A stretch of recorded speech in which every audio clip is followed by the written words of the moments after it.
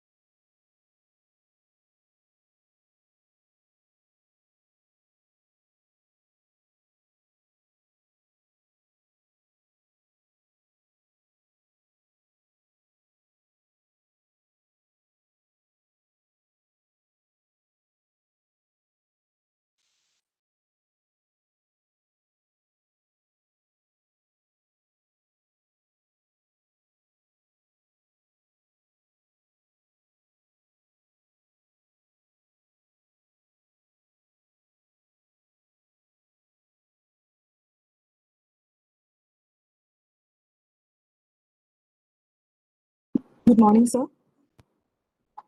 The director of our School of Internal Security and the VCs, they'll be joining soon, so we'll start the proceedings from then on.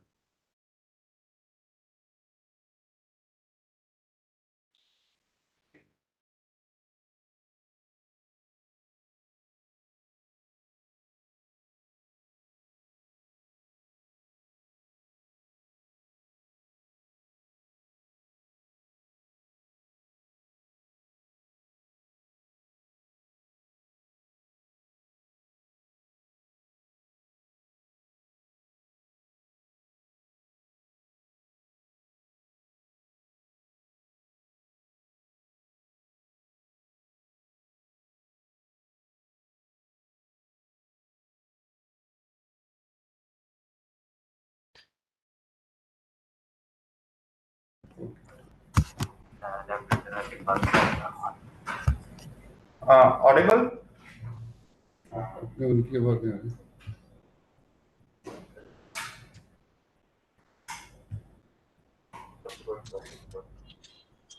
Hi, Iqbal, how are you? Morning, sir. Very well, thank you. You're dressed up as if awaiting a nuclear attack. Using technology to evade that. Hi, Deepak. Morning. How are you? Can't hear him. Deepak, can you hear us? I think you're on mute. You're on mute. Good Unmute. morning, sir. Good morning. Good How are morning, you? sir. How are you? Fine, sir. Fine, sir. Good. Singha, sir, how are you? Very well. Good morning. How are you? Good to see you. Thank you, sir. Pleasure. Iqbal, Sir? ਹੁਣ ਤੂੰ mask ਲਾਇਆ ਹੈ ਤੇ ਤੇਰੀ ਦਾੜੀ ਦੂੜੀ ਨਿਖਰੀ ਹੈ ਤਾਂ ਹੁਣ ਲੱਗ ਗਿਆ ਬੰਦਾ ਜਰਨੈਲ ਲੱਗ ਰਿਹਾ ਮੇਰਾ ਛੁੱਟ ਜਾਣਾ ਮਾਸਕ ਦੇ ਪਿੱਛੇ everybody looks so alike in all those masks. Hi Pradeep, how are you? Long time.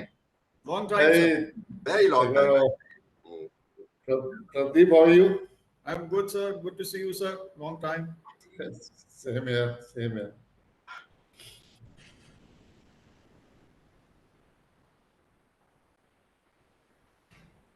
Sir, is the route to Kandagad open completely?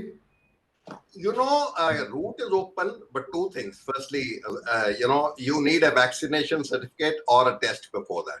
Okay, any of them, they'll allow you. Number two, be very careful. You as a Fauji are. A lot of people just, blindly drive up. Last time, twice I've driven, I've seen stones coming down ahead of us, but like a good Fauji, we've avoided them. So just be careful. No times of sleeping in the bus and, overnight journeys are gone in Himachal. So be very careful. We're planning to go to Chal.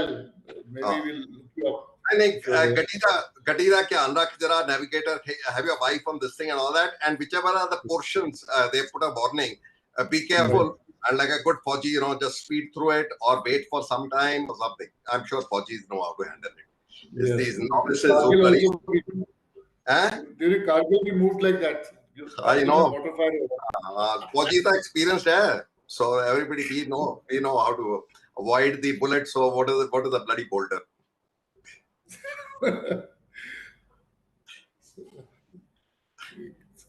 Good to see you as a live wire always and everywhere. Next, I want to see you at the golf course someday. They've opened up the golf course. I hope you know that. Sorry for taking into the time. From Monday onwards, it's totally open now, including the bar, more importantly, in the evening. I hope you're aware. Yeah. So I'm sure we'll get together. Huh? I'm sure.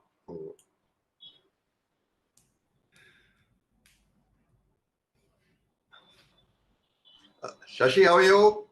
Fine, sir. Absolutely fine. Good to see my old JEO doing so well right from the academy days. Thank you, sir. Thank you so much, sir. Tagda raho, totally. Tagda raho. Shashi gets younger every time he does a webinar. He gets younger. So by 2 years. All these guys in USI, they have a side room, in which they come and apply all this and that and all that. I'm sure he's done it again. Last time I went to one of these places, they had somebody, we're going to touch you up. I said, damn you, nobody's touching me up. Just stay away. I'm good. I'm okay in my natural shape. Suraj, let us know when we are live so that we... Yes, sir. So in fact, we have our VC has already joined, and we'll just proceed with in a few seconds. So we'll just start with the event in a few seconds. Okay. Yes, sir.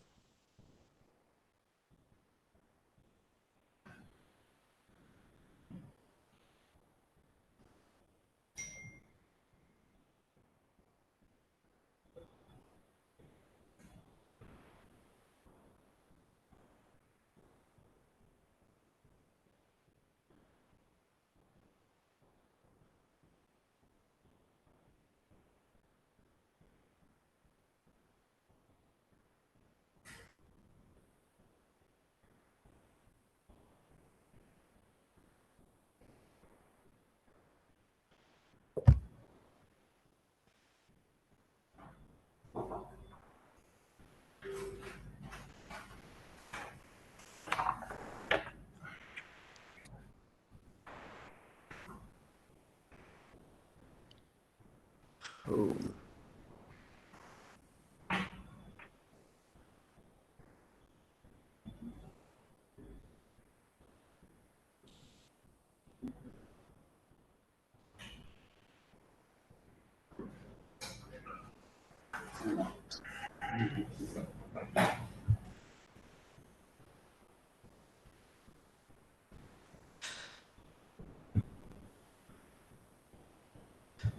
Or Singha, sir, what are in any new web series?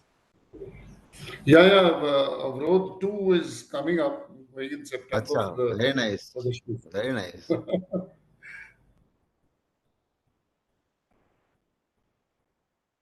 And when are you coming to USI next? I'll let you know, maybe within a month. Because last time you came, we didn't had cup of tea together. No, we'll have lunch together this time. Certainly. Yeah.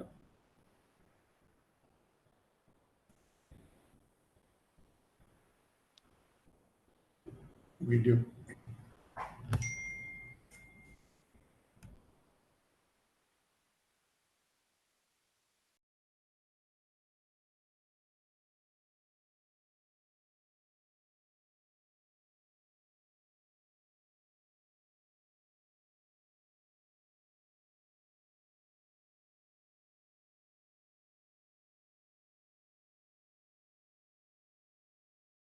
Director कैसा लगा?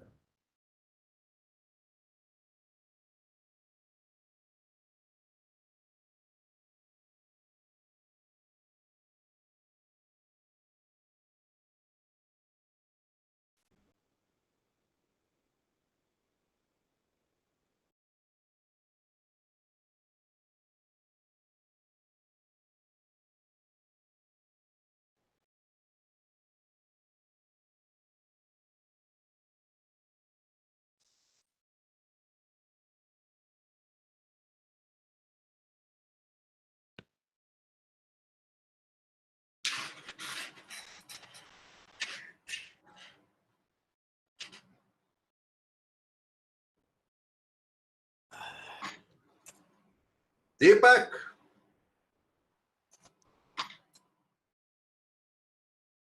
can you hear me, Deepak?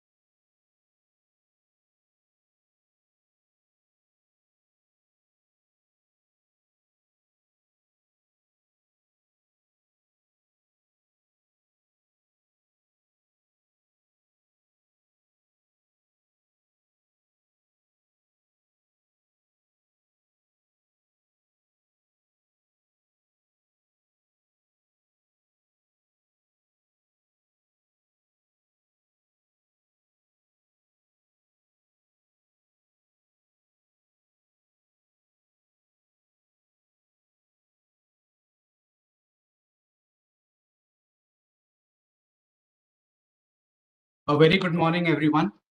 We apologize for the delay in the commencement of the program, but we have our Vice Chancellor, sir, Professor Dr. Bimalin Patel. He, sir, has joined us. A very good morning, sir, and a very good morning to all our panelists who have joined us today on board this very important UNSC seminar on technology proliferation in UN peacekeeping operations.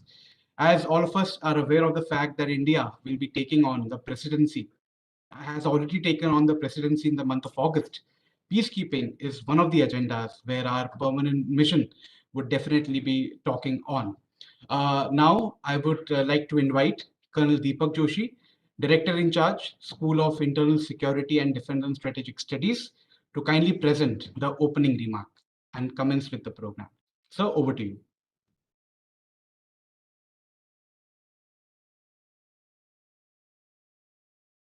Sir, you are muted, sir.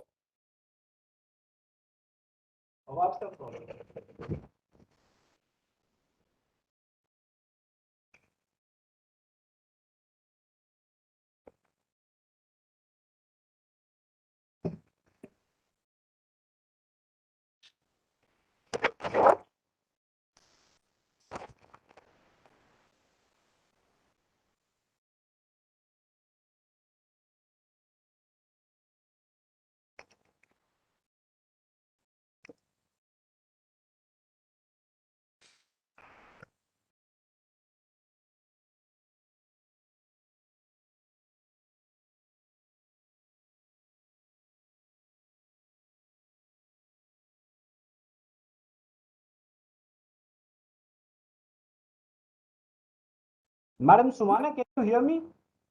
Yes, sir, loud and clear. Thank you. Yes, sir, we sorry. can hear. Now I can start. Sorry, there was some audio problem. I had to get some help. Good morning, everybody. Sorry for this glitch. Whenever a good thing has to start, something wonderfully has to happen. Sorry. Thank you very much, Suraj. Good morning, everybody.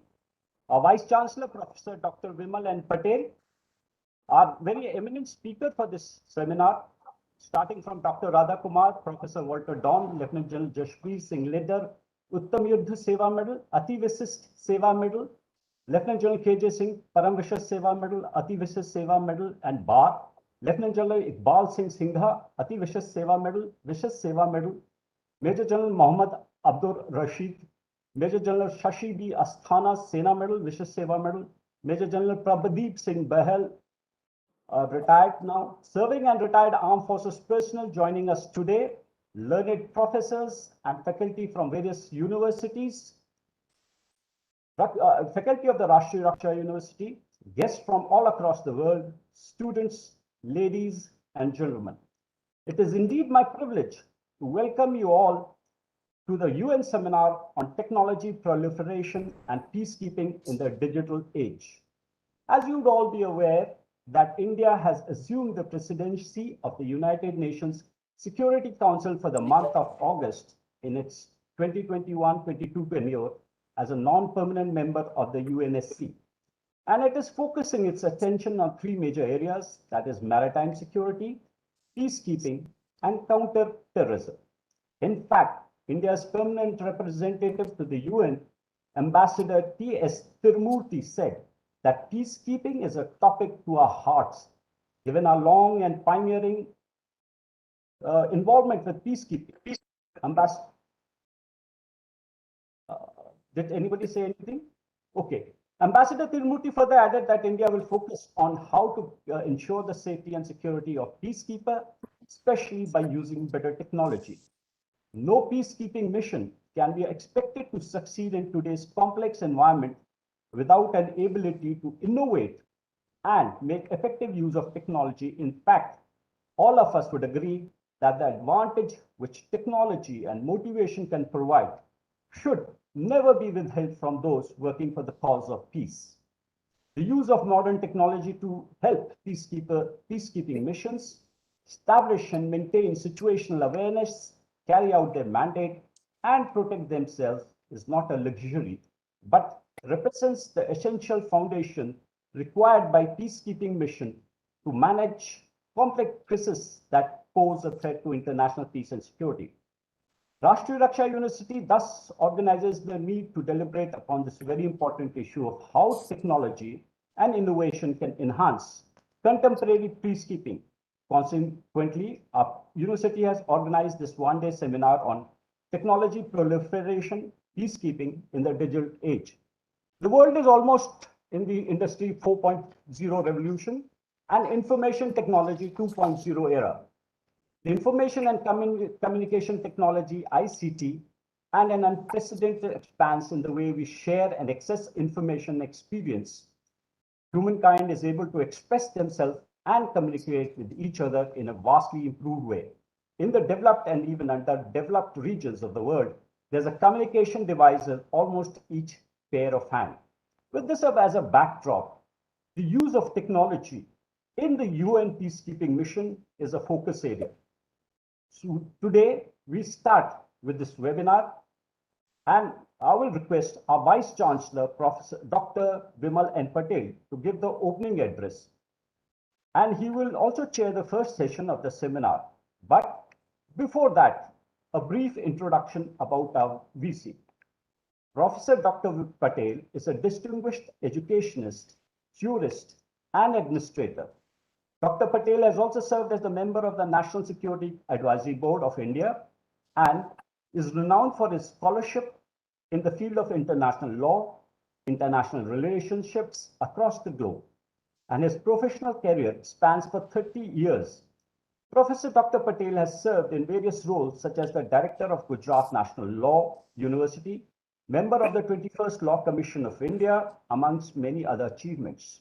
He also worked for 15 years in the international organizations such as the United Nations of Youth and the Organization of the Prohibition of Chemical Weapons at The Hague, Netherlands. Without any further delay, let me quickly hand over the proceedings to the chair. Over to you, Dr. Patel, sir.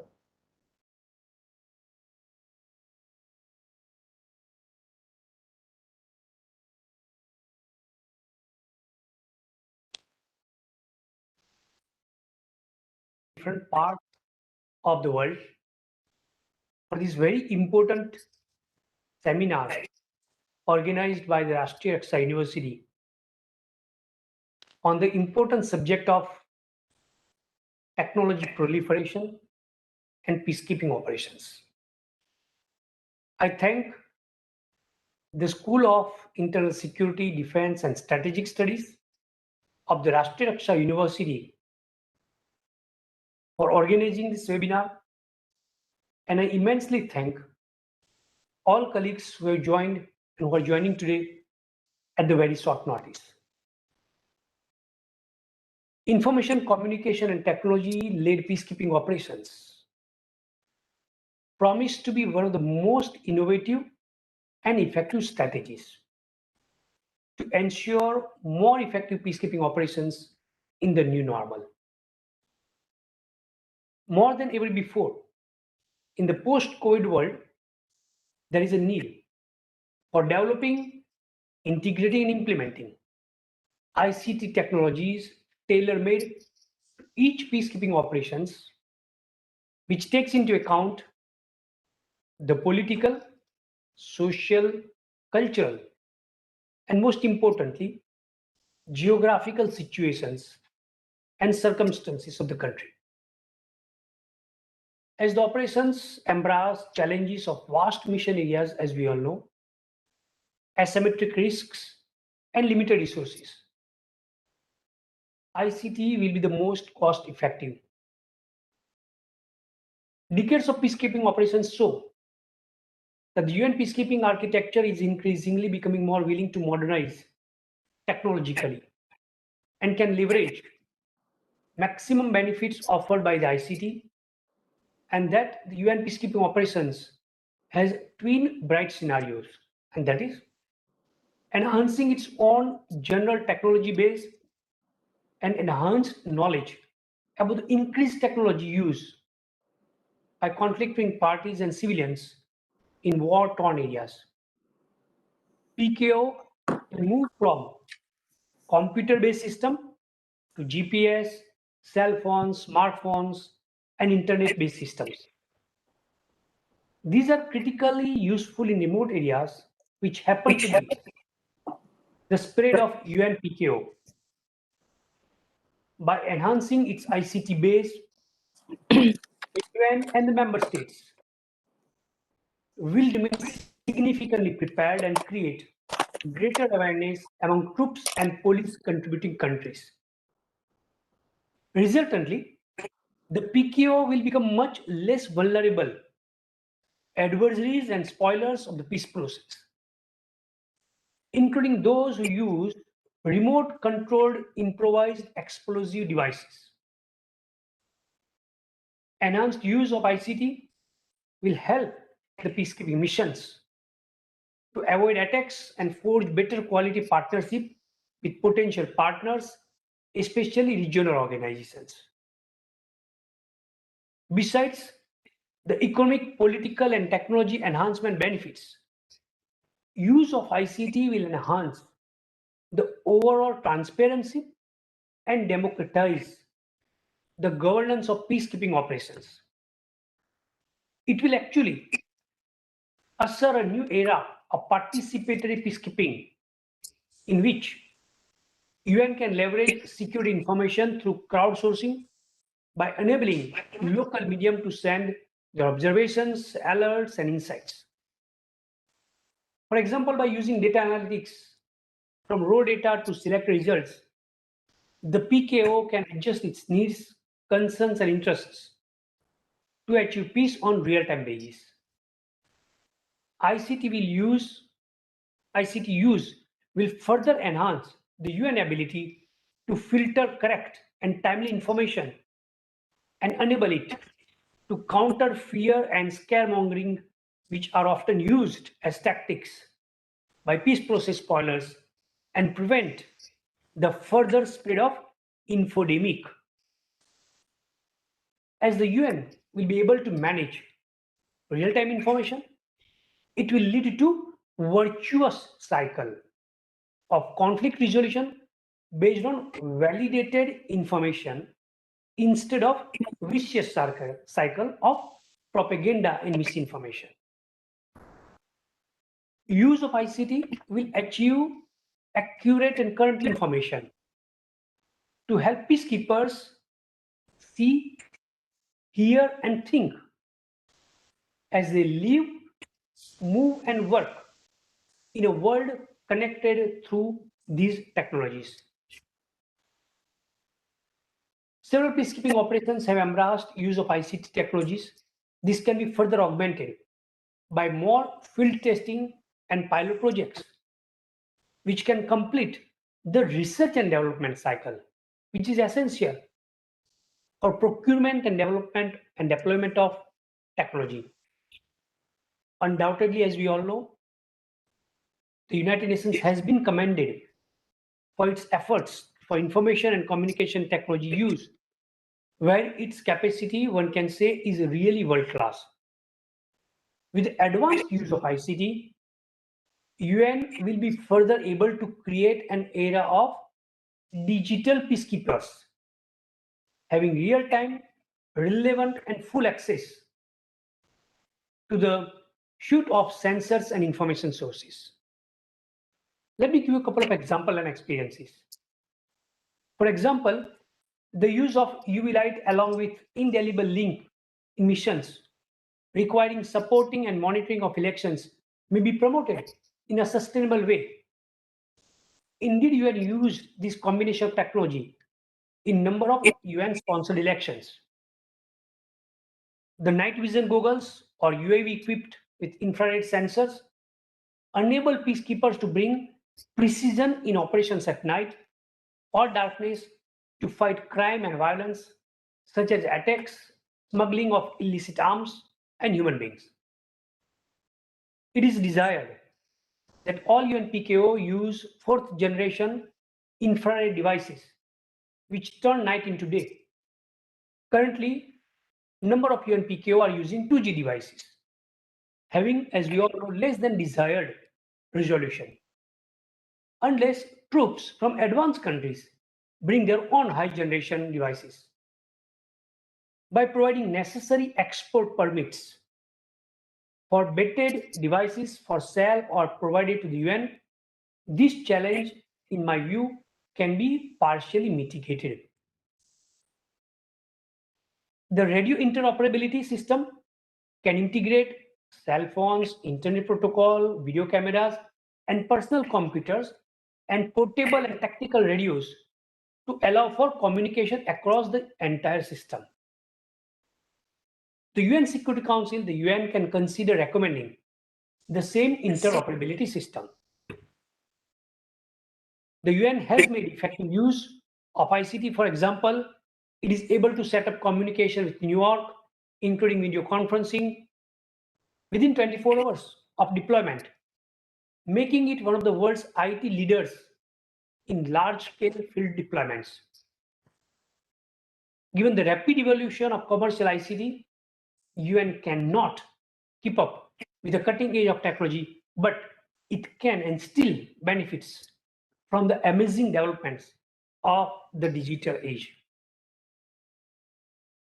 The IT, peacekeeping, and spillover effects on local economies and upgradation of troop and police contributing countries. The use of ICTs can also become an important ingredient to sustainable peacekeeping operations, as it will ensure effective peacekeeping operations and support local economic development in the post-conflict situations. Subsequently, it is desirable, therefore, that the Department of Peacekeeping Operations, in consultations with the Security Council commissions a formal study to learn the potential and actual impact of ICT-led peacekeeping missions on long-term economic development. Studies have already shown that peacekeeping missions can use their purchasing power and stabilizing influence to attract value-added technology investment to support economic development. ICT can enhance the effectiveness of uniformed peacekeepers, which are largely supplied by developing countries, and also contribute to their technological upgradation. The low-cost ICT solutions can make huge difference in their capacities and capabilities to deliver desired peacekeeping results.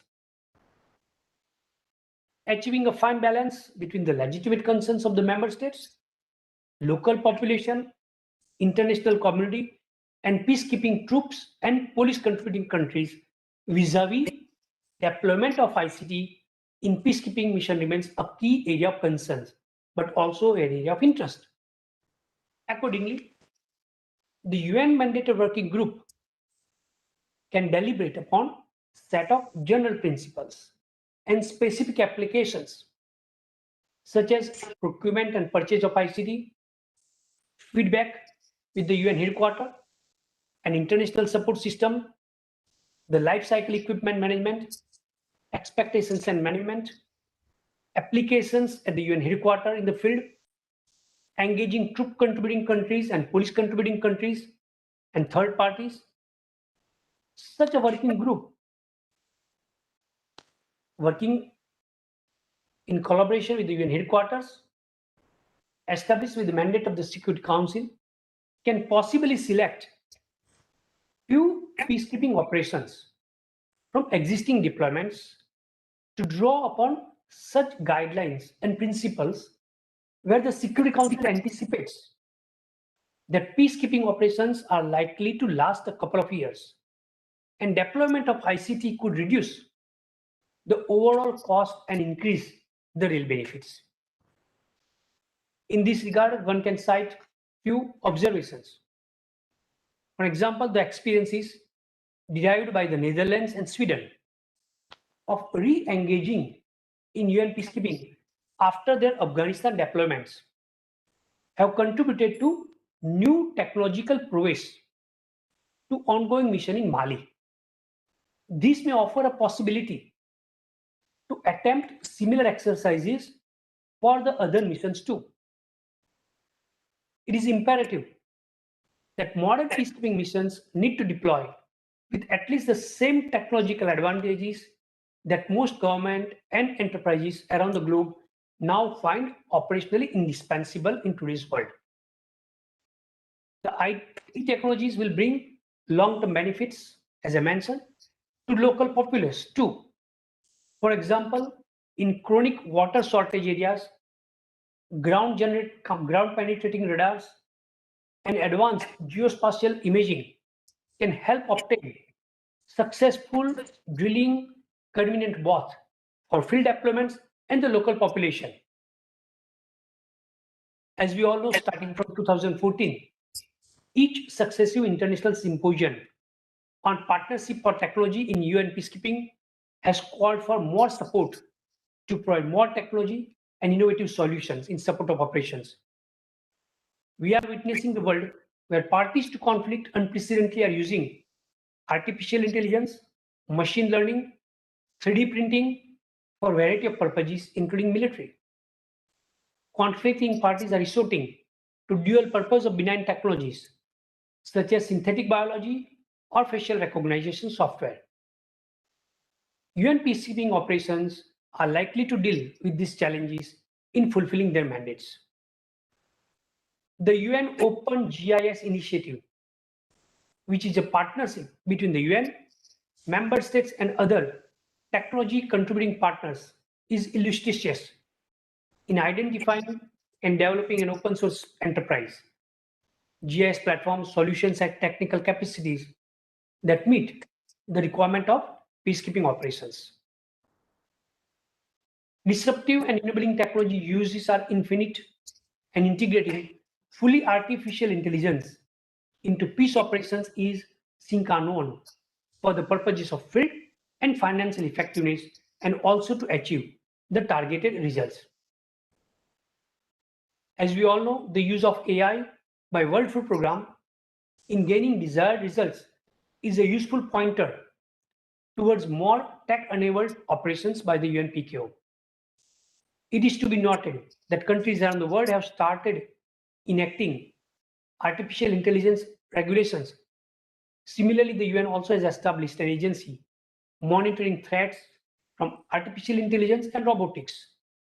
Results derived from the experiences of countries and the UN can be suitably weighed into while drawing the use of AI into peacekeeping operations. And this can be further supplemented by more specific and field-based studies, which I argued about, to test diverse applications of AI. How investment in intelligence and surveillance and reconnaissance activities, situational awareness can be given priorities. IT-enabled peacekeeping strategy will be able to contribute in creating a strong narrative on data collection, processing, and analysis for timely decisions by emphasizing on big data, cloud computing, and quantum computing. By focusing on human machine learning, beginning with the use of semi-autonomous robots and AI-related experiments, the peacekeeping missions can autonomously detect, diagnose, and deliver care to wounded soldiers and civilians. And this suggests for a more rapid process compared to the care provided only by humans. Similarly, when peacekeeping missions require deployment of high-tech equipment, for example, exploring the possibility of 3D print parts for weapons and deliver them by drone can be initiated. This process can usefully bring the expertise and experience from the research and academic institutions such as the Rashtriya Raksha University and can pave way for exchange of experts.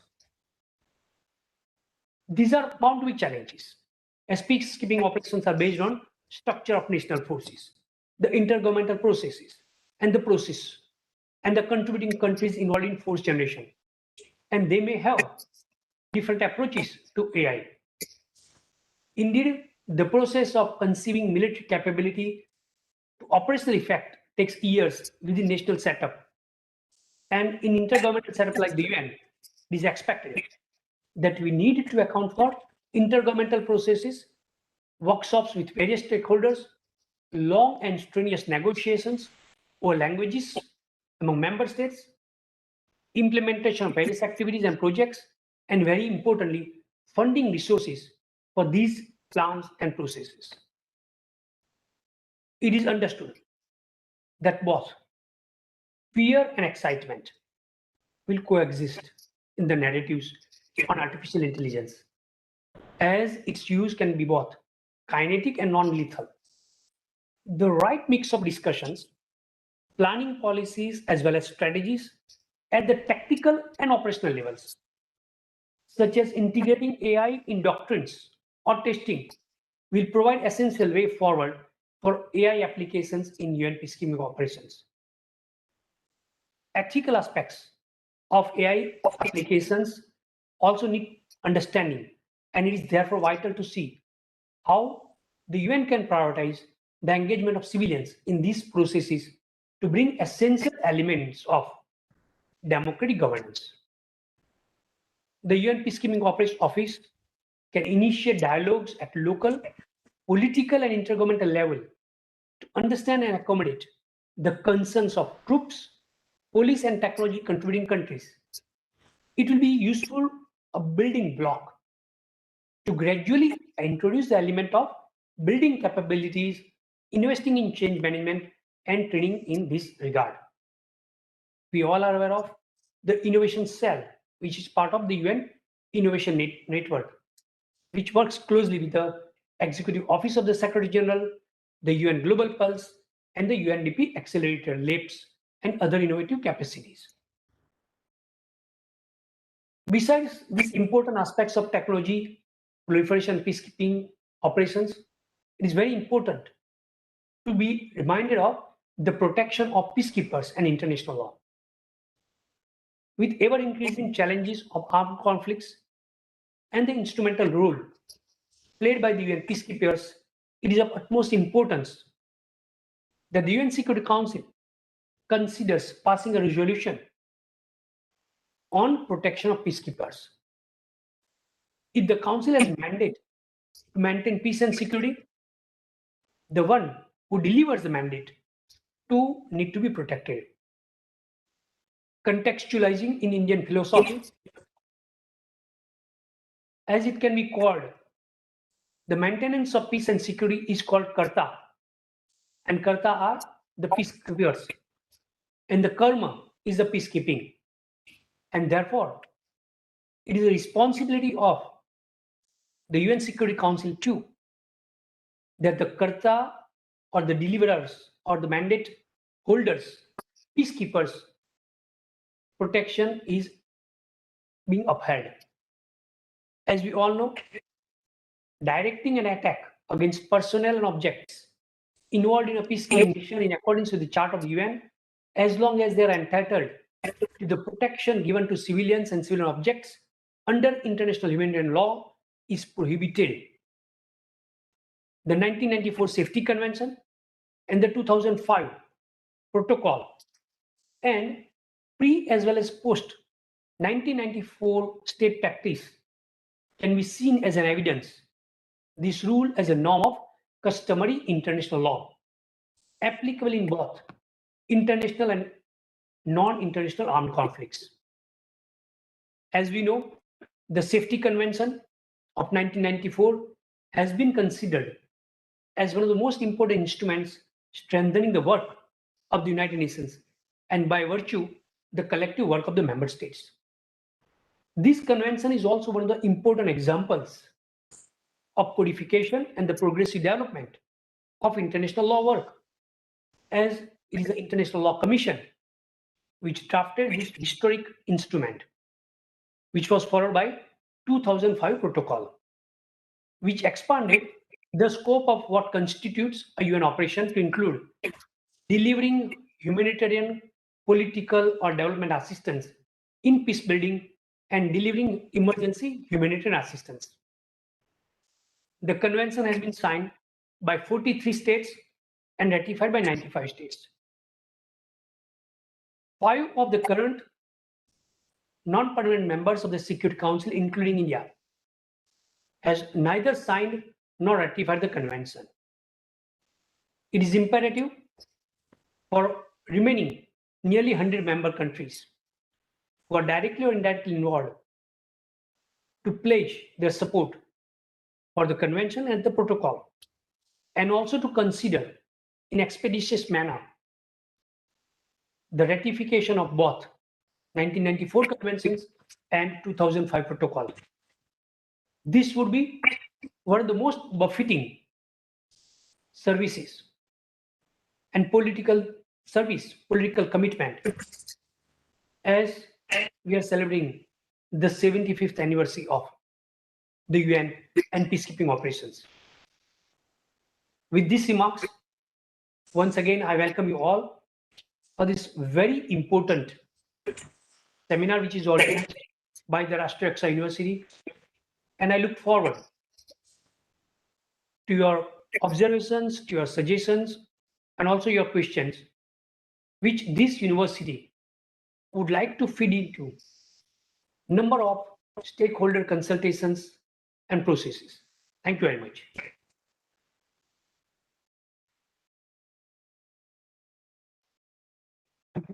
Thank you very much, sir. Indeed, these are very, very learned and important remarks which you have given about the ICT technologies and the UN procedures and how UN can implement these things. Now I invite the floor for the first session which we have today. Over to you, Sumana. If you are there, please take over the further proceedings.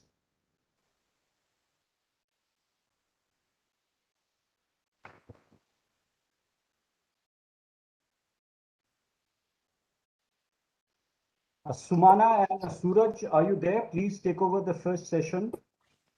Good morning, everyone. I'll just introduce the first session. The topic is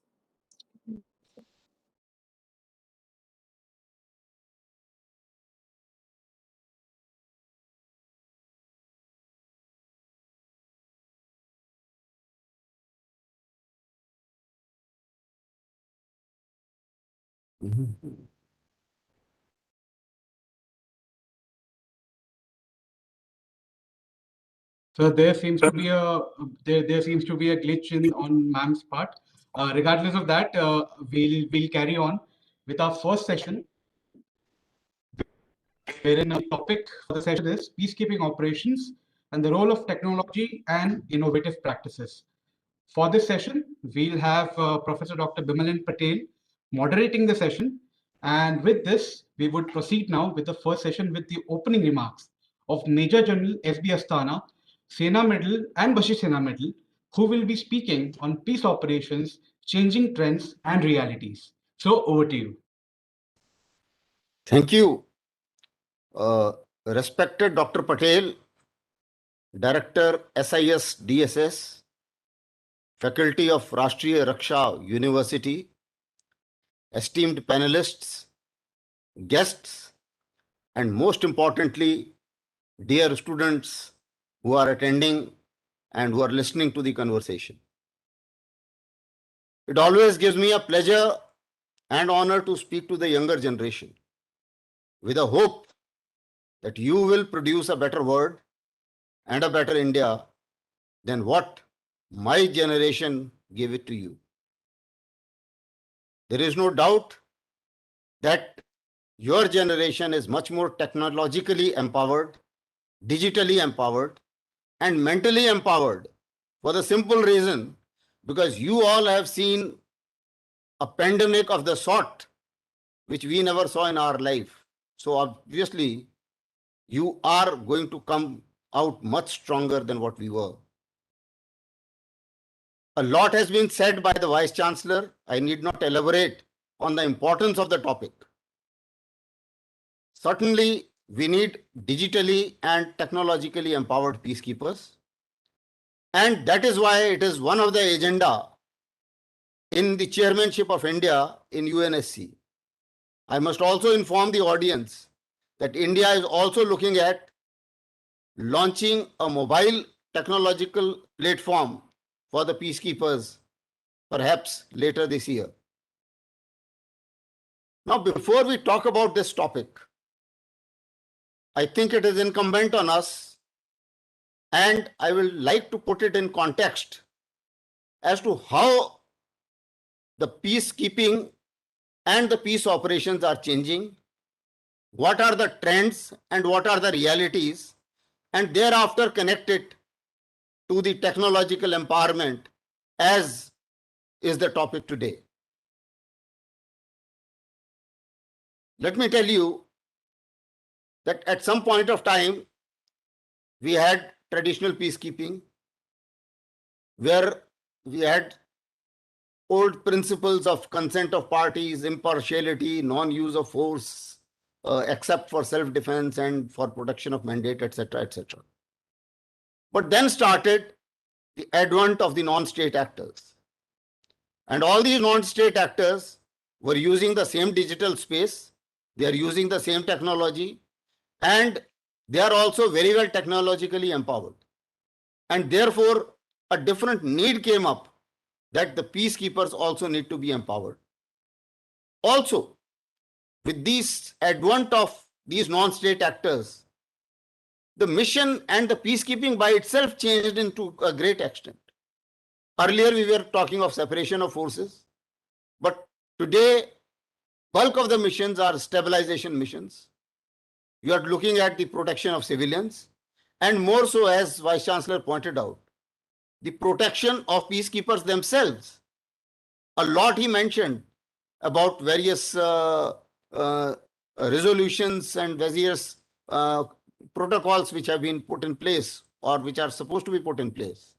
In addition to that, I must add to say that there is a CENTOS cruise report which is lying in UNSC, not very much acted upon, but yes, it's a practical report put up by CENTOS Cruz, who was the military advisor, and in consultation of many of us, we were all party to it, and that also gives a fair amount of ideas as to how we can protect the peacekeepers and, as Vice Chancellor put it, the kartas for the peacekeeping.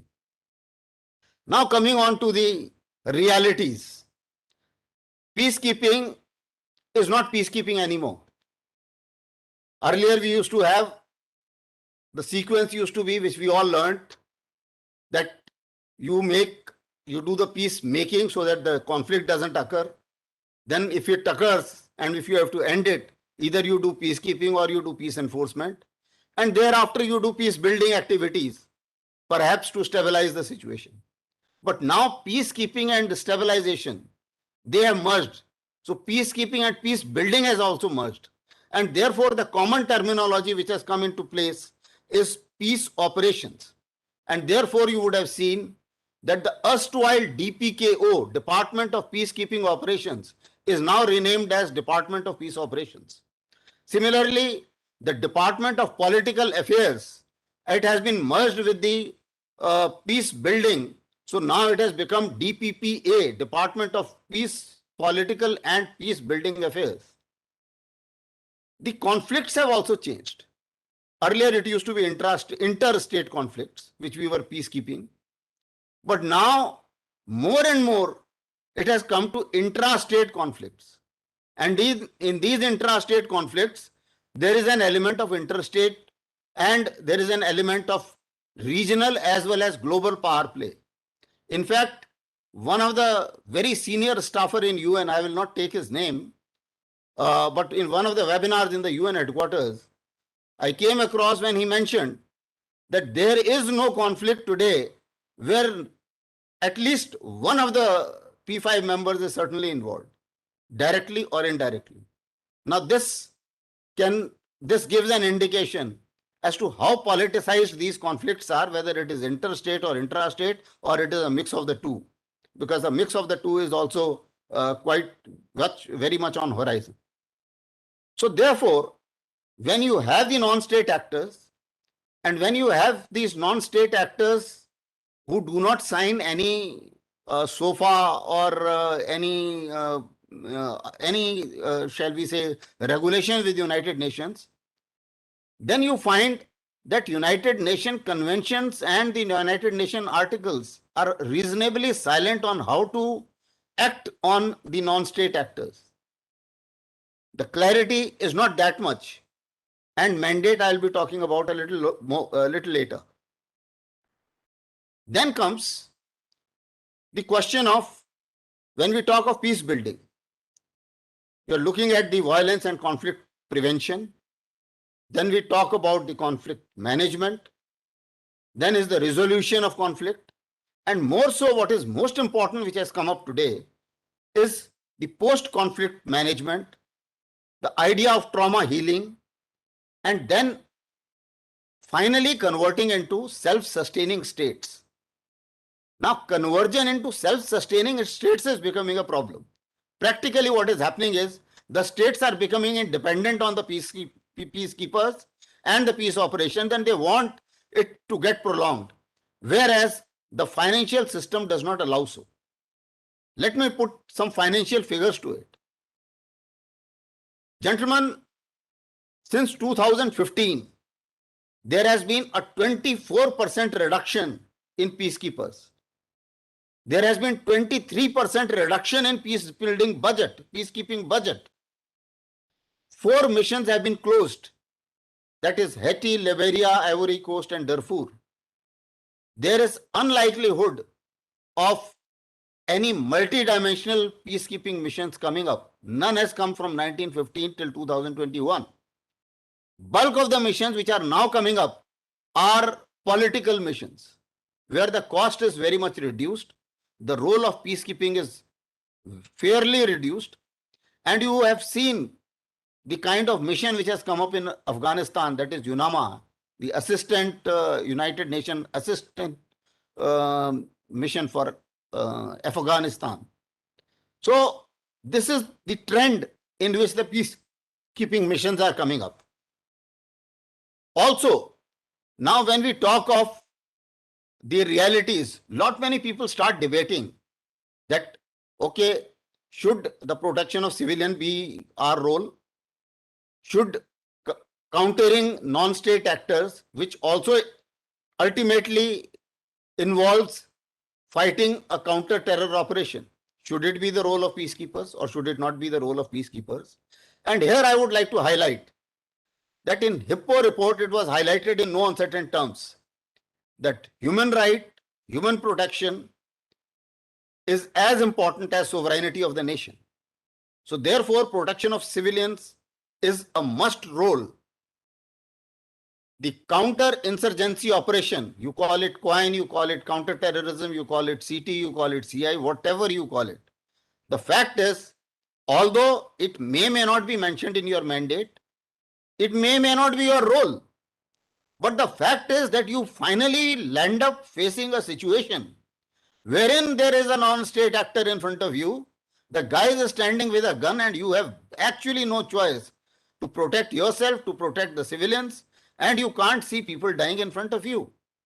And therefore, the Hippo report again mentioned that non-use of force except for self-defense, all these clauses, they can't be an excuse for not protecting the civilians. And therefore, it also pointed out that the field missions must be empowered and the mandates should be strong. And unless the mandates are strong, till then the peacekeepers will be handicapped. And that is why you would have seen that earlier when we were young peacekeepers, and there are a number of them, a number of panelists who are the actual practitioners who have been heading the missions. When we were young peacekeepers, at that point of time, these roles did not exist. And we were all going under chapter 6. But now chapter 7 is being used to a great extent.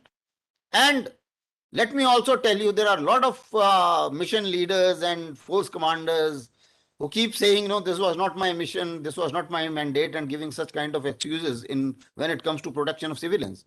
But the fact is, if you act in good faith, nobody has criticized you, especially inside the UN. Yes, there will be criticism in the field. That should not deter anybody. And most of the practitioners who will be speaking today, let me tell you that all of them faced such situations where everything was not covered in the mandate. All of them, I know all of them personally, they found innovative solutions and they came out with flying colors. And they not only protected the civilians, they protected the mandate, they did the mandate all right, and that is the reason why the whole world remembers their contribution. The second part I would like to mention is the idea of P5 and the problem with the regional players, global players, and far too many actors in the field. And therefore, there is a problem of mandating.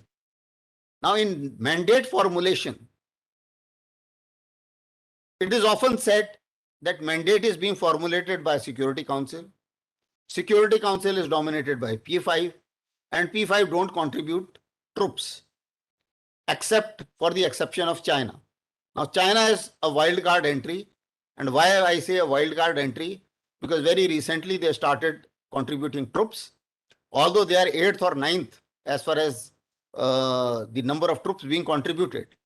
But China is also trying to dominate the UN peacekeeping, shall we say, departments.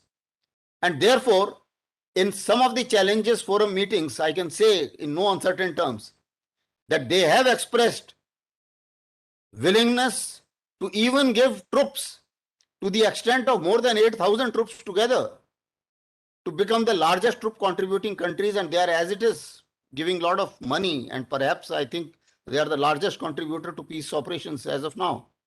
So considering that, there is fair amount of politics as far as peace operations are concerned. The peacekeepers, especially if I have to read between the lines, the Chinese say we are sending our troops for operational experience, because PLA was often been accused for operational experience, lacking operational experience, etc., etc. So that's one part of it. The second part is that there are, even amongst P5s, there are two blocks. I don't have to amplify what it is. So therefore, what one side proposes, the other side disposes. And you do not get a mandate of the kind which you would like to. In case of UNAMA, that is Afghanistan, can you believe it? There was a 15-page draft which was drafted as a mandate. And since the two sides did not agree and kept fighting, it had to be reduced to merely 4 to 5 pages. And at the end of the day, what we found on ground in Afghanistan was that basically you have a mission which is actually doing nothing but reporting as to what happened, because I don't think they have any more capability beyond that. Then comes the process of mandating. Now, in mandating, there is a problem in a manner that the mandate is being formulated by somebody who is not contributing troops, and the troop contributing countries do not have a say in the mandate. So therefore, there is a little bit of mismatch. Now, to sort out this mismatch, there is a two-stage mandating process. And this process, incidentally, was also initiated by India when it was a president in the UNSC in 2011.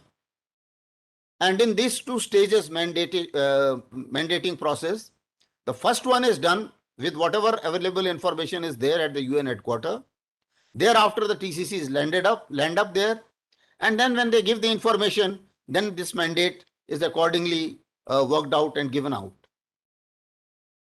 Similarly, a fair amount of discussions do take place on whether the UN Security Council, which is making the mandate for these peace operations, is it representative? Does it need restructuring? Yes, it certainly does. Obviously, 75 years old structures no more hold good. And therefore, there is a lot of expectations which are raised that, okay, can we get the membership? Can we become part of P5? Can G4 become part of P5? But let me now put the realities into place. The reality is that under Article 108 of the UN Charter, unless 2/3 of UN General Assembly agrees, unless every single member of P5 countries agree, the expansion, restructuring of P5 countries and UNSC does not take place. It's as simple as that. So therefore, unless China says yes, this does not happen. Even the present Secretary General has been saying, I want the P5 to expand. I want a restructuring to take place, but P5 doesn't agree. Simple as that. And earlier, Mr. Kofi Annan had mentioned in no uncertain terms that this change will not take place unless some developing countries which are not represented start challenging the system. And if the UN does not change, it will become irrelevant. And all other organizations, whether it is G10, G20, G7, etc., they will start sidelining. In any case, UN has been sidelined in a number of cases. Like many interventions have taken place without UN sanction, whether it is Libya or it is Afghanistan, later sanctioned, but whether it is Iraq, a number of them have taken place in that manner. But does it mean that we should not try? No, that doesn't mean that. There is a provision under Article 377, wherein the provision says that if UN General Assembly agrees with 2/3 majority and the P5 are not in agreement with each other, in that case, UN General Assembly can take on the role of peace and security, and under Article 377, this can be done. But then it requires a fair amount of support in UN General Assembly. I'm sure the single negotiation text has been filed, and this route can be adopted. This route was adopted once in case of Suez Canal and things like that. But the fact is, China has also got a long list of the countries in the debt trap who are ready to support. So there are about 50 signatories already listed in their pocket. So therefore, it is a problem, and it is going to remain so in near future. But notwithstanding that, I think there is a fair case that UN Security Council and United Nations per se, if it has to be relevant, it has to be representative, it has to represent the developing world, it has to represent all the continents, and therefore the need of Brazil, the need of some African countries, the need of India, the need of maybe Germany to get in is quite grave, because if we include these 4 or 5 countries, those G4 countries, then 9 out of the 10 major economies they get added, all continents get represented, and also the developing world also gets represented accordingly. So this is how the peacekeeping is changing. It is going to be peace operations, and it is going to be more of political missions with lesser expenses. You may also have seen a trend wherein in Africa, bulk of the peacekeepers are being taken from the African countries themselves, and they have become major countries, and these countries are not technologically empowered. So there is now, earlier we used to have only troop contributing countries.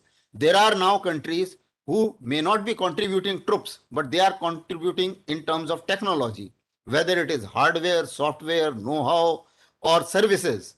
So this is another trend which is coming up as far as the technological empowerment is concerned.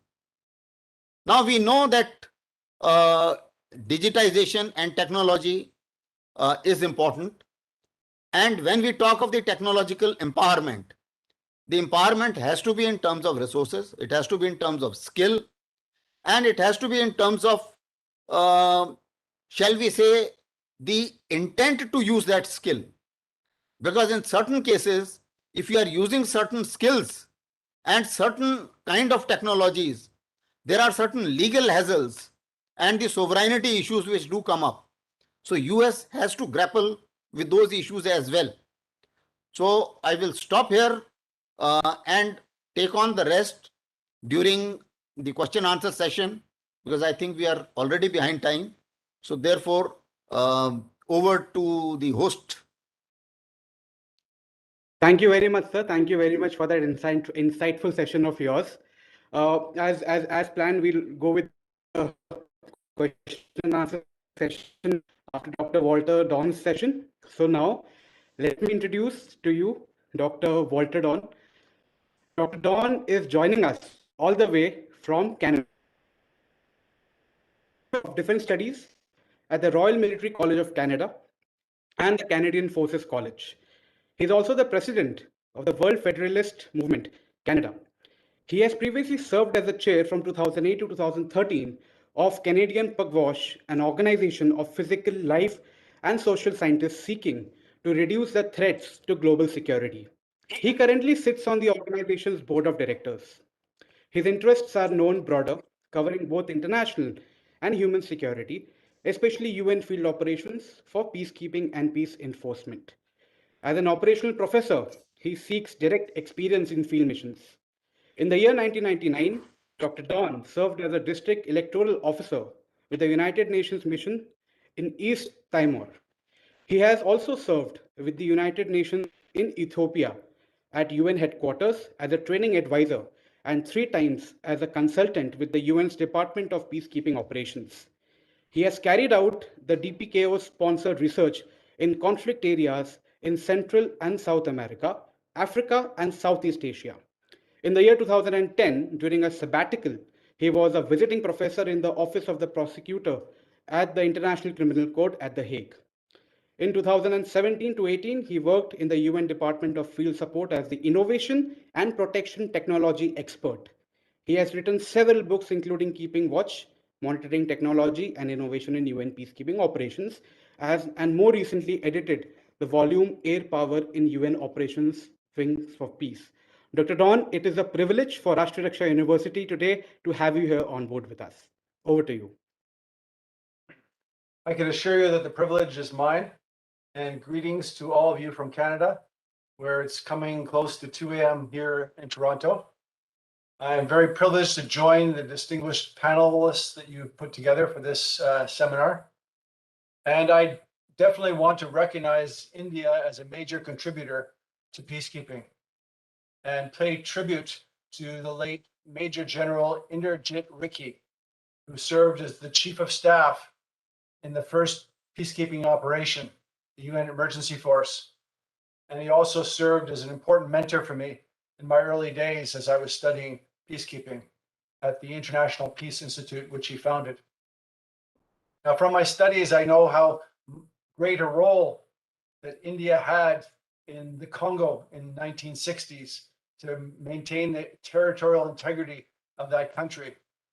And I also write about India's major contribution of attack helicopters to the mission in the Congo in the 2000s, helping to keep rebel groups at bay.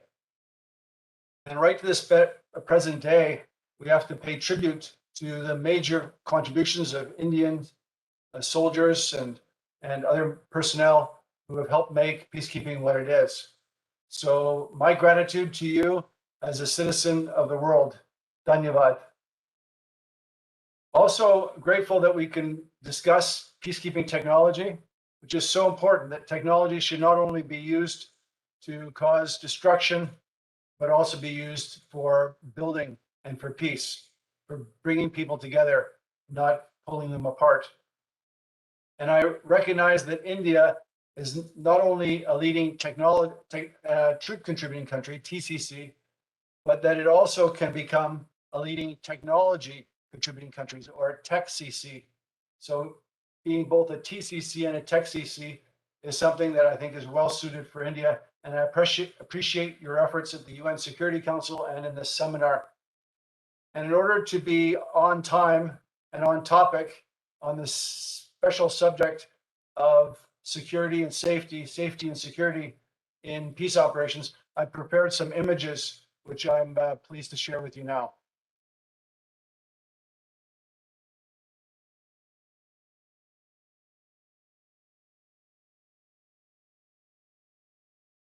Can I get a confirmation that you're now seeing a slide? Yes, so we can very well. Very good, thank you. So when I first started looking at technology and peacekeeping in the 1990s, I did an image of the potential technologies that the UN could possibly use, from the top being, at the very top of this picture, being satellite reconnaissance, and then a range of aircraft that could be used, and then including an aerostat, a tethered balloon, and the ground observation posts with high power binoculars, video cameras,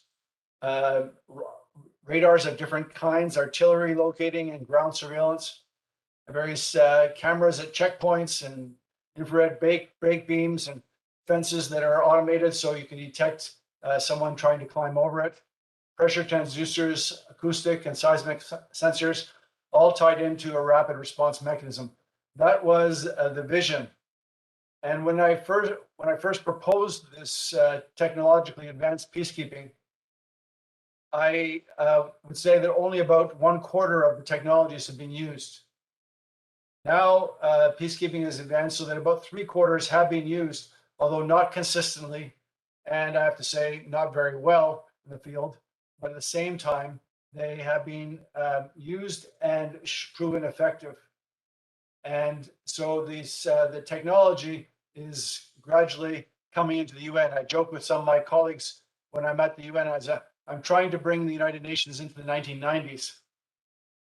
And here you can say that some technology is available in developed countries and advanced countries from the developing world that were already being used in the early 2000s are only gradually now being introduced into UN peacekeeping. But this is still important to encourage those advancements. And so we'll come back to this diagram a little bit later as we look at how the systems have actually been used. And one case that I documented for safety and security of personnel was in Mali, where a sense and warn radar was used. You can see on the top left that you had a GA-10 radar, which was installed in Kidal in northern Mali. And it sounded the alarm around 6 p.m. In the Kidal camp of the UN. And certain senior staff members were in their quarters, heard the siren, ran to the local bunker, and they looked back to see the incoming mortar had struck their compound and set it on fire. And they attribute their saving of their lives to the warning done by the radar that could tell that there was an incoming mortar round into the camp and could give them the 15, 30 seconds warning that they needed to get into safety. Now, part of the technology is also making sure that it's secure, that you can use secure channels for communication, that it's not being intercepted. And that's also being explored by the UN, for instance, in the Mali Mission Secure Network through a subcontract, but hopefully over time, the UN can take on more of these security features itself so that information about attacks, including on its compounds, can be shared securely among the mission staff so that rapid response can be made. I highlight the UN Smart Camp initiative, where the UN is trying to protect its camps with more than just one radar and some HESCO bastion protection walls. There's now the concept of layered defense, so that you have situational awareness out to 20 kilometers, seeing where vehicles are moving, then within a smaller range where people are moving, and then right around the camp perimeter, a detailed awareness of any potential threats. And these kind of practice and this kind of concept requires a range of sensors that have ranges that go from the 20 kilometers to close up with increasing accuracy as you come closer. But it requires things from radars that are longer range to the more visual cameras, and of course the infrared at night, so that you can see objects moving towards the UN camp.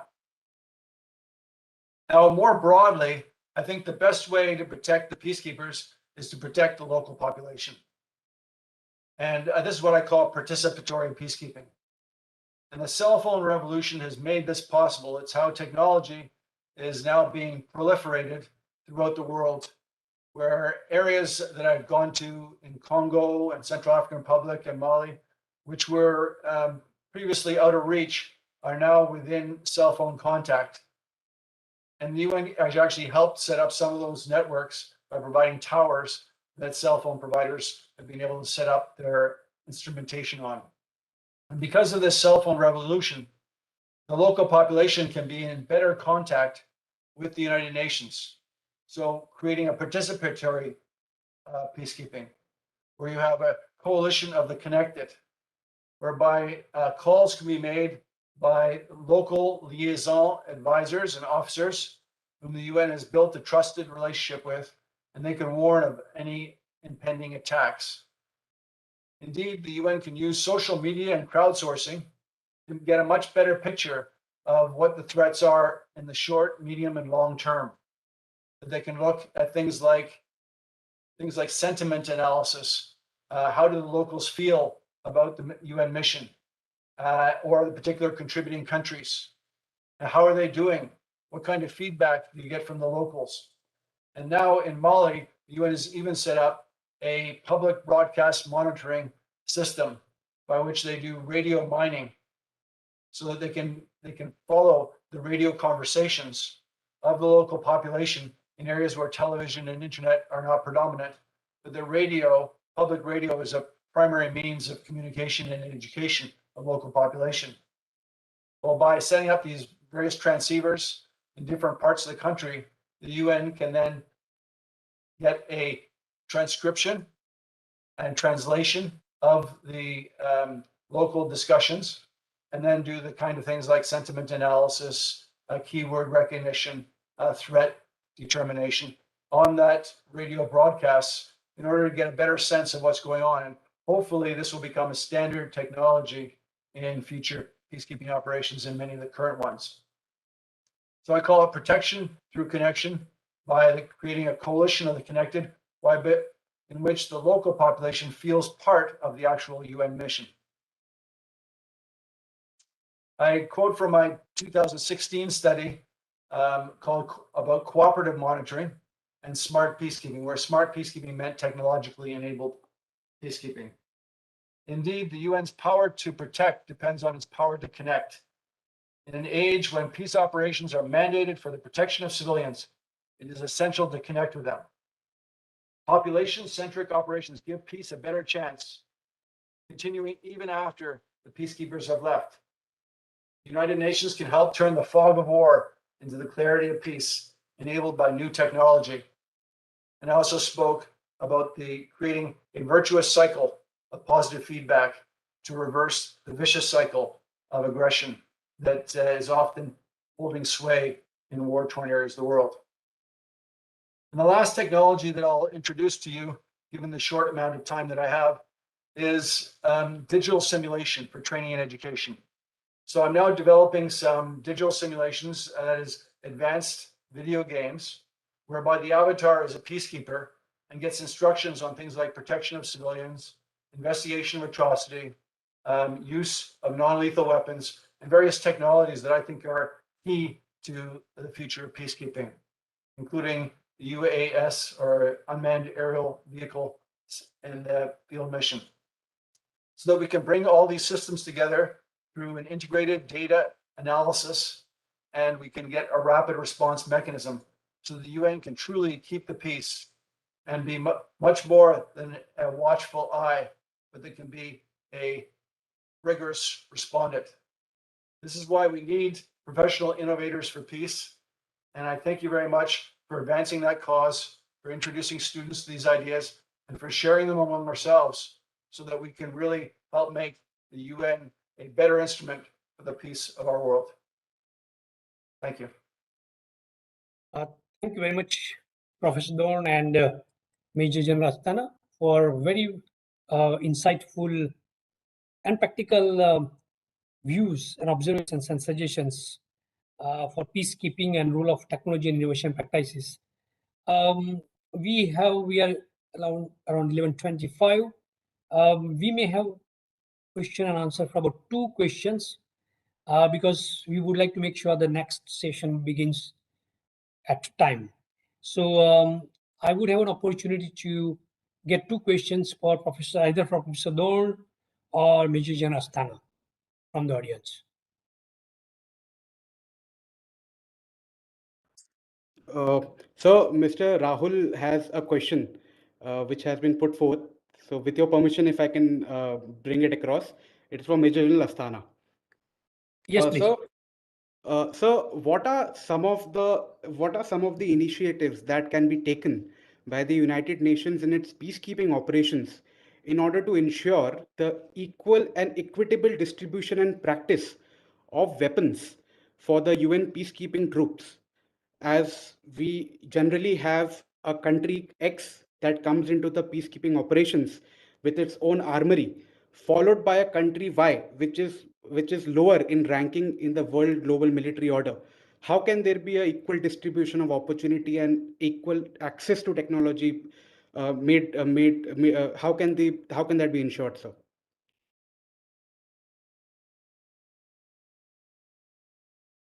I think you are on mute, sir. Sorry. Yeah, so I'm okay now. Okay. Now, how that happens is that normally before a contingent is deployed, there is a pre-deployment inspection, wherein the UN team goes and sees as to what all weaponry and what all technological instruments and military hardware and software which that contingent is going to bring. Now, whatever are the shortfalls to bring them at par with the others, those shortfalls are noted. And then there are certain providers, as we said, technological providers.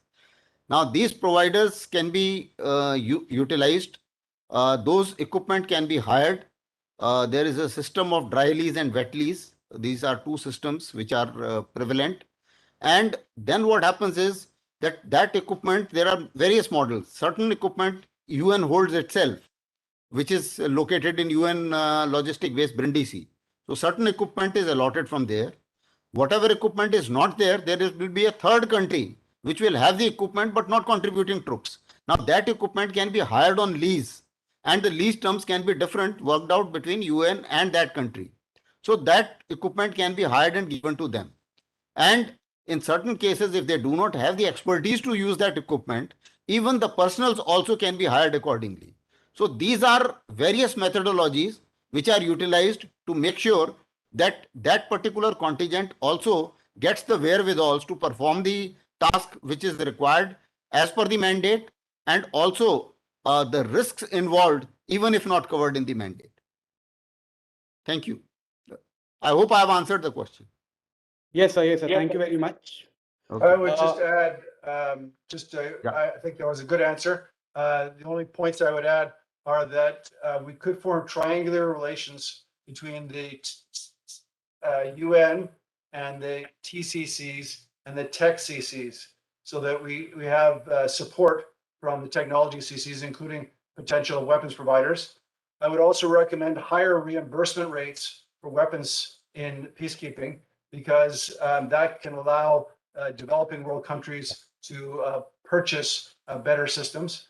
And some of the equipment can actually be UN-owned equipment, particularly if the UN gets into things like non-lethal weapons, or something as simple as illuminators, where you illuminate areas that are currently areas where there's attacks. That some of this technology could be UN-owned, and there could be a substantial training and education effort to allow all the member states to gain more training in these technologies when they're deployed on peacekeeping operations.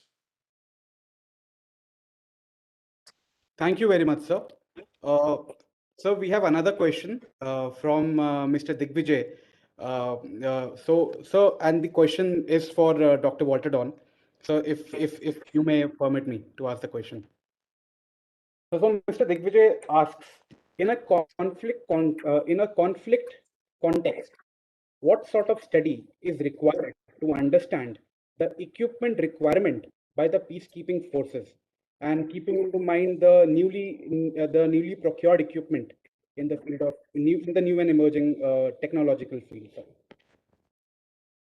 Right. So I have worked before in the military planning service of DPKO, looking at technologies.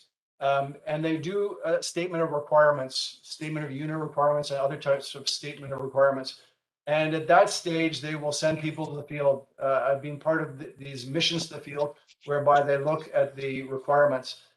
What would be very useful is to have early partnerships with the TCCs and the tech CCs to be able to look at what technologies can be applied, because the MPS is really understaffed for doing the concept of operations, the ROEs, and the statement of requirements. So there's really more partnership that could be done early on in that process. But it's a very important stage whereby the UN decides what kind of equipment they need to ask from member states. Yeah, and if I may add to this answer, you see, nowadays the TCC is also given an opportunity to go to that mission area and see the operating environment there. And once you do, which is called as initial recce. Now, when you go for initial recce and you see the operational environment there, then you also make out as to whatever is your requirement. And what you have and whatever you don't have, you project that to the UN headquarters again. So that adds on to what the professor had mentioned. So with that, the tech CCs can also pitch in, and there are there's a lot of equipment with UN headquarters itself. Because you see, let me also tell you, I've served in United Nations Logistic Base, Brindisi. We have a very, very transparent list of all the equipment available in all the missions in the world. And in that list, we also know as to what is being used and what is lying idle in which mission. And therefore, whenever there is a shortage, all just with a click of the mouse, that equipment can be moved from that mission to the area where it is required. So that's the way we can also empower that particular contingent. So certainly it's a two-way affair. The contingent also needs to know as to what it needs, and also the UN team which does the inspection of the contingent equipment, they also know what they need and what more is required to bring them at par. And as the professor mentioned, there may be a situation wherein they are not adequately trained. So in certain cases, although UN is not designed for it, but in certain cases, we do conduct some on-the-site training and in-mission training also to enable them to use a particular equipment in the manner it is required to be used. Thank you. Thank you very much, sir.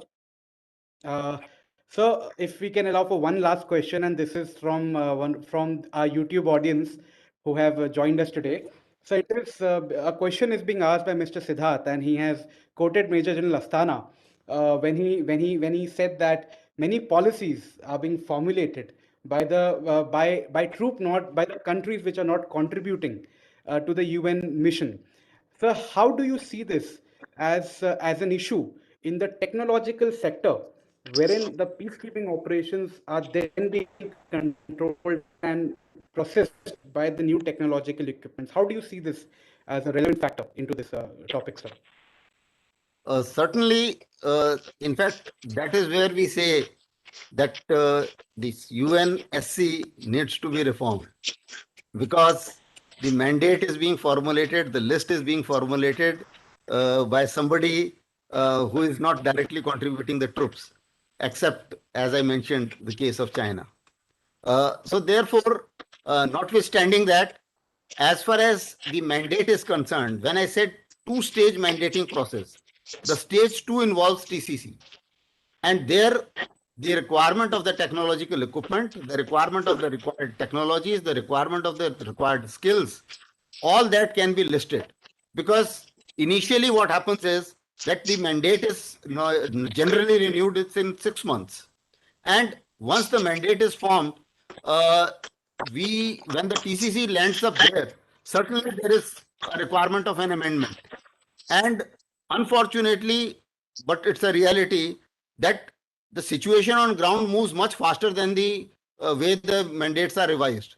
The frequency of revision of mandate is lagging behind the changes on ground. But notwithstanding that, these changes are communicated, and then a little bit of, shall we say, modification to the mandate in terms of various operational directives that can also be given. And therefore, additional TCCs can be brought in. There are also certain empowering of the field missions which has been carried out now, wherein they can hire certain equipment directly from their budget. And we have also resolved a process of expediting it in a manner that UNLB also has got, that is the UN logistic base, also has got certain funds for the new missions. And therefore, once the mission is ordered, that fund can be utilized and can be reimbursed later. So that is a ready-made money available to procure that equipment which is immediately required. So therefore, if there is a requirement which has not been covered by the mandate, but yet the equipment is urgently required, there are enough provisions to provide that, and they are being exercised in a number of cases, which I am aware of.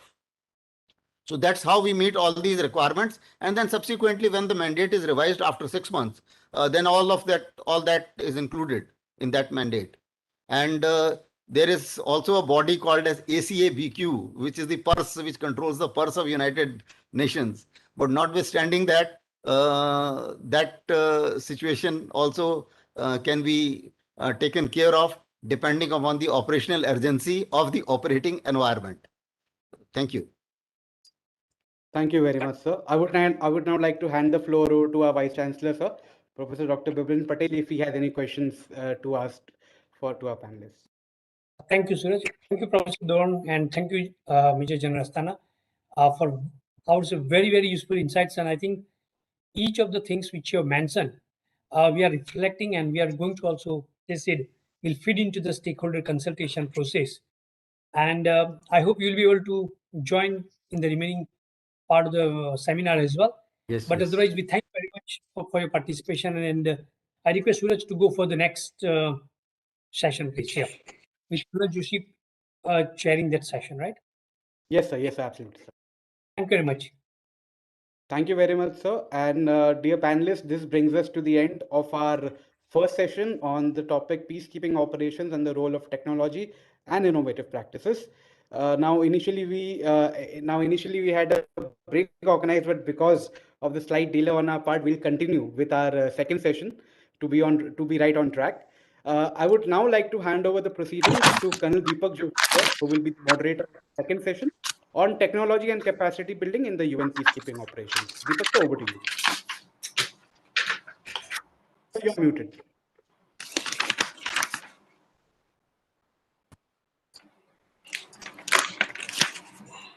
Sir, we have no audio from your end, sir.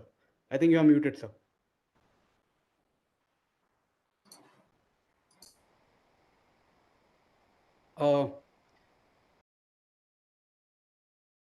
Just a few seconds.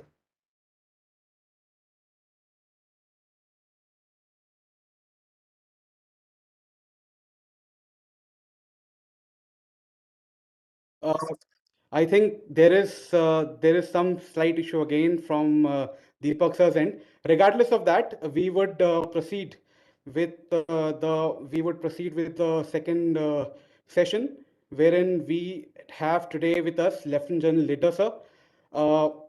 And we also have with us Lieutenant General KJ Singh, sir. We'll just have a quick brief introduction about both our speakers. Firstly, Lieutenant General Jasbir Lidder, sir, UVSM, AVSM, retired. Lieutenant General Jasbir Lidder has a military career spanning over 40 years with the Army, having held prestigious command and staff appointments throughout his career. Majority of operational service. He has held senior UN appointments in both military and political domains and has been the chief of staff of the UN mission in Mozambique from 1994 to 1995. He's also been the force commander in Sudan from 2010 to 2011.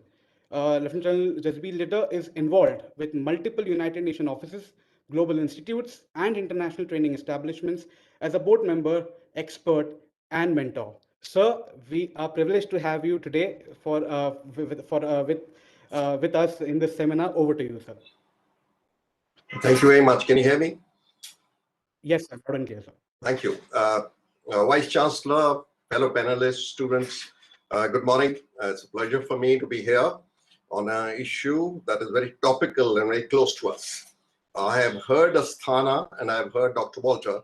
And what I'll try and do is get your boots on the ground straight away as to what exactly is happening on the ground and how can we really crank in technology as far as peace operations are concerned. Now, Sashi talked about the new conflicts that are transforming itself across the globe. There are 2-3 very interesting things about these conflicts. Firstly, these conflicts are transforming constantly. So if you get an impression that today is Afghanistan, today this, it's changing every day. And it is very necessary for commanders and military leaders, all who deploy, that they go with an open mind. They try and understand and they try and adapt because things move very fast. Number 2, the new villains on the field are climate and virus. The new peace operation may well land up in an area where climate instability throws up a whole lot of challenges, as we had at the Haiti earthquake, and everything goes for a 6. And this is one area which people don't talk about much, and I'm trying to get it in. For all you know, you may never carry out your task. You may suddenly be called for disaster management, and you're not prepared for it. You're prepared for a total together.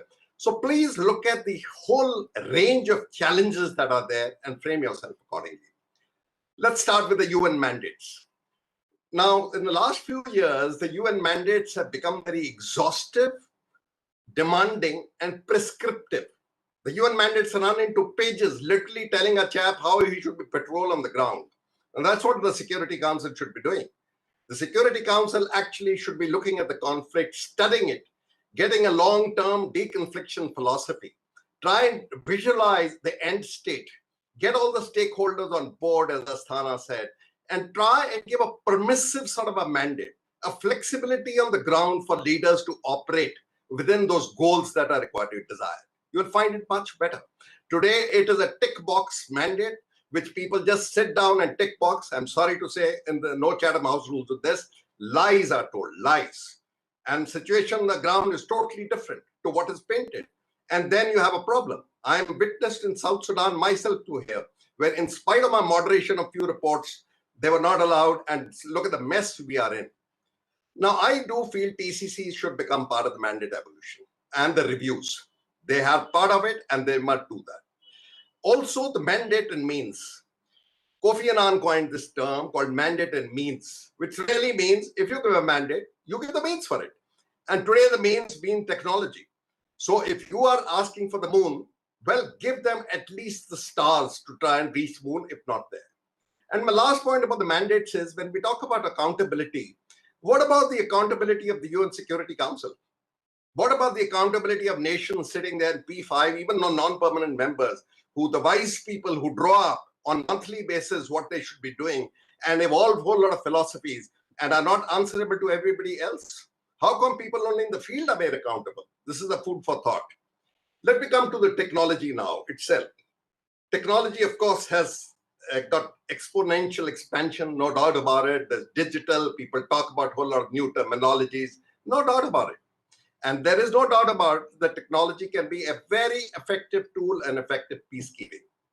But let me caution you, technology is only an enabler.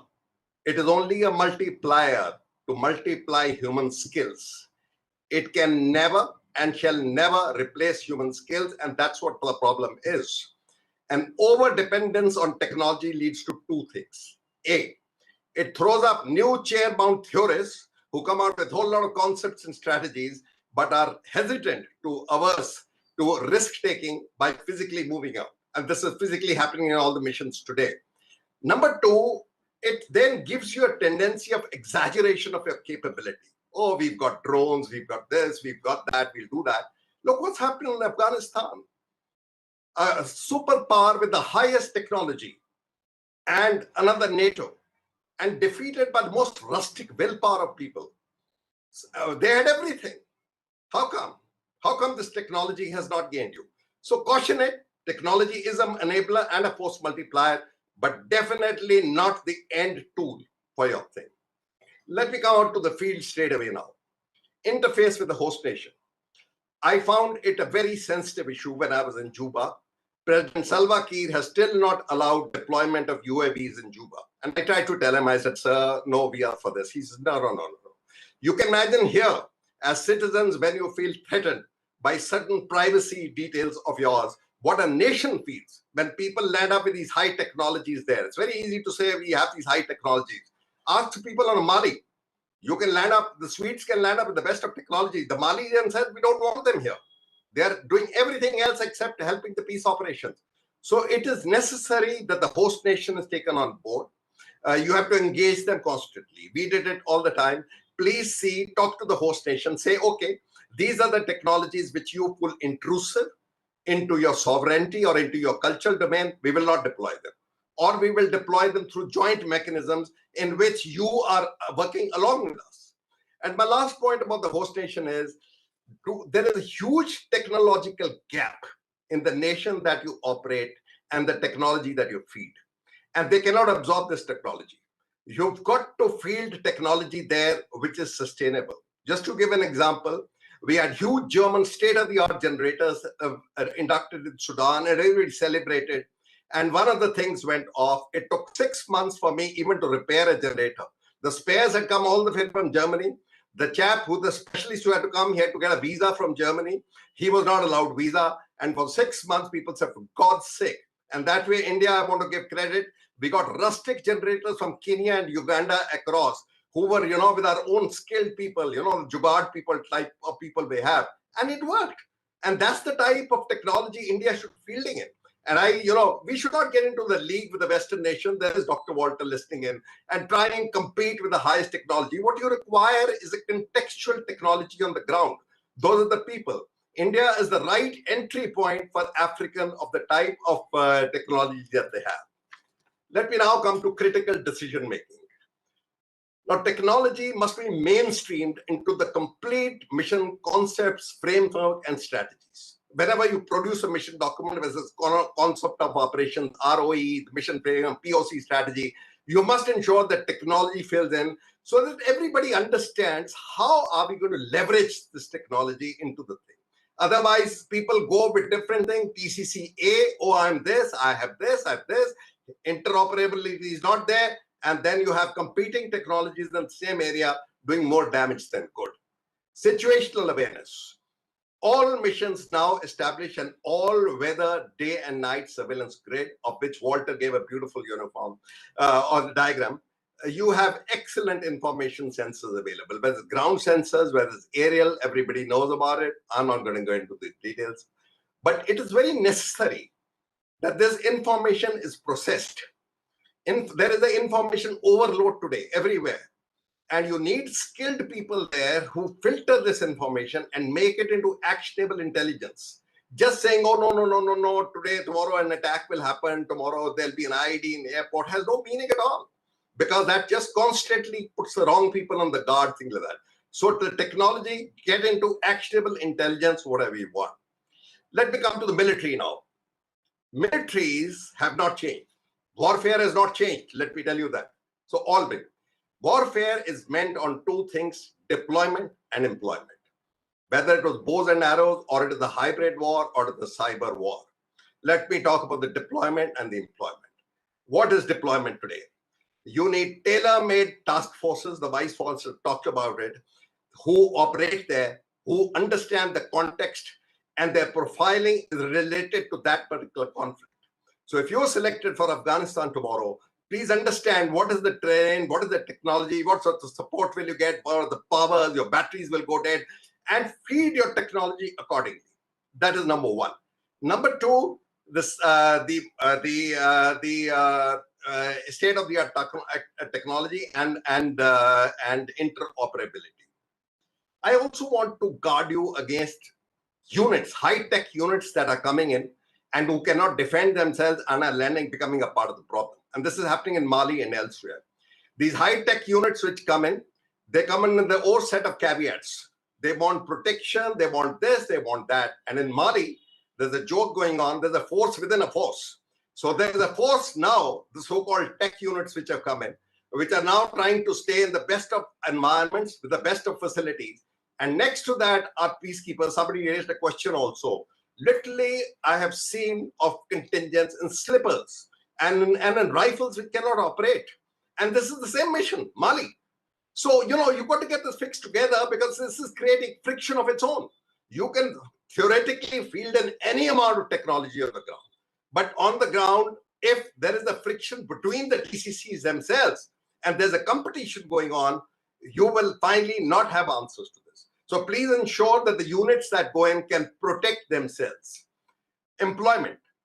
Employment from the time immemorial has been based on control of space. Control of spaces, you employ pivots, you employ maneuver. It's not changed. In the UN, pivots are called operating bases. And maneuver elements are hardened. Everybody will tell you, you need IC, you need APCs, you need this, you need that, and all. Everybody knows the list. What I found in Sudan was that people were not hesitant to move out of the operating bases. And when I had to redeploy both forces across the Trans 1156, I found long-range patrols could not sustain. So I pioneered the concept of a temporary operating base. It is the best practice today. It's part and parcel of the UN. But we are very happy in Sudan when we fielded the first TOB. There was a huge resistance. What is a TOB? A TOB is a temporary operating base that operates on a need based on a particular thing to extend your footprint. It's more than a long-range patrol, but it does not want the administration and the facilities and infrastructure of a full-fledged base.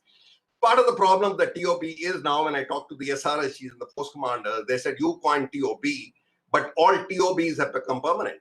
Because once you deploy a TOB, people are taking it, no, I can't lose this. But TOB is based on reserves. Each TCC must have inbuilt reserves. You can sign any amount of MOU, any troop contributing countries that cannot react and respond and reproduce and recreate their reserves is of no use to anybody. So please see that when you deploy temporary operating bases, you give them the due thing. Now, enough has been talked about these bases, protection of bases. Walter has shown you a couple of images. Definitely, the UN bases are under attack, both by physical attack and both by standoff attack. And you cannot have people dying just like that. And safety and security rightly has been assumed the great of thing. My take on this is, yes, technology must give us full sensors, observations, protection against standoff attacks. But I insist that the defense of a post lies outside and not inside. I saw in Darfur, people were not moving out of the bases. And when I went there, I asked the battalion commandants at the base. He said, sir, they come and fire at us at night. I said, do you know, pray tell me, you know why they come and fire at you?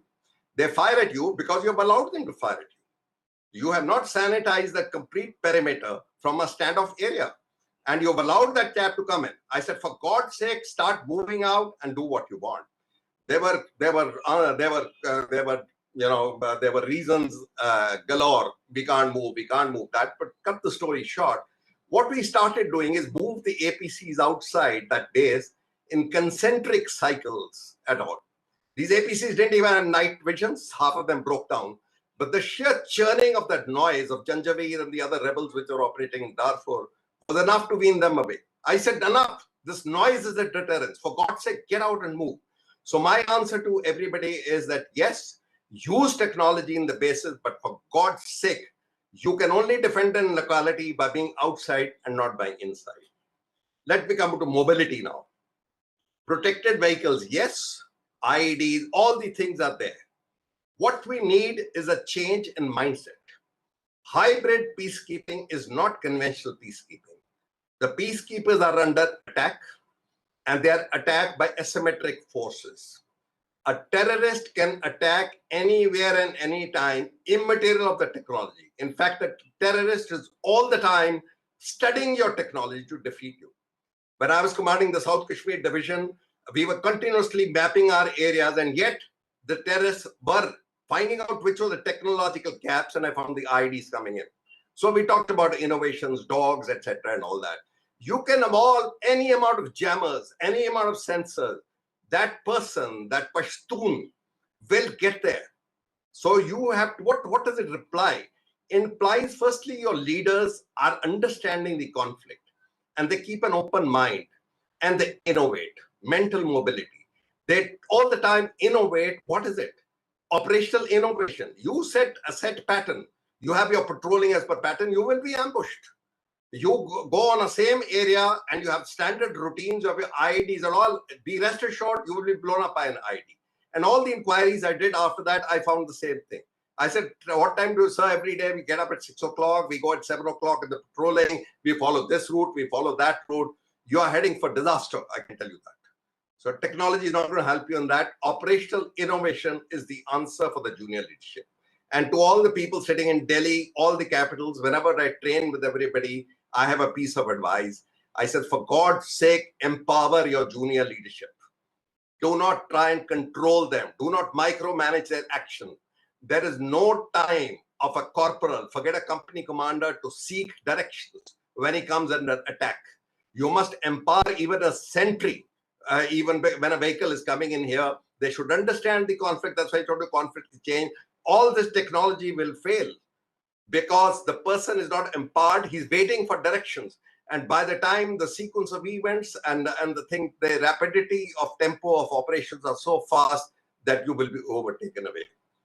My message to the military is, it is presently thinking operational and acting tactical. And I tell all the contingents all over the world here, the military has to start thinking strategic and act operational. There is nothing called tactical operations today. Tactical operations were like conventional war, where there was a hierarchical order between strategic, operational, and tactical. There is no tactical field today. You may involve tactics, but it's not a tactical area anymore. It's an operational area. And all your commanders are operational, and they must be empowered. Give them the technology, do that, but let them do it. Okay, now let me come to the protection of civilians, and I'll quickly finish after that. I have been lucky to be in the protection of civilians right from its doctrine development to its evolution and to including the courses that I run in various establishments. Now, as Asthana told you, protection of civilians today is central to UN mandates and mission credibility. You may not like it, you may not do it, but that's a reality of fact. And protection of civilians has become very critical. Why? Because on paper, it is supposed to be a host nation responsibility. And UN is supposed to intervene when the mission, when the host nation is incapable of unwilling. When it is incapable, the lines are not that blurred. But when it is unwilling, now you're spreading into blurred territory. Because part of the spoilers may be the government forces, as happened in South Sudan, DRC, elsewhere. And how do you now make those people accountable? That's a question which all of us keep struggling in. Now, the UN has made 4 phases for protection: prevent, preempt, response, and consolidate. I'll say that again, because that is the whole philosophy on which the military should be operating. Prevent, preempt, respond, and consolidate. Prevention is the long-term measures, political, other measures you're trying to prevent. Preempting, you got the information. You must go and preempt it, possibly before they reach there, by your rapidity of technology and by a rapidity of mobility. You couldn't do that. The thing is response. Then you have the ugly side, you respond, and then you consolidate. So these 4 phases are there, and the military contingents, we try and tell them, please crank in your technology in these 4 phases. I have coined a term which is now adjusted in the UN called predict and preempt. I call it our mantra, and now it figures in all the UN books. Predict and preempt. If you can predict by a good intelligence and threat analysis network, and thereafter preempt it rather than responding later, you will be fine. All technologically and sound commanders try and do that. Another part which is a little controversial is community networking. Now, community networking is part of the UN philosophy, POC. Some of the militaries are very weak at it because we do not train them in cultural competence. They do not know the local language. They do not have enough women peacekeepers who can talk to women. So they are very, very shy at talking to communities. And unless you talk to communities, Walter was talking about, stakeholders and a whole lot of things. Unless you get this community networking in place, where people have confidence in you, on your credibility, you will never get information. And if you get information from people, they'll be bumped off by the other people who know that they're trying to be your agents in elsewhere. And my last thing is about public strategic information, strategic communication, strategic communication policy. Walter's talked about it. It's a battle of narratives today, everywhere. It's a narrative warfare on social media, elsewhere. Anti-UN. UN does nothing. Security Council is useless. It is polarized. And the other narrative, no. UN is the only organization, legitimate organization we have. UN does a whole lot of jobs, but you don't talk about it. Very easy. You guys don't field yourself and you raise questions. So this is a battle of narratives. And this is one area where really you need specialists. Even the contingents which go in, you need skilled public information officers who understand, not for the tick box, somebody who just done a course and you land up there. You really, when I talked about battle-hardened task forces, in these task forces should be these specialists who have skills. Okay, sir, forget about this. This is the way it is supposed to be. Last 2 points. One is in the mission support. This is not my domain, but this is one area where the UN technology can help. Whether it's habitat, whether it's engineering, whether it's communications, and whether it is medical support. One area where the UN is taking a lot of pains is medical support, because we had casualties at a whole lot of places, and the UN's effort is, A, we cannot stop a person from being hit, but if a person is being hit, we will ensure we'll save that life. So proper evacuation, proper night landing helipads, and first level 2 hospitals and evacuation save those casualties. Training, that's what we are here for. Train, train, train, but train in ambiguity. Do not condition your people into a particular format. Those days are gone. I told Shashi Thana told you. Train your people to an ambiguous battlefield where they are going to get everything else except what has been trained. And unless you have qualified commanders on that on the ground, you will fail. Let me end again by saying that you peacekeepers must own the technology. Let not the technology enslave you, because it'll destroy you. Own it. Thank you very much. Thank you very much, sir. That was very, very insightful. I could see the force of your personality which came out. And both General Asthana, you and all our speakers have been harping upon the innovations which should be there in the mission area. Is very, very good. You touched upon all the points about surveillance, about force protection, about community networking, about being mentally mobile and innovating. And innovation is a must. We are really thankful to you to bring this practical aspects of innovating and training, and also giving some kind of a mandate which is there with the people who protect the civilians in the mission area.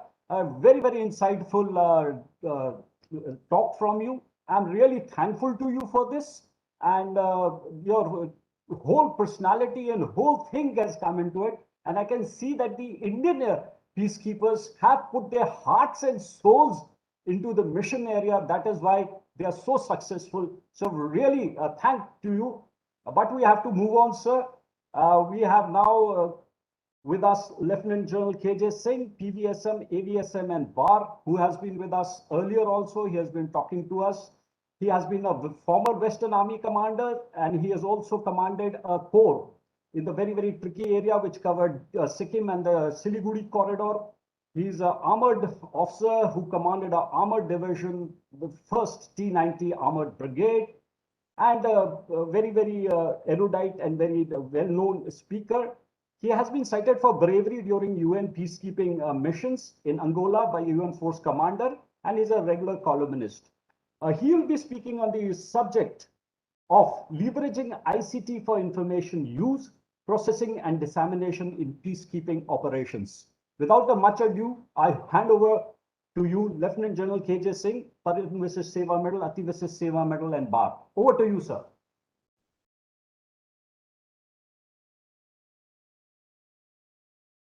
Sir, you'll have to unmute yourself.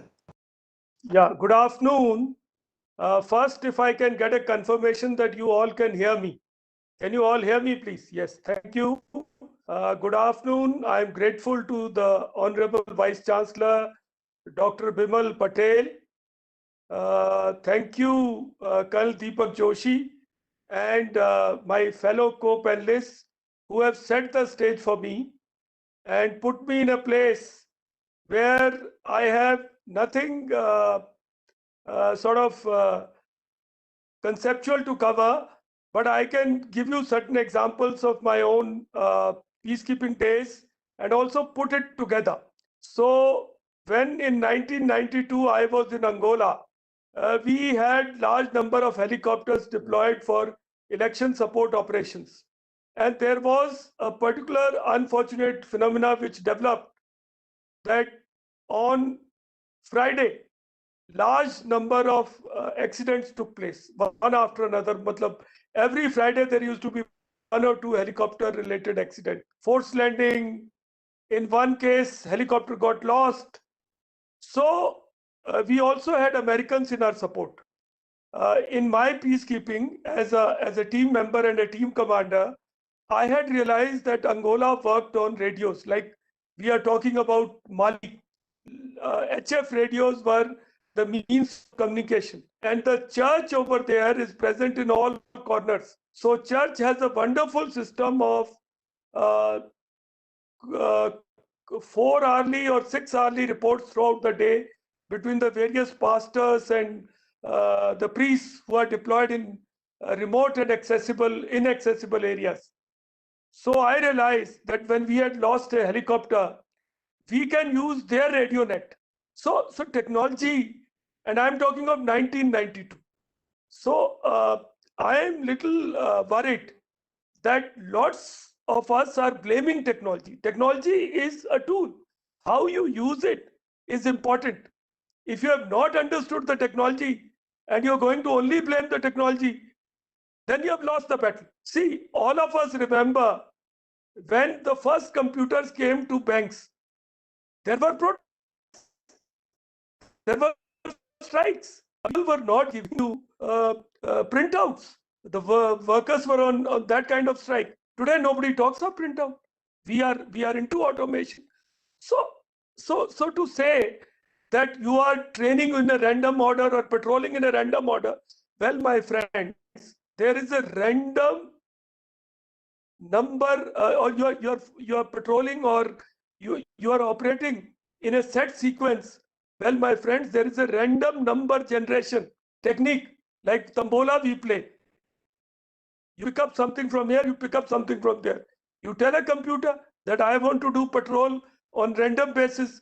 So one day it will launch you at 6 o'clock, other day it'll launch you at 11 o'clock. It's just a algorithm that we feed.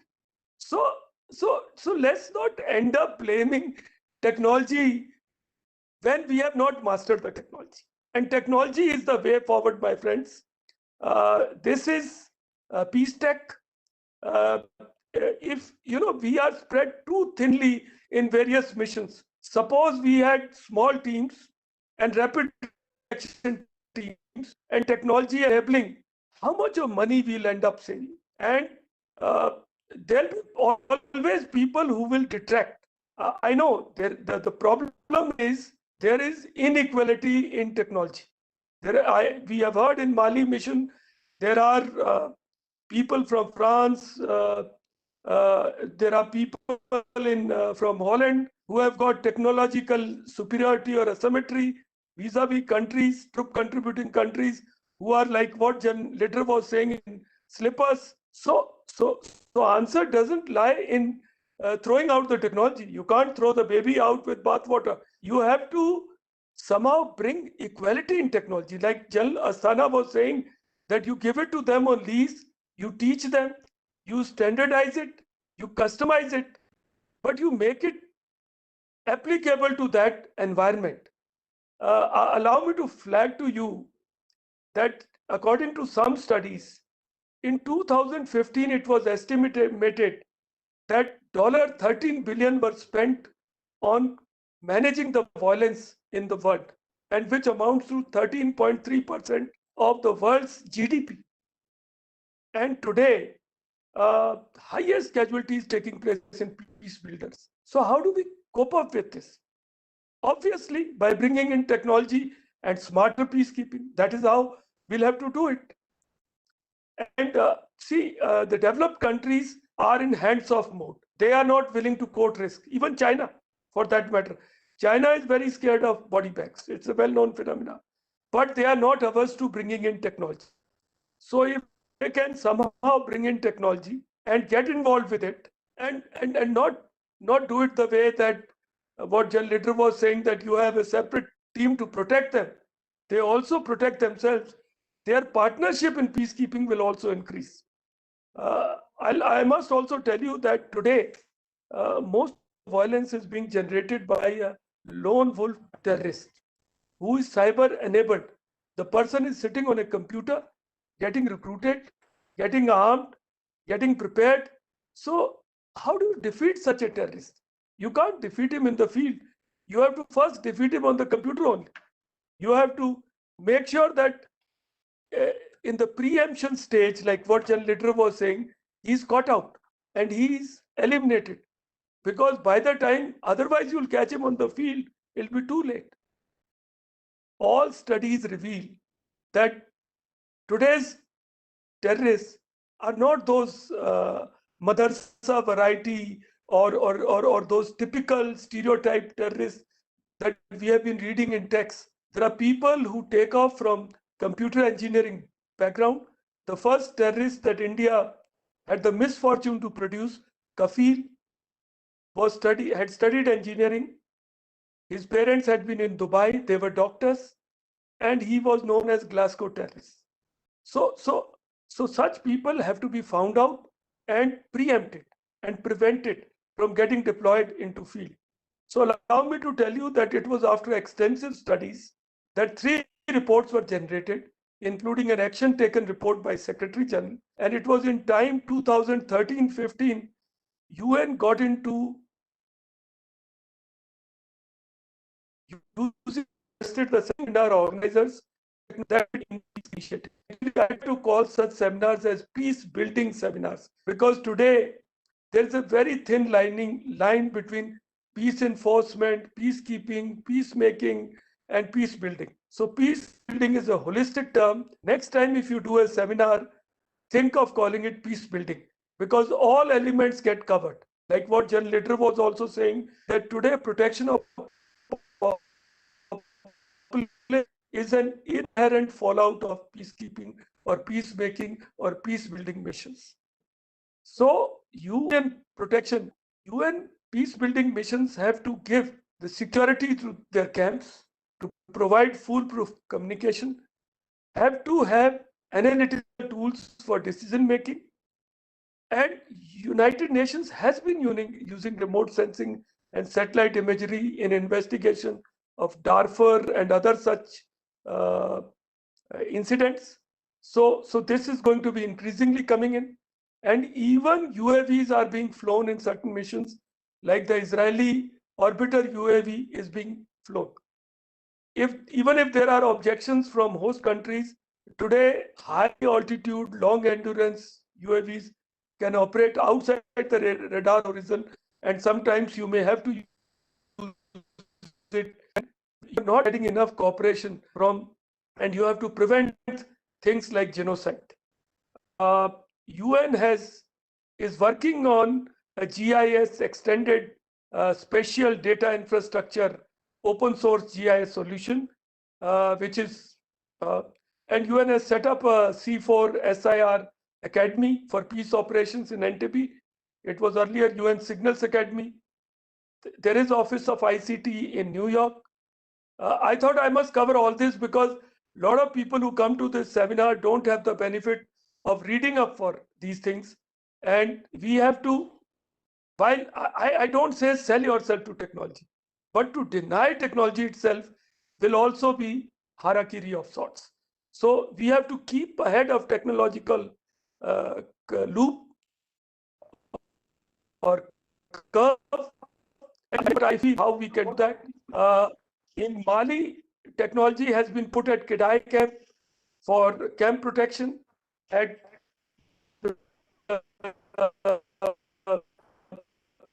Gao, it has been deployed. I told you about orbiter drones. Airfield also Mali. Big data analytics are being utilized. Why not? When such tools are available, and these are being used by college students and IITs and such like institutions. Why shouldn't UN use it? German ICT experts are working in Colombia. Even other than United Nations, multilateral peace building missions like Organization for Security and Cooperation in Europe, Organization of African Unity, Organization of American States, all are looking at these solutions. And why not? It has to be. What is heartwarming is that in Kenya, SMS-based platforms like Uvano, Ushahidi were utilized before election operations. I got elections conducted in Angola. Allow me to tell who worked is elections. It's a salute of there. In a country where people don't know about democracy, go and try and convince them about voting and to then monitor their results and to get those results accepted. This is a nightmare. And why? In Afghanistan recently, Ashraf Ghani was elected, but Abdullah never accepted it. He took his pound of flesh. He had to be made the chairman of that council, and he is now an alternate power center. So he never accepted. In these countries, it is very difficult. And if we can use technology to assist, why not? Indian electoral voting machines are being used. It's a technology. We shouldn't say ballot paper use karo. That's not this thing. We have to. You have audit trails and all these tools available to you to build further confidence into the whole thing. Counter mining, counter ID, these are well-established operations. But how do we go about it? See, one thing is we have to have certain kind of technology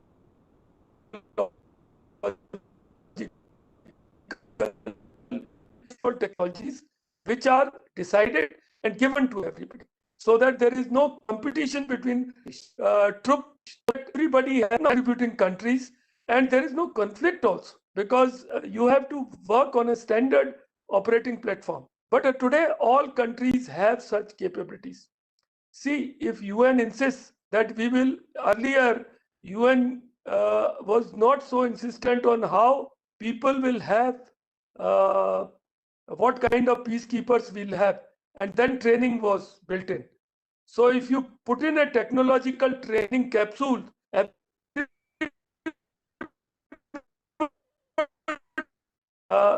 we have to also look at data privacy and ethics. That is very important, because, and this is a worldwide phenomenon. We can have data localization. Those people can be kept in those hubs which are monitored by those countries, America or some other servers. It needs to be localized in India. So we can have regional servers in Africa, and where these countries can have their monitors, and data should not be misused.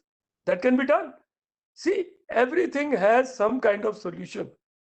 But I must repeat this, that once Vajpayee Saab has said that poem का एक ही answer है, एक poem और लिखो. Poem का answer ये नहीं है कि जूता से उसको मारो, उसका एक पोएम और लिख दो, अच्छी पोएम लिख दो. सो टेक्नोलॉजी एनेबलमेंट का एक ही आंसर है, टेक्नोलॉजी को और इम्प्रूव कर दो. Sorry, I lapsed into Hindi, Professor Walter, but what I wanted to say that if somebody writes a poem and you want to criticize it, the best way forward is, as one of the Indian PM, Vajpayee Saab, who was himself a poet, said that write a better poem and you will be able to counter it.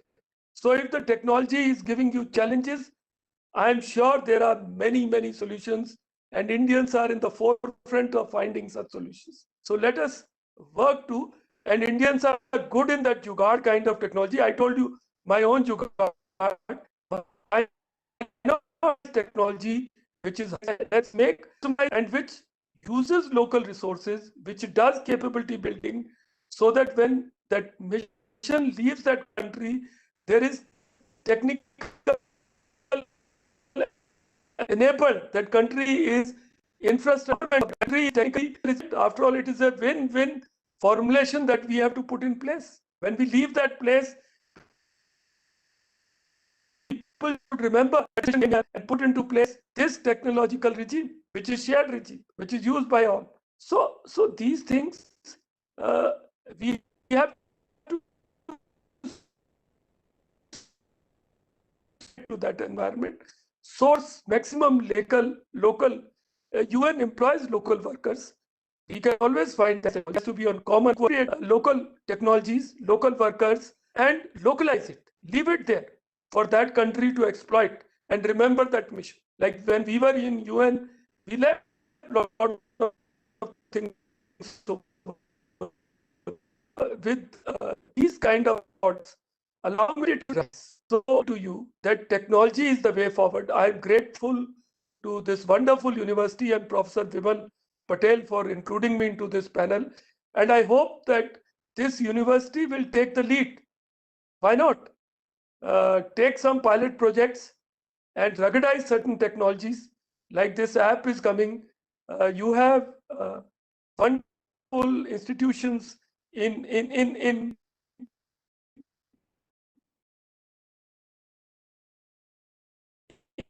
you have a lot of institutions in which can work, and we can work out customized solutions which can help people to sort of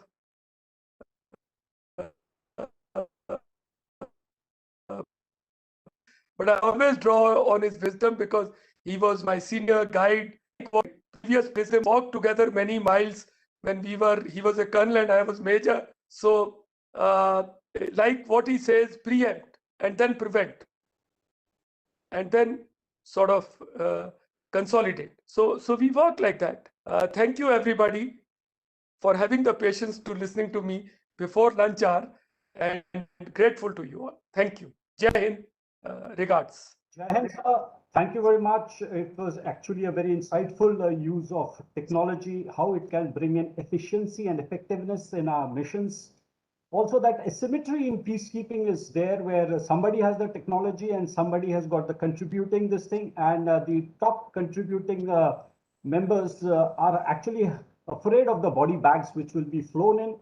Of course, you touched upon the lone wolf concept and how radicalization and de-radicalization may help in peacekeeping and peace, and also, of course, your suggestion of calling this a peace building seminar is very well taken.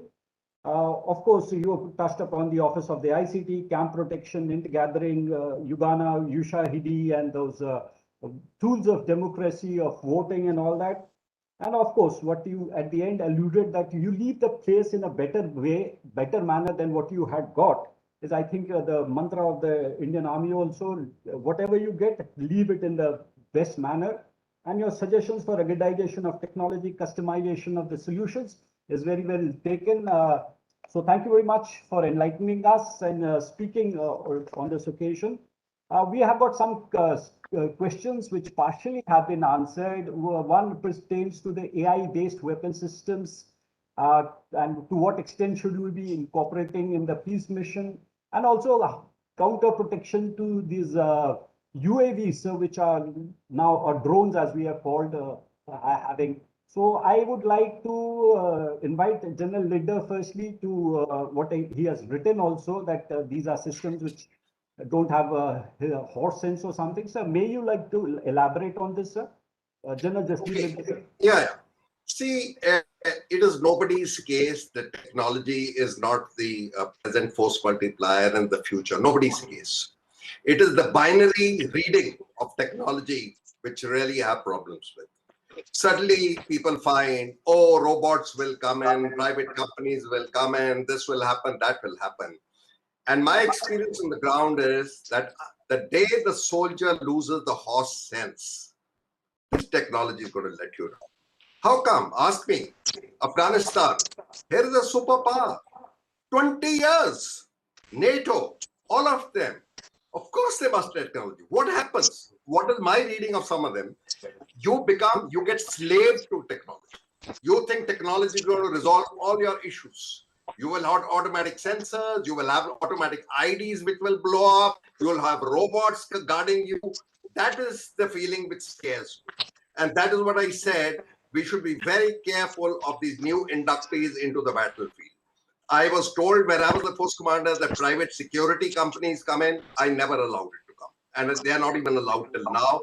I said, I am already struggling with my command and control chain, and I have a new set of players with a different reporting line altogether. So please understand, from a theoretic table and a table sitting here, it's a big talk. It's a very good talk about technology. But when you go on the ground, you've got to fight a battle there.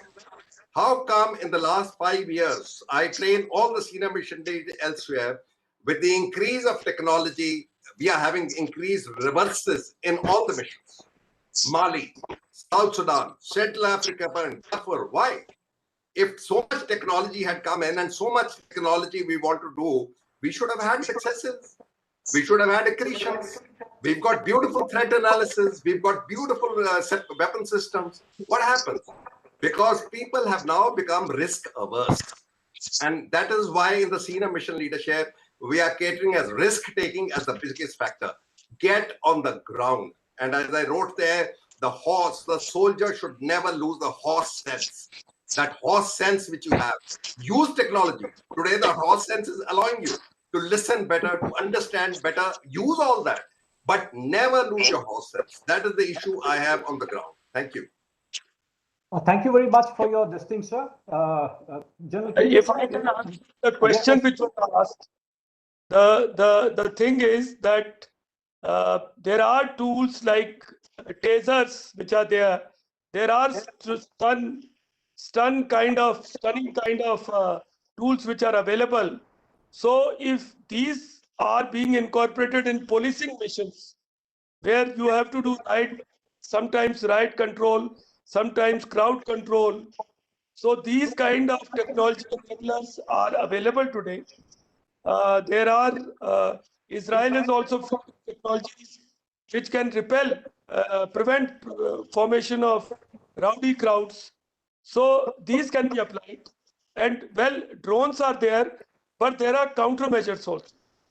So both be factored in, but in times to come, we will see more of these coming in. And only thing is we have to train ourselves to use it better. Of course, we have to remain wedded to the ground. We can never be detached from ground. That part, I myself been a ground soldier, so I would never say that. I have myself been in a helicopter which was fired at and hit in Angola in a UN peacekeeping mission, for which I was given the chief's commendation card.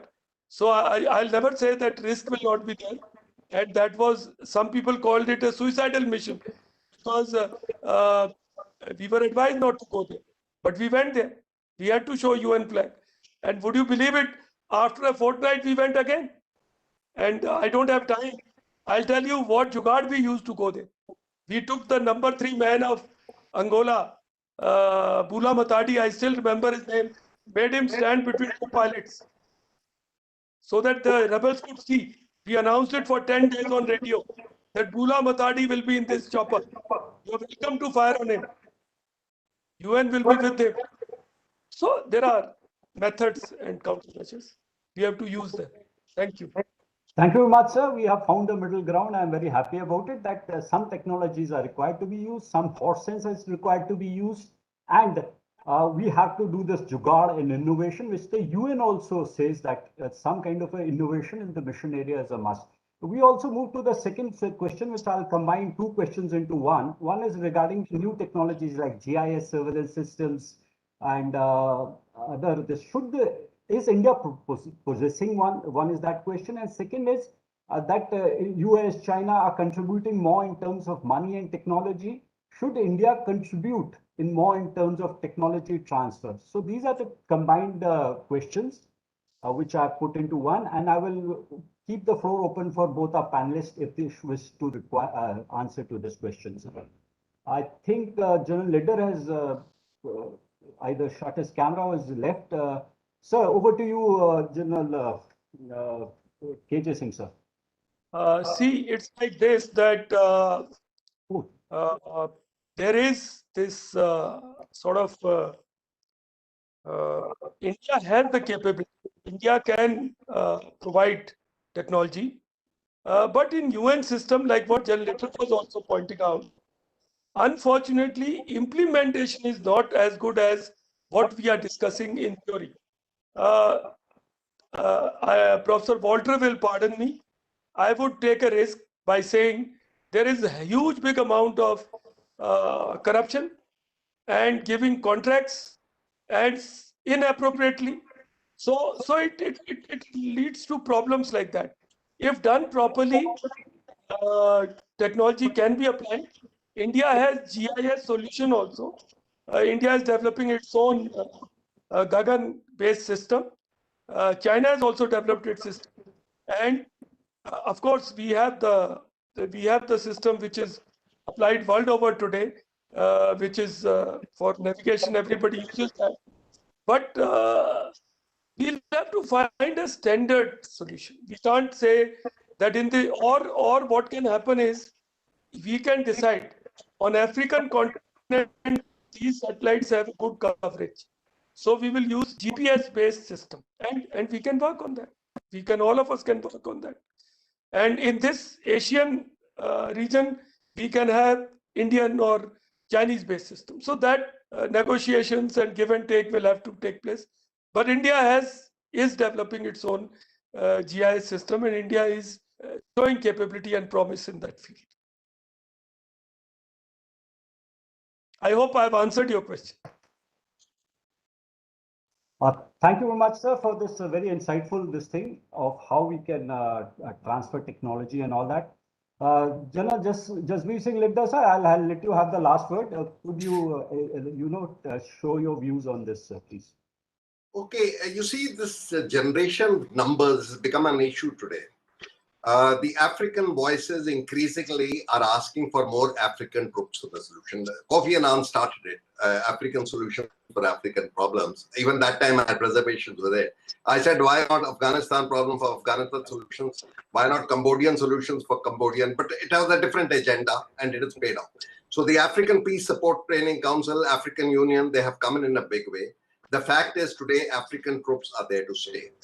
Now, when we talk about the contribution, the best model today are by the Brits. The Brits have fielded 2 task forces, first in South Sudan and the second in Mali. The South Sudan one, I trained part of them myself because it was an engineering company. They realized that, look, you cannot look above your shoulders and be dependent on anybody else. So you can't have a tech unit there who fails you, you also fail. So be self-contained in respect everything. So we should start, India should start looking at these models. And I always say, have a battle-hardened task force. That has everything. That has all these ingredients. And more importantly, it is conflict and that terrain ridden. Unless you have balloon tire vehicles, South Sudan, it's all rain. You can have the best of APCs. They will not move. So it is very important that the context both of topography, of demography, and of climate, of everything is well understood, including the technology absorption. The humidity levels are so high in Sudan, I can tell you that most of the Western equipment failed. What is the use? On ground, they're very good. In study rooms and webinars, they're the best equipment going around. But on the ground, they do. I told you, German generators. So you've got to be very sure that the technology that you're looking for is fielded as per the context. And climate is a big issue today. Climate will strike you very, very badly, and you will be overtaken by everything else. And if your people become so technologically dependent that when the technology is off, what do? You have a horse rider again going because your communication systems have all failed. What are you going to say? We are stuck.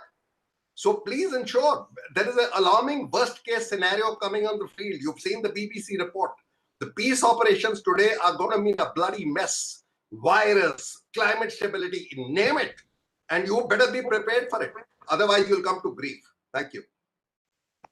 Thank you very much, sir, with this very insightful thing where both our speakers had some points to give us, and we came to a common ground that technology is there, but has to be utilized in a very, very contextual kind of this thing. Weather may not suit, the absorption of technology may not be there, and all those issues which were discussed. I'm very thankful to both of my panelists today.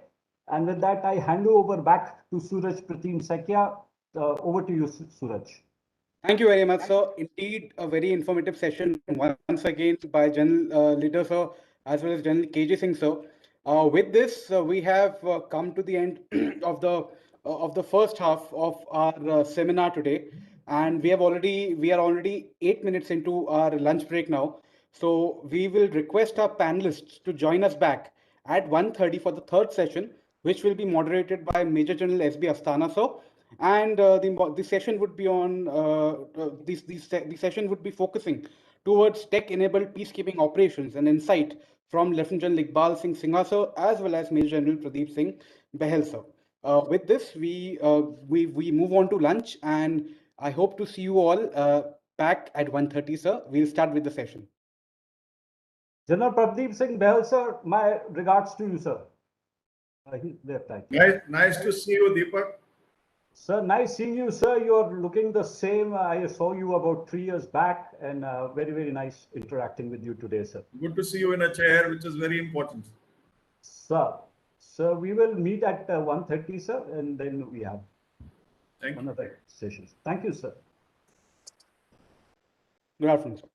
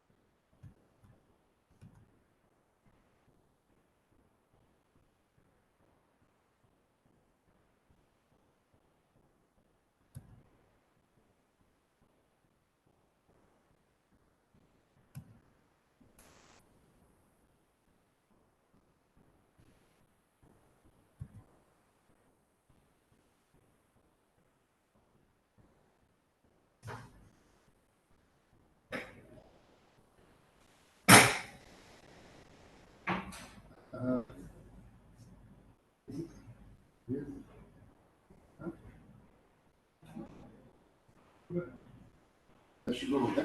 मैंने move two stage किया था अपने आप को, तो मेरे पता नहीं कहाँ चला गया। अच्छा ये अभी आया है। अभी मैं क्या करूँ? अपने को करना है नीचे ना start video.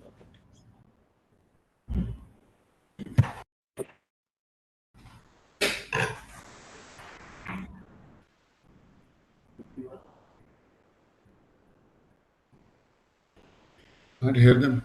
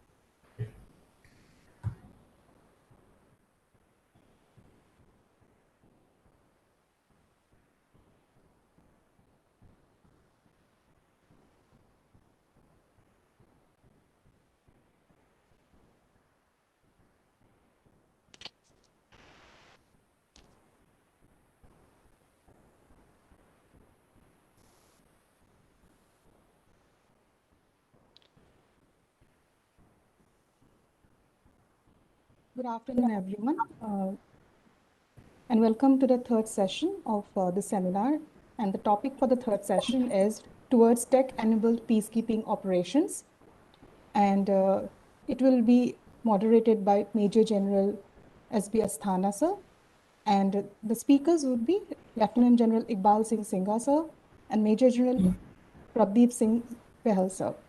So first of all, I'll just give you a brief introduction of Major General Asthana, sir, who is a Sena Medal and Vishist Seva Medal. Major General Asthana is a strategic and security analyst, a veteran infantry general with 40 years experience in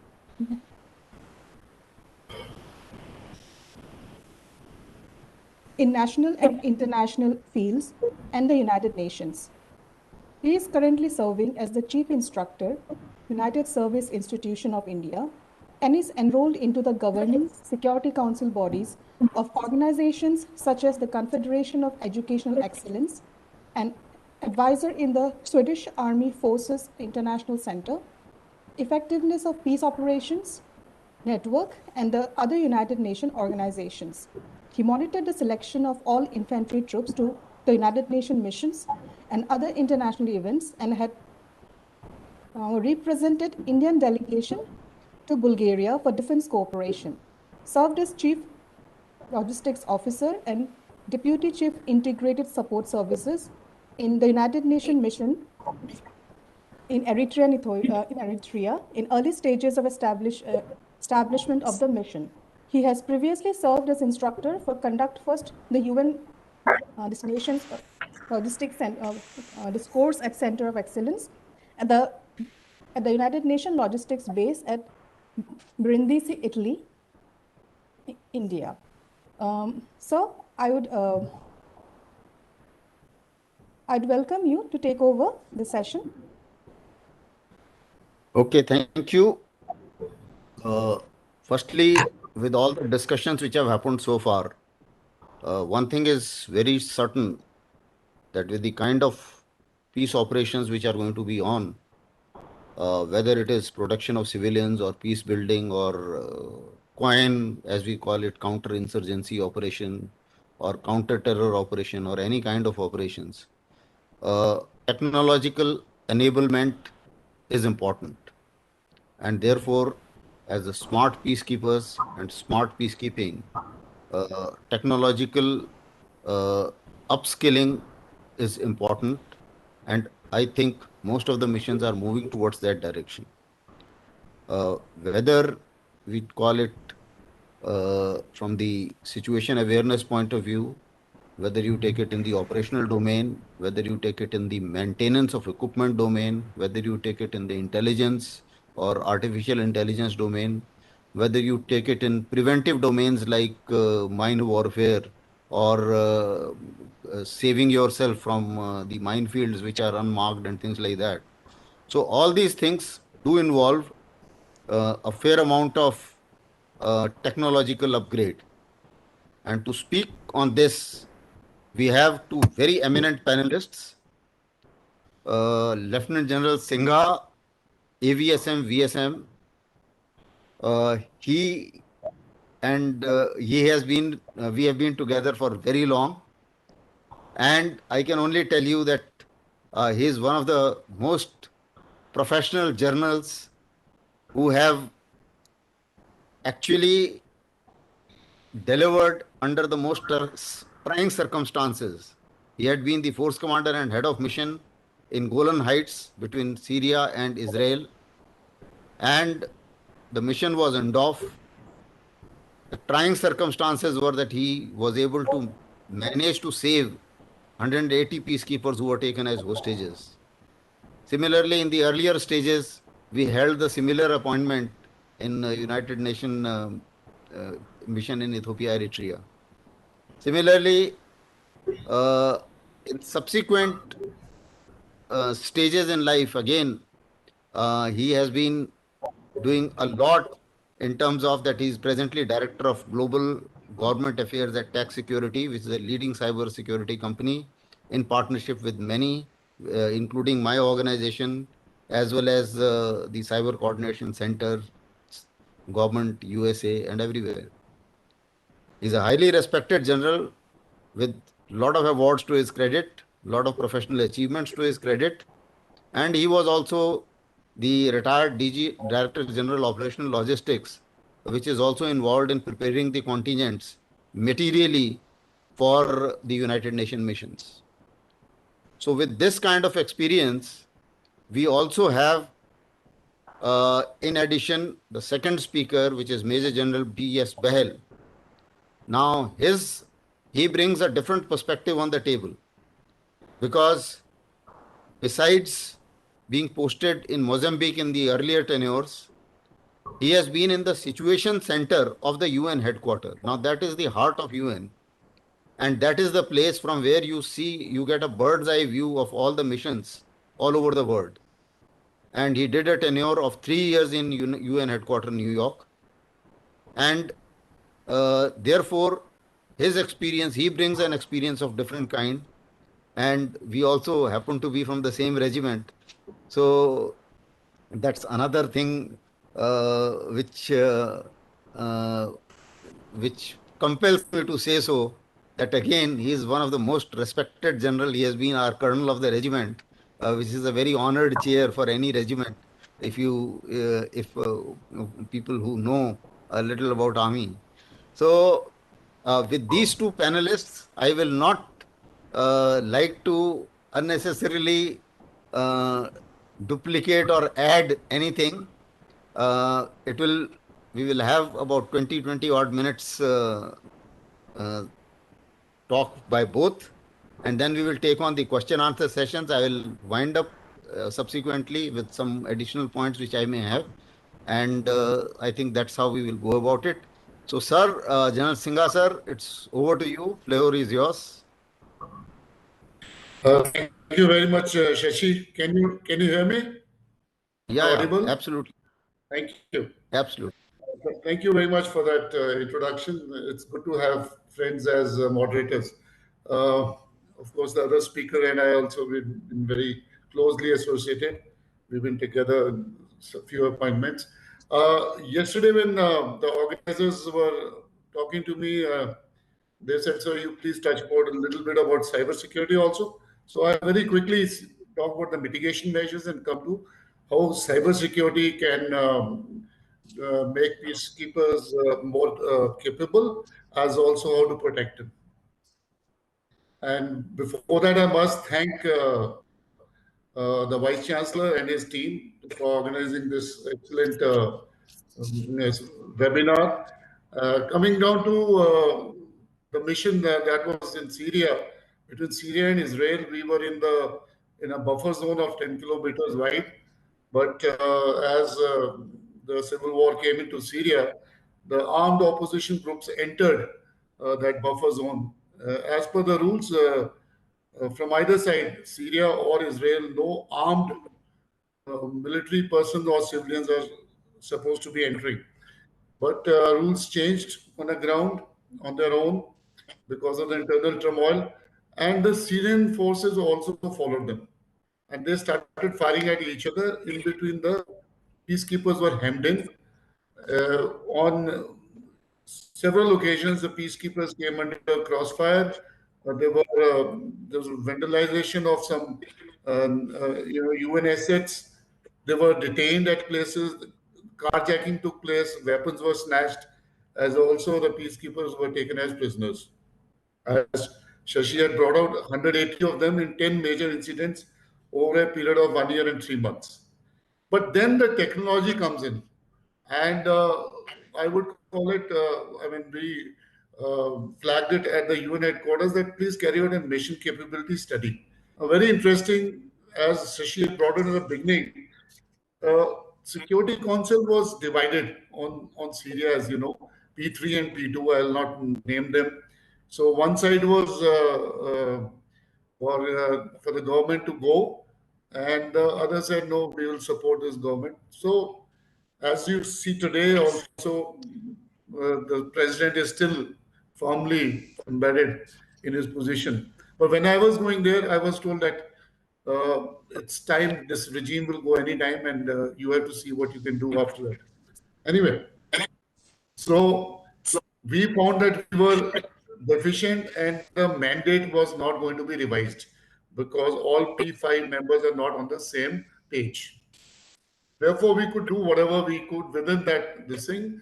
And although protection of civilians, we were not mandated, but being a force commander from the Indian Army, I said, we will do whatever we can to protect lives of innocent civilians. Now, we had no force reserve company. We had just got one platoon from both the TCCs. Out of the original 6 TCCs, 5 went back. Only India stayed back. And they had the same reasons they quoted as the place was not secure anymore for peacekeepers were lightly held to be deployed there. So it was my responsibility to make sure that we carried out few actions to make sure that people were safe, mitigated while they're carrying out peacekeeping.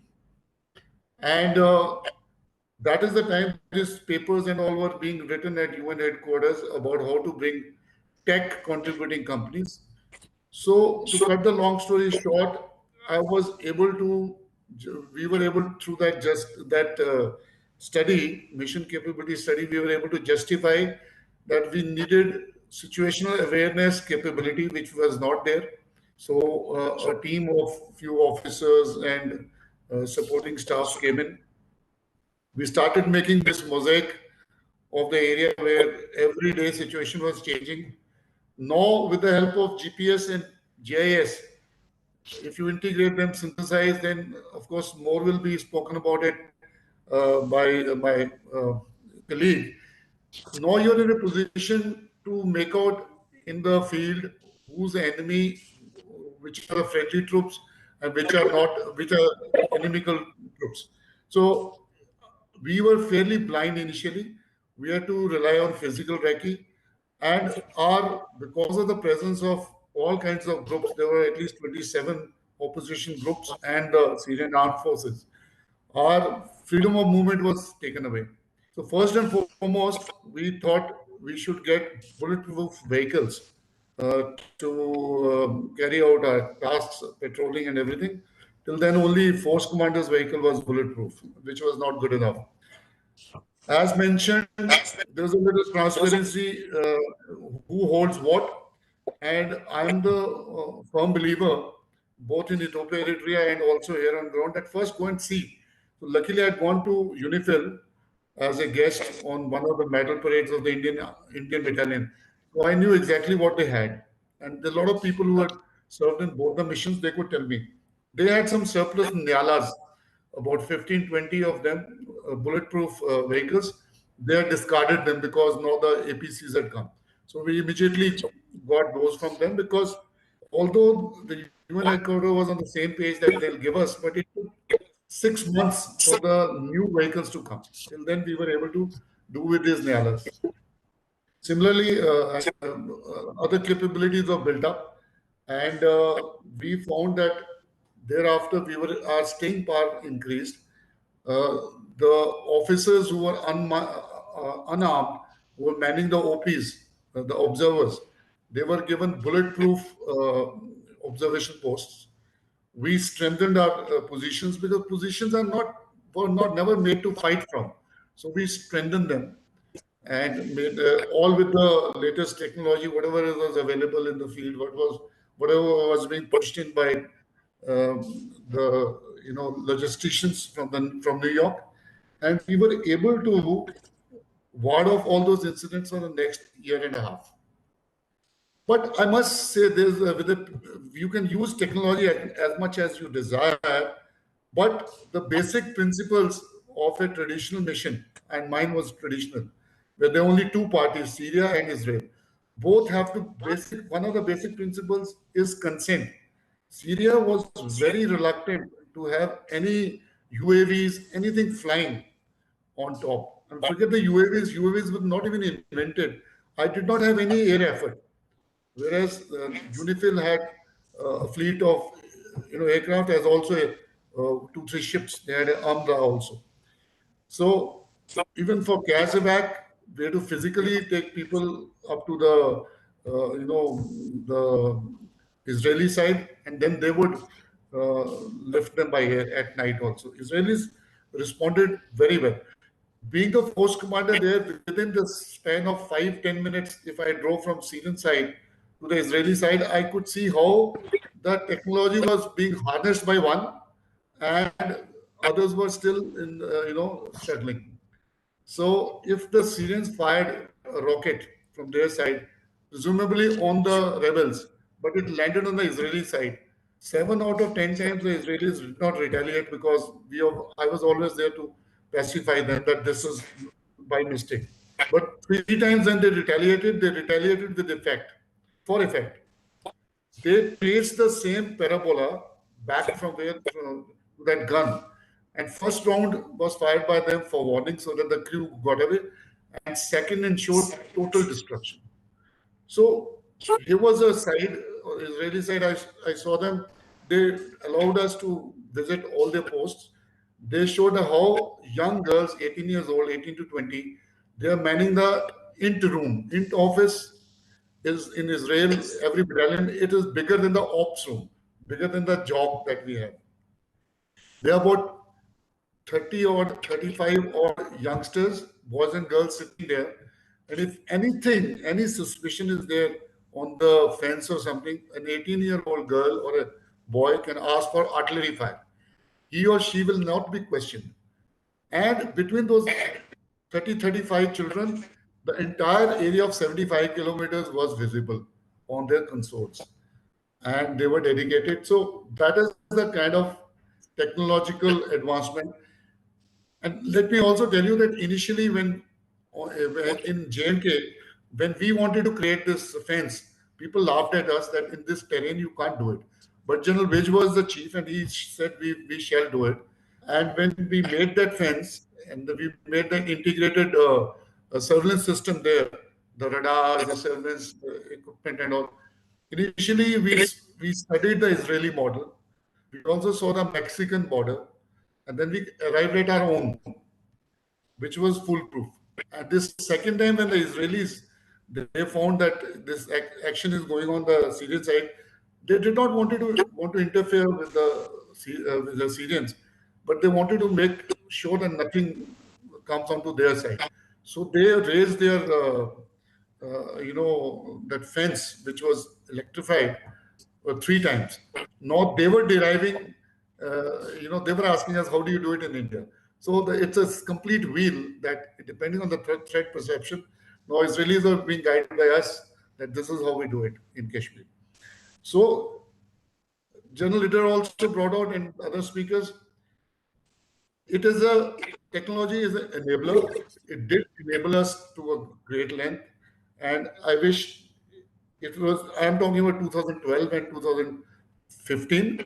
That time it was not so much like RISDs were not there. You could not find out why we lost a few people. We didn't know where they were taken prisoners from, where had they moved. But now with all those equipment, digital soldier, you can easily detect and take actions, and you know where they have been taken, because there are gadgets that will, before they're removed, they will tell you which side they have been prisoners have been taken.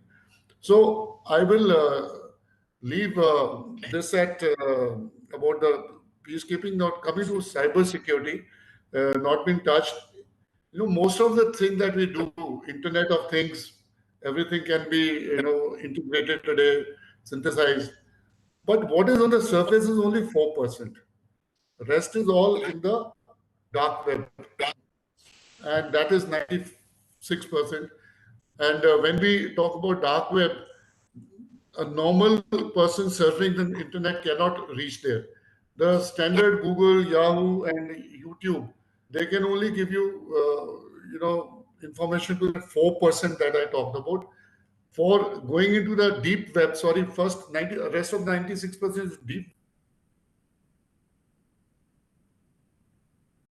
dark web. Deep web contains all your banking details, all your databases of scientific and academic research, which is not supposed to be in public domain. But out of that, a portion which still people cannot reach, and which you can only reach with the special tools like Tor and Tor.onion or something, and then those kind of browsers, that is the dark web. And if United Nations, today they have the wherewithal, if you can follow the conversations and if you can see the messages exchanged between them, between the rebel groups, you can predict what is going to happen the next week or after a month or so, because you are able to. Most of these things are done in this domain. Towards that end, it's so difficult for cybersecurity experts to keep a tag. The CISO in any company, the chief of information security officer, who is CISO, he has to make sure that all his applications are, none of them has been interfered with. So there's a separate tool that he has to put in each to make sure that this application of mine is secure.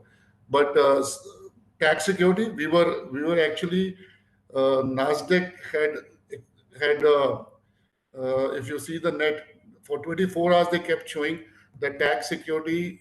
We are a global firm. We work with a few state governments of US also, with our own as well, and also the corporate sector. So they've shown that this is one company which has grown 300 times.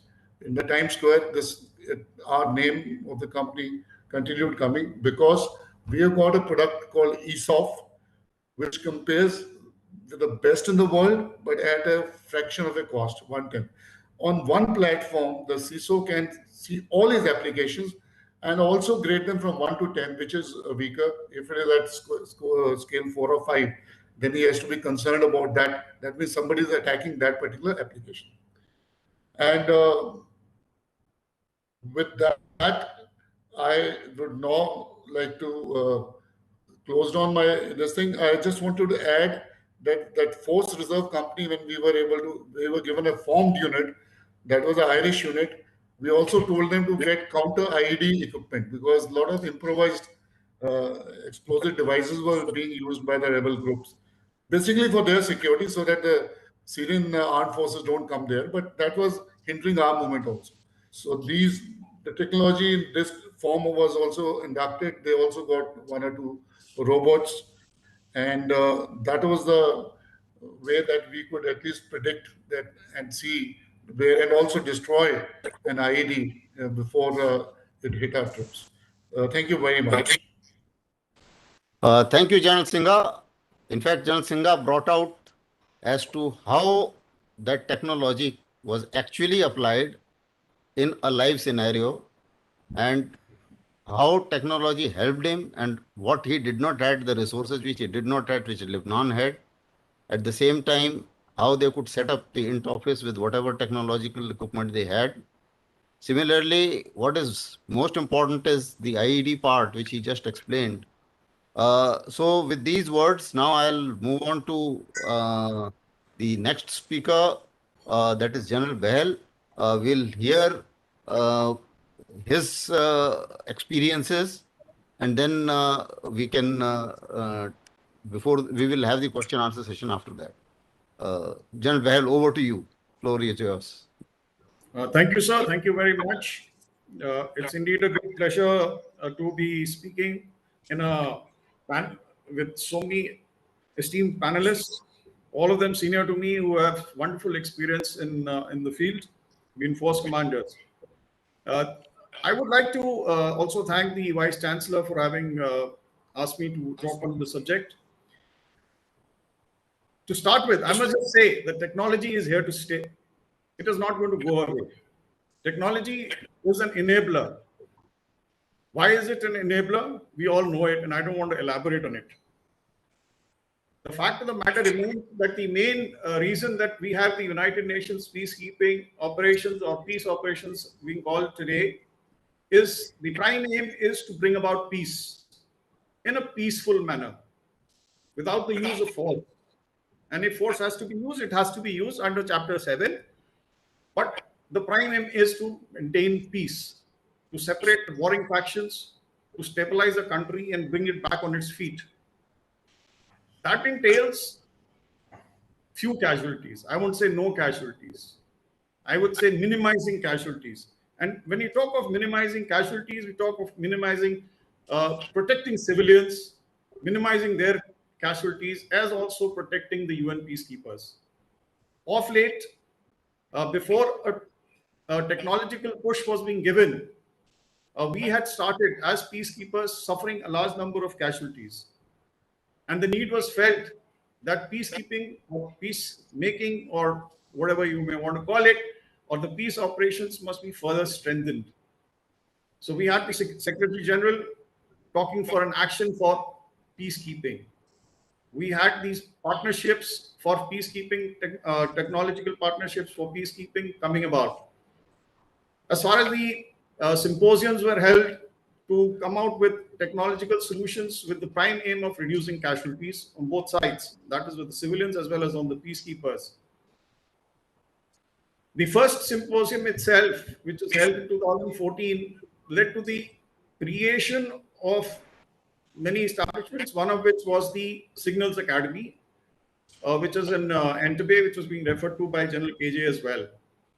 The same has been now renamed, as we are aware, to the C4 ISR Academy, which is at Entebbe, Uganda. C4 ISR, for the benefit of the students who are the audience today, is command, control, computers, communications, intelligence, surveillance, and reconnaissance. So it's a big terminology. So the prime aim of peacekeeping is, while you bring about peace, you also want to ensure that these forces are separated. You have a mandate to execute, and that mandate, whatever has been provided to the peacekeeping operation, must be followed in letter and spirit. Hence, a lot of deliberate, sections are added so that the mandate is adhered to by the peacekeepers. Of course, a certain amount of leeway has to be given for the peacekeepers on ground to operate, which has been alluded to by General Litter. General Litter talked about a large number of practical issues on ground. Those are tactical issues. They have to be complemented with technology, aim being to reduce casualties. Now, I'm not going to talk much about what has gone by, because a lot has been said. The fourth symposium, which was, the fifth symposium, which was held in 2019 on the partnership, technological partnership for peacekeeping, it laid down very clearly. This was held in Kazakhstan in 2019. It laid down very clearly. And the theme of it was to predict, prevent, and protect. Now, how do you predict? How do you prevent? And how do you protect? Now, this was the main theme. The sixth symposium, which is supposed to be held, which was actually should have been held in 2021 in South Africa, has been postponed to 2022, I think in the month of April. And the underlying theme of that is informed, be aware, and be effective. So how are you going to be informed? How are you going to be aware? And how are you going to be effective?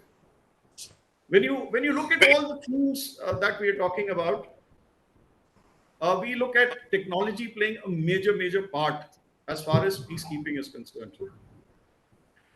While we equate peacekeeping to operations, military operations in other areas, we spoke about Afghanistan. While the United States may have been technologically very sound, they did lose the battle. They have withdrawn. But then I think to compare the two, the enemy versus bringing about peace, these are two different aspects which have to be dealt with in a different line of thought. Now, I would want the students to understand, because the audience is the students, as to what does the UN do when it comes to monitoring is concerned. Whom does it monitor and what does it monitor? What does the mandate require it to be monitoring? Now, monitoring could be in various forms. It could be to monitor the arms embargoes which have been laid down. It could be the maintenance of ceasefire in a particular area or in the demilitarized zone. Certain commercial illegal activities which take place in a particular area. Then the demobilization, disarmament, and reintegration of the ex-combatants have to be monitored. Election monitoring, monitoring of human rights violations, international borders like in Western Sahara, no-fly zones as in Bosnia-Herzegovina, and we may have to monitor certain strategic areas. VAs, VPs. The UN also went down to Iraq to monitor the nuclear establishments. So there's a whole lot of monitoring which takes place, monitoring of refugees. So the point that I'm trying to make here is all this monitoring aspects require technology. You can't be physically present in all areas. You have to deploy sensors, you have to deploy means. Now, these are all military means. When you talk of military means, yes, we as military people, peacekeepers, are used to employing these in our countries for conduct of operations. But how do we use these assets for bringing about peace, for monitoring situations? The acumen lies in how we use them. The means are available. Of course, the consent of the host country has to be taken, and at times it is not available, as has been spoken to by earlier speakers. Now, when I look at what are we going to be, we're looking at monitoring, and then we're looking at reconnaissance. How do you carry out reconnaissance? Reconnaissance, the best reconnaissance, they say, is when you physically have a look. But is it possible to have a look physically at each aspect? You require technological means to carry out reconnaissance and be better informed before you enter a particular area. So technology will stay. Technology will remain, and technology must be used. What level, how, and what is available is all left to the United Nations to provide. I would like to mention here technology. We discussed by the earlier speakers that there is an imbalance of technology available with the TCCs. How very true. It exists. That is how the concept of the tech CCs came about. Now the tech CCs may have come about, but is that equipment commonly a common equipment available to all the peacekeepers of different nationalities made available? Well, even if it is made available, do they know how to use it? Is it a contingent-owned equipment or it is a UN-owned equipment? So this is where the C4ISR Academy comes into play, as far as communication at least is concerned, wherein a certain amount of radio sets, radio equipment is given, which are common and which can be used by formations, by the different PCCs on a common platform. So that kind of training is given there. Now, I will talk about the various tools because that is what I feel that the students must be aware of as to what are the tools. Now, where do they converge? They all converge onto the joint operations centers. Earlier, these were ad hoc arrangements being made in the UN peace missions, but so now it has been formalized. You have JOCs, joint operation centers, 24/7 manning. You have the joint mission analysis centers, where all the analytical data, whatever data is made available, that is analyzed. That consists of about 20 to 30 people, as General Singha was talking about in the Israelis' ops rooms. A similar kind of setup has been sanctioned and is being utilized in today's contingents. So as we see, things are getting better by the day. Now I'm going to, for the sake of the students, try and tell you as to what exactly are the assets which are available for all these purposes. Now let's take the aerospace domain. When you look at the aerospace domain, we're looking at surveillance by satellites, availability of satellites. Do we have the satellites? Yes, we all have the satellites. We have commercial satellites, we have military satellites. But is the input available to the United Nations? Are the host are the tech CCs willing to give their imageries or real-time information to the United Nations? I'm afraid so. It does not happen. The satellite imagery which are generally provided are off the shelf. Commercial satellite imageries take a lot of time for them to fetch up. I've been personally involved way back in 2001, 2002, as far as these imageries are concerned. We have this interesting setup in the UN headquarters, which is called the United Nations Operational Satellite Program, which runs alongside the cartographic department, which is housed in the library. If you go to the UN Secretariat and you enter, not from the main gate, from the Secretariat gate, the library is onto the right hand side. And in the basement is where we have the cartographic section and this UNOSAT functioning. Now, these satellites have primarily been made use of for updating our maps, paper maps. But of late, of course, maps have got digitized, and these have been made available to the missions. Digitized maps are being made available.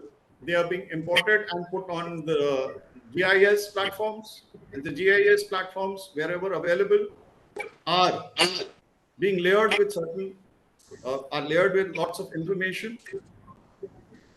As of now, we may not be fully networked, or the peacekeeping missions may not be fully networked, but I think they are aiming towards a network peacekeeping operation, which shall soon take place once all these sensors and etc. are embedded.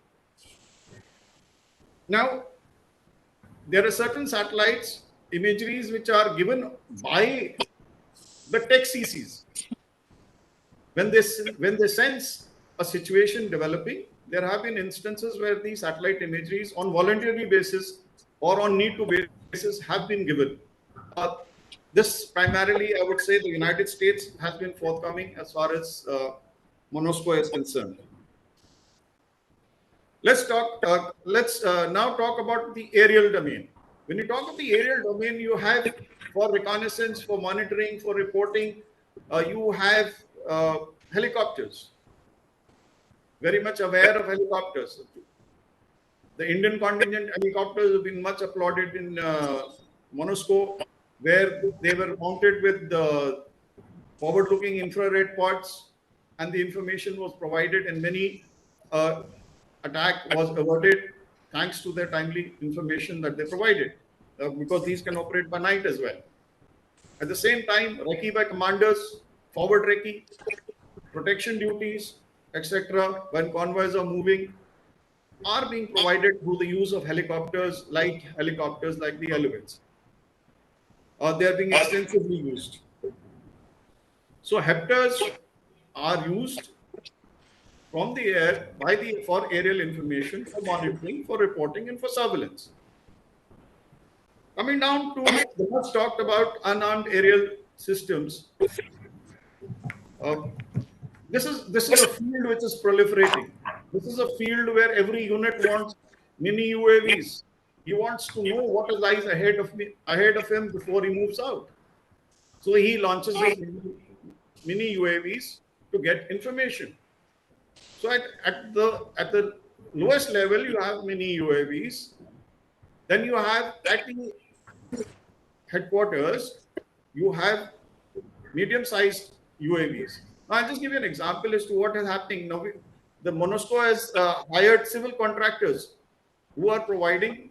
There's a company called Leonardo, which is providing the unarmed aerial vehicles. This Falco is the name of the UAV which has been provided for carrying out surveillance. So these kind of resources are available, will be made available, and are being increasingly used for the benefit of the students. A UAV's feed is live. It is live. It is available to you on your monitor to see as to what exactly the UAV is looking at. The UAV can be directed to go to a particular place and monitored, and the situation monitored right through that. Of course, there is always a fear of somebody firing at the UAV and trying to bring it down. And of course, at the same time, I will repeat once again, the host nation's consent is of utmost importance, because many host nations will not allow UAVs to be flown because they have many bases which they do not want you to discover in the jungles. Coming next is the concept of quadcopters. We have seen these quadcopters, again proliferating everywhere. Everybody's got a quadcopter. He wants to send a quadcopter. It is commercially available. While not officially sanctioned, not officially allowed, but sooner or later you will have these quadcopters being extensively used in the areas. Coming down onto the ground. When you look at the ground, how do you monitor? How do you prevent? How do you ensure that these belligerent, armed groups are kept at bay? We talked of moving out of the camps because you don't move out. Yes, that is the basic tactics of an infantry soldier. If you don't want your camp to be attacked, you must move out. But at the same time, there are means.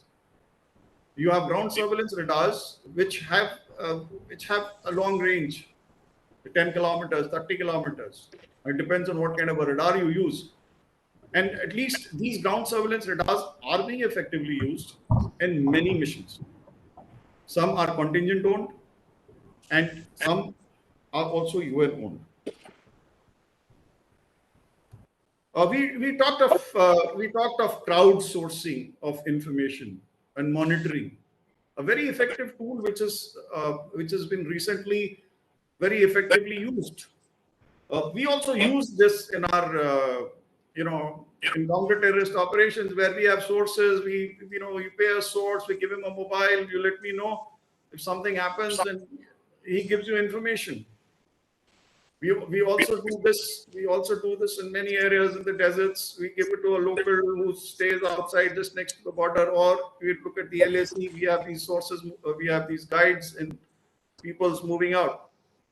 So a similar concept which works well, because the stakeholders in this entire game is the population.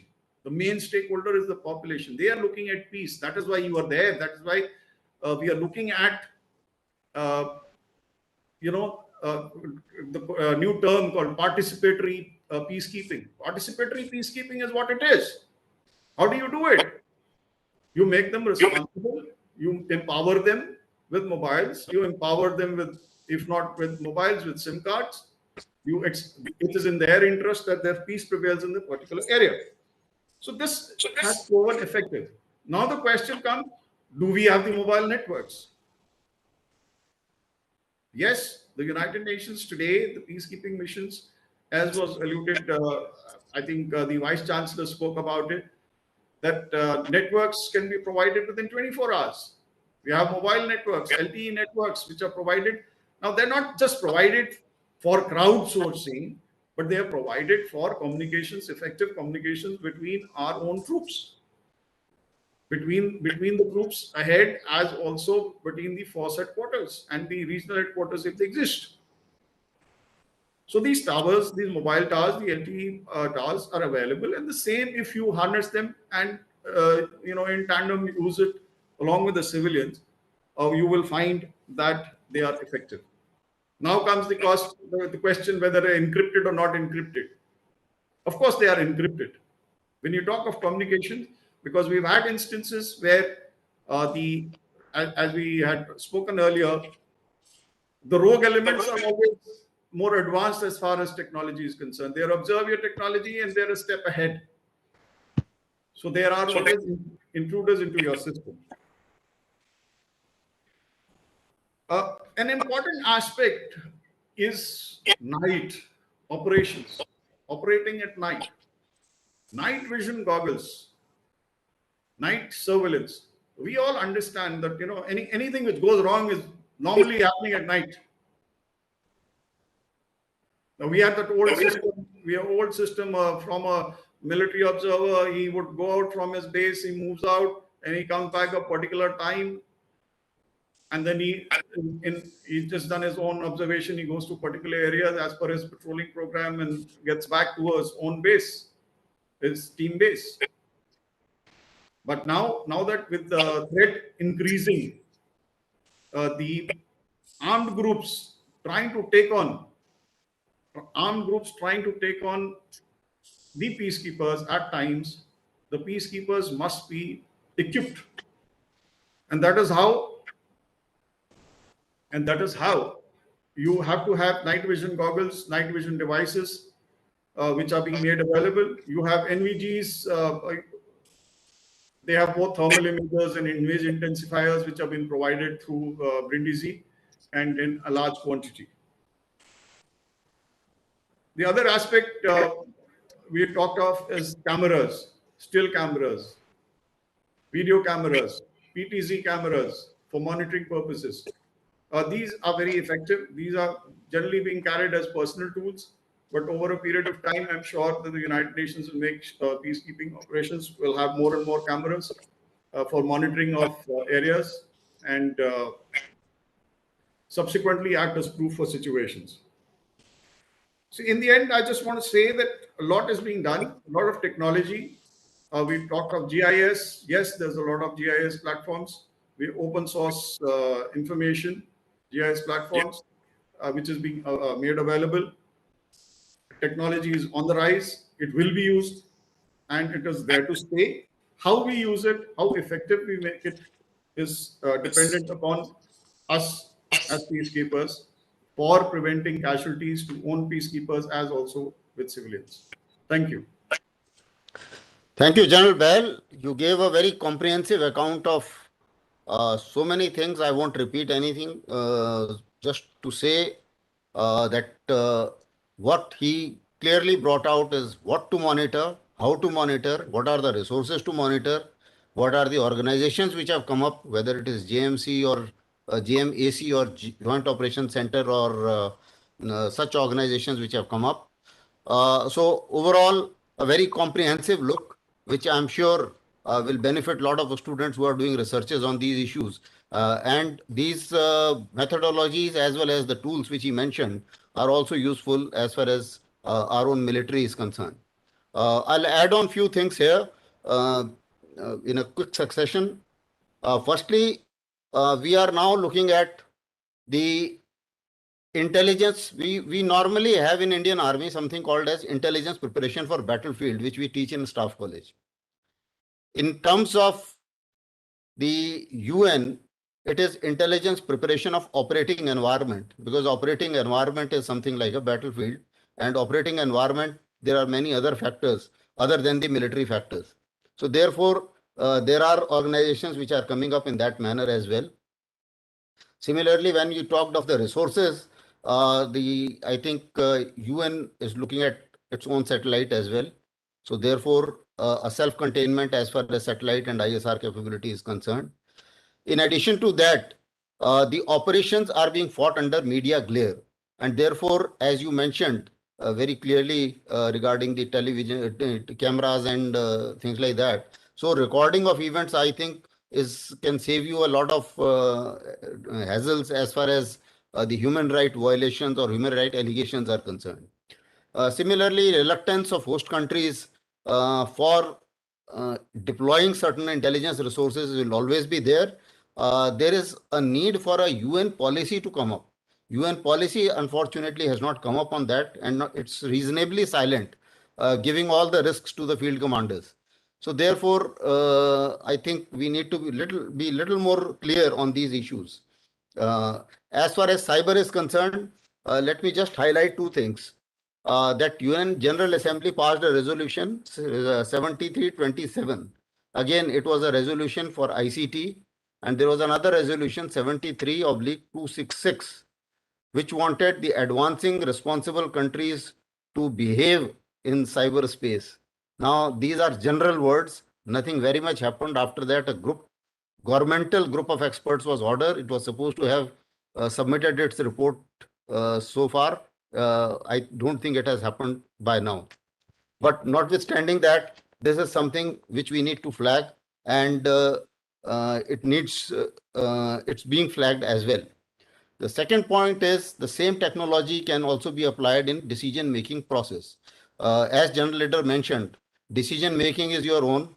All these technologies and all these aids, they are aid to decision-making, and certainly they can help in a little informed decision-making. But certainly it does not replace neither the commander nor the troops nor the physical presence on ground. So that is certainly important. So there is a process called as, in Army we call it military decision-making process.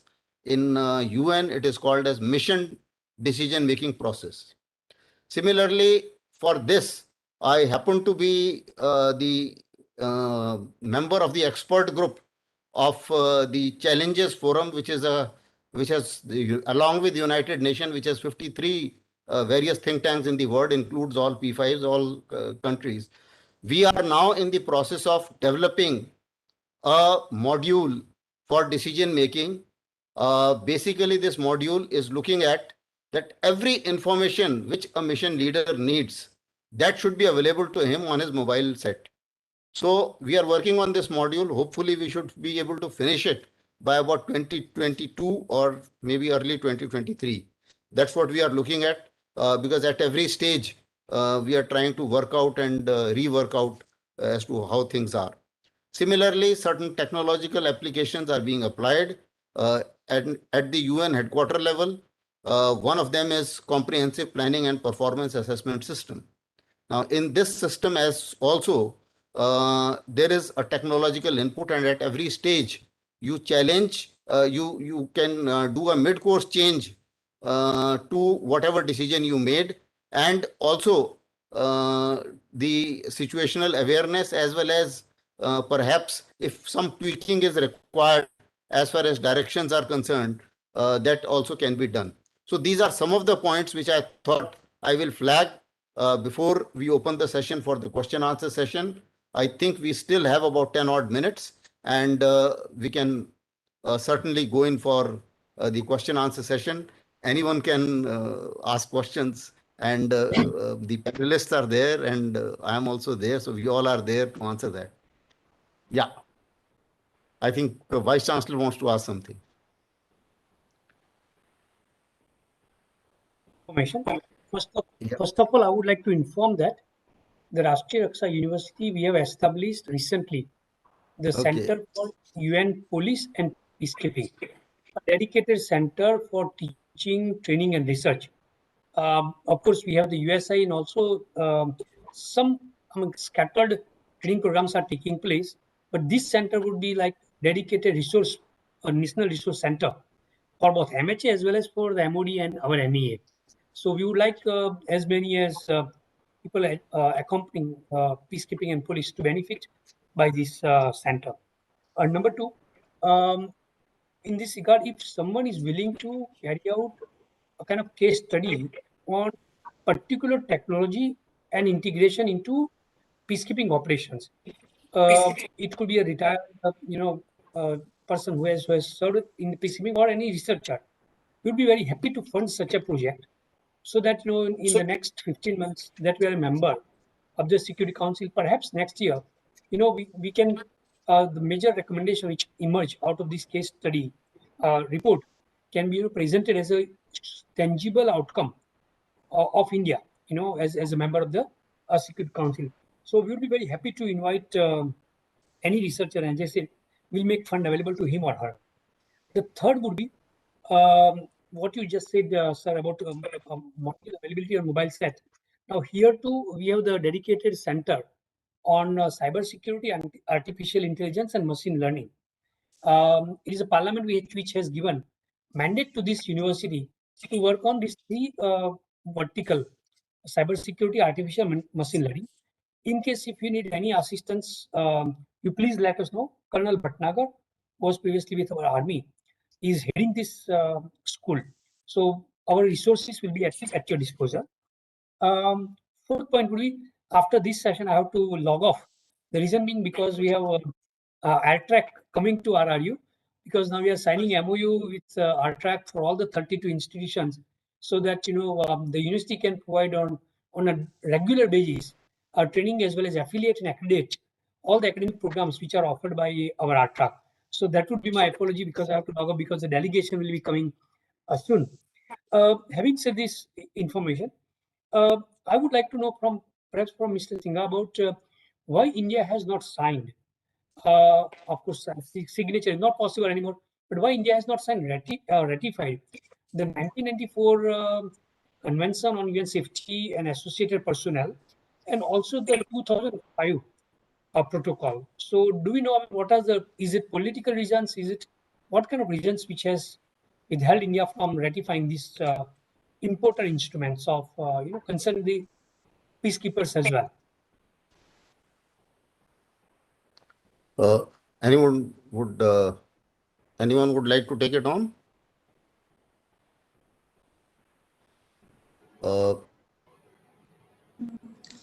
I think it has more to do. Yeah. So you want to say something? Yes, Yeah, sir. There are two questions shared by the audience. You can put all together, no problem. You can give out both the questions together. So we will answer all the three together so that we save some time. Sure. So the first question talks about how do peacekeepers play an important, if they play an important role in controlling disinformation and during the mitigation this process, and if and what are some of the ways to enhance the military peacekeeping intelligence practices, especially in the asymmetric environments. And also there's a question on how the UN needs to choose sides. If the UN is a neutral organization, and the entire exercise, if it is political and irrespective of the technological advancements in this monitoring, how this portrayal of neutrality is hampering the peacekeeping agendas. Okay. Sir, would you like to take on any of these, Singha sir, would you like to take on?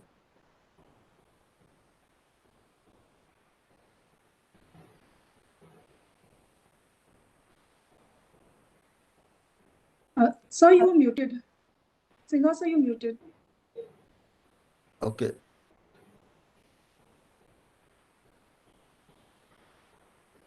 Can you hear me now? Can you hear me now? Yes, sir, Hello? we can hear you now. All right. Yes, sir, we can hear you. So I'll take the last question. That is about UN taking sides. UN troops will never take sides, but there are missions. In the mandate, it is mentioned that, you know, if the mandate has told you to do something like intervention, brigade has been given to you. I'm talking about Congo, that you make sure that there's no bloodshed, and before the opposing sides come, you do some intervention. Like I keep giving live example of our senior officers and like situation. So intervention you can do before the thing happens, but taking sides is unethical. And as a head of the mission of force commander, you will only be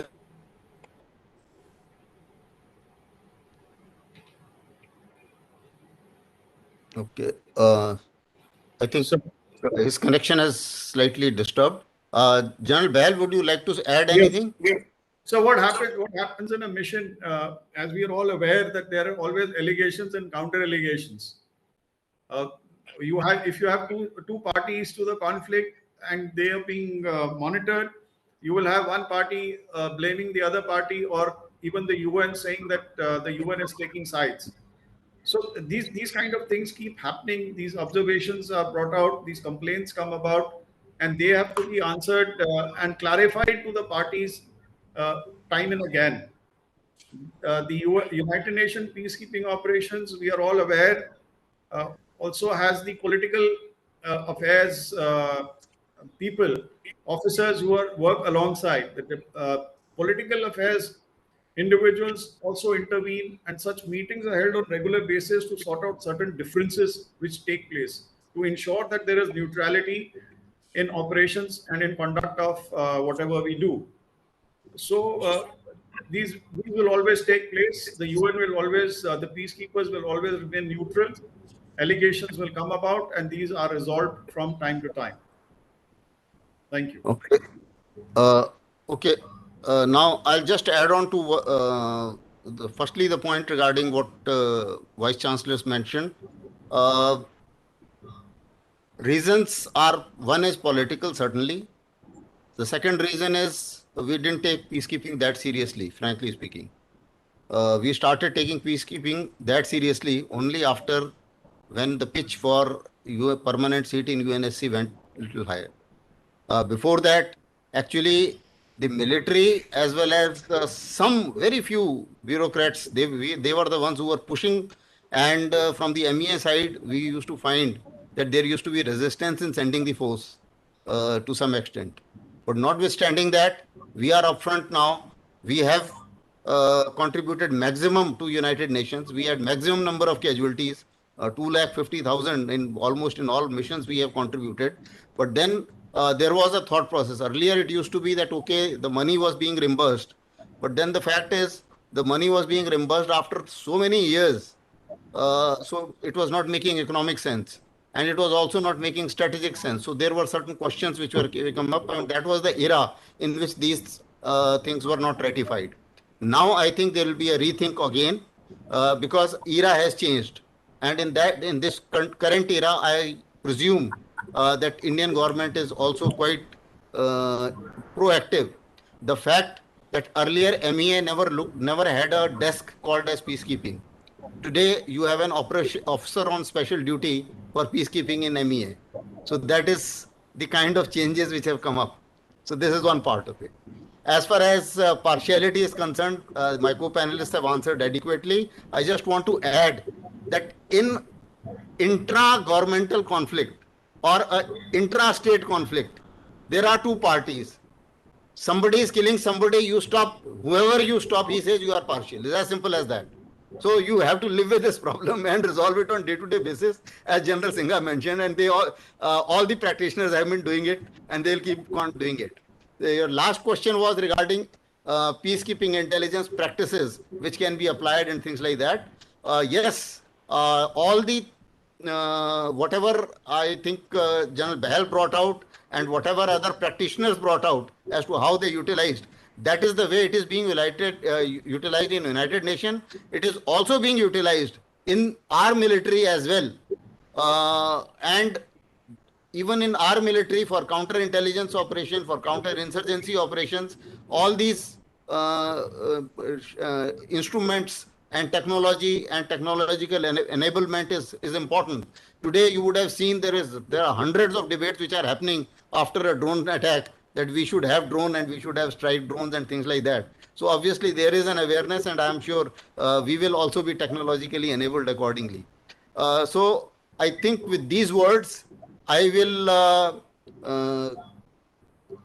end this session and go back to the host. My thanks to all the panelists, and my thanks to everyone who has raised the question. Thanks to Vice Chancellor for staying on for this session, and I really enjoyed this session as well as the entire discussion.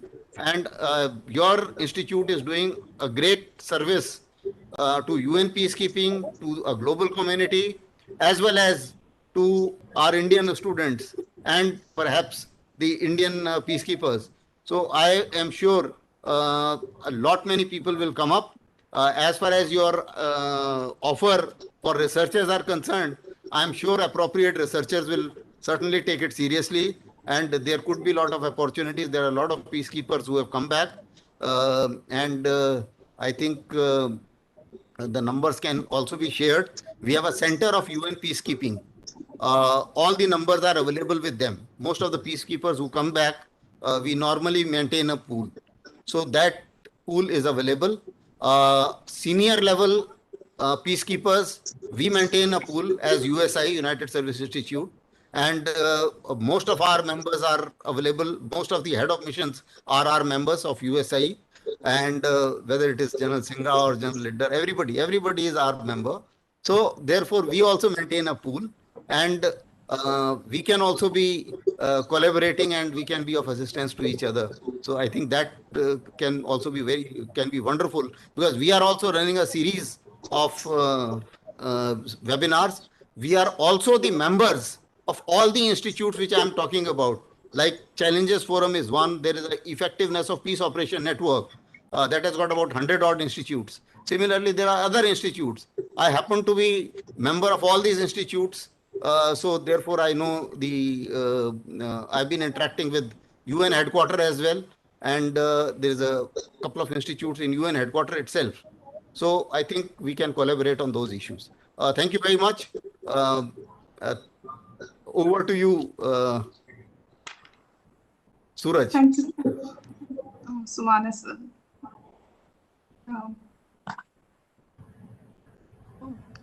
I extend my thanks to our both speakers, Lieutenant General Iqbal Singh sir and Major General Behal sir, for the detailed discussion on some of the very pertinent questions and issues with regards to peacekeeping operation. I would also like to thank Major General Asthana sir for chairing this session. The next session would start from 2:45 onwards, and we'll take a short break of 10 minutes. And thank you everyone for joining us and staying. Thank you, sir.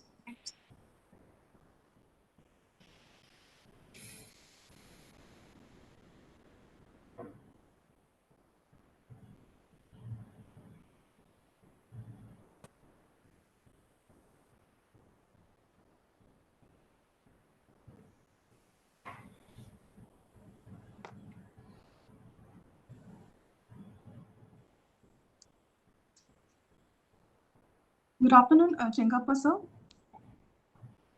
Sir, we can't hear you. Sir, you're muted, sir. Sir, you're muted.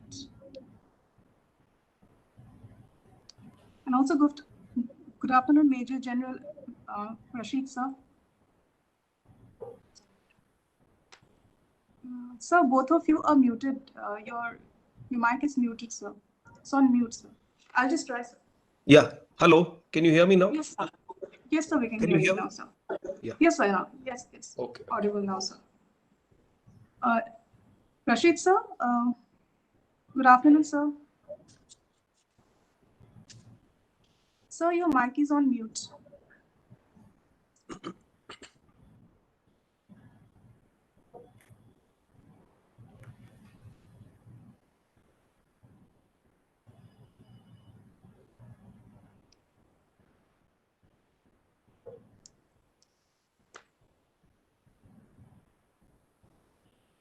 Sir, we'll start the session in some time.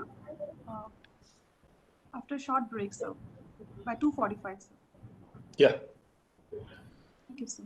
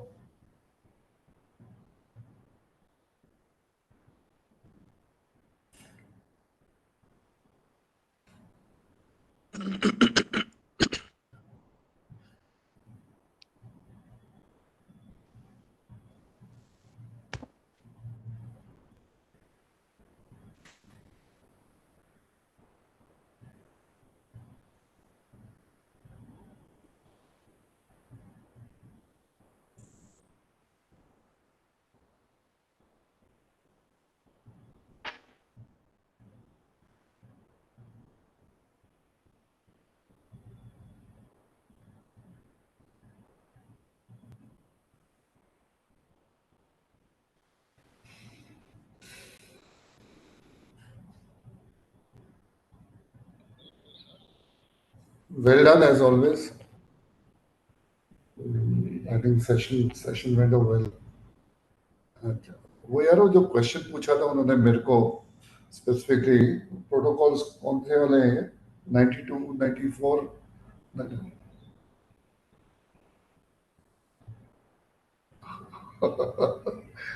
But क्या 94 and 2006 अच्छा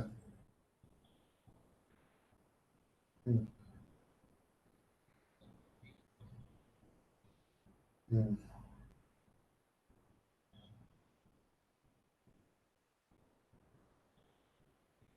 हम्म, हम्म,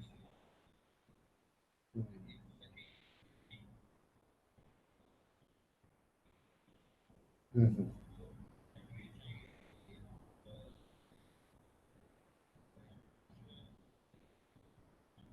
हम्म, right.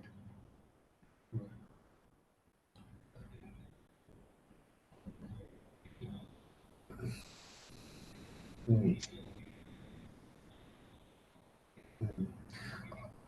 Hmm, hmm, hmm, hmm, much more. Yeah. Yeah. Acha, just give it a thought. We'll talk tomorrow. Any strategic level issues that India, besides the ongoing, but we can discuss them also. I'm writing a paper on a strategic level how India's participation should be in the UN, keeping in mind that we want to get we want. Pretty, hmm, hmm, hmm.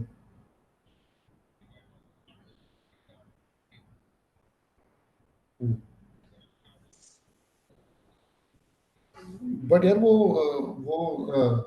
पहले तो सिर्फ logistics में आते थे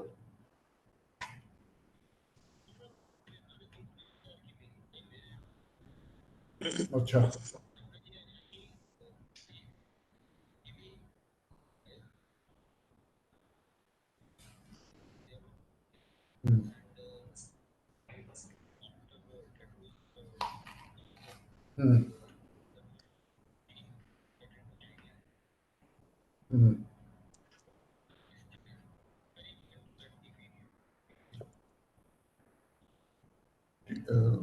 DPO DPO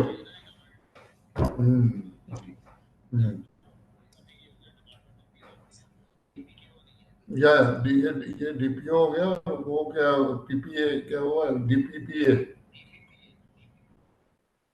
दोनों इकट्ठे नहीं है मर्ज नहीं हुए तो उनका लगे हमारा लगे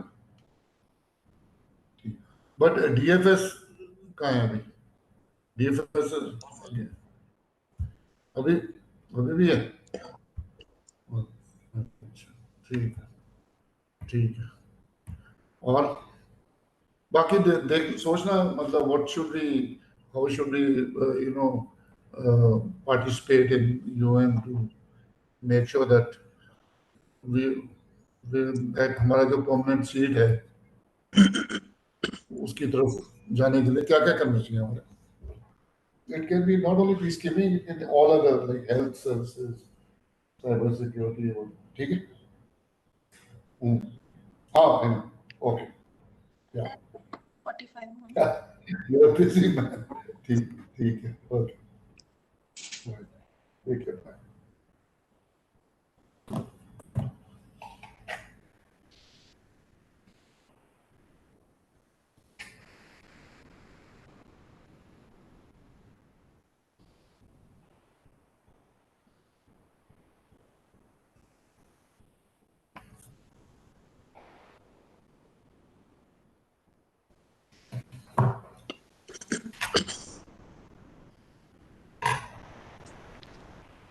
Joseph, hello.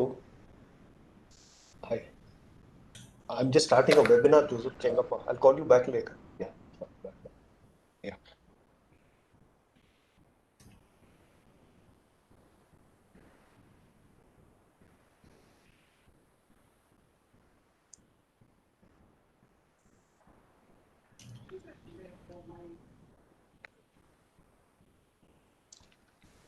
Good afternoon, everyone. Welcome to the fourth session for the day. And the fourth session is on peacekeeping in a changing world, challenges and adaptations. Our guest speakers for this session are Major General Abdul Rashid Sir from Bangladesh and Dr. Radha Kumar. And the chair for this session is Professor Chengappa Sir, and he's presently the Secretary of Institute for Contemporary Studies, Bangalore. I welcome you, Professor Chengappa Sir, to start the session. Over to you, sir. Yeah. Thank you, Sumana. Good afternoon, everybody, and welcome to the last session of this webinar, which is a true test of your stamina. To begin with, I would like to thank the Rashtriya Raksha University for giving me an opportunity to moderate this session with two eminent panelists, namely Major General of the Bangladesh Army, Abdur Rashid, and a distinguished Indian academic, Dr. Radha Kumar.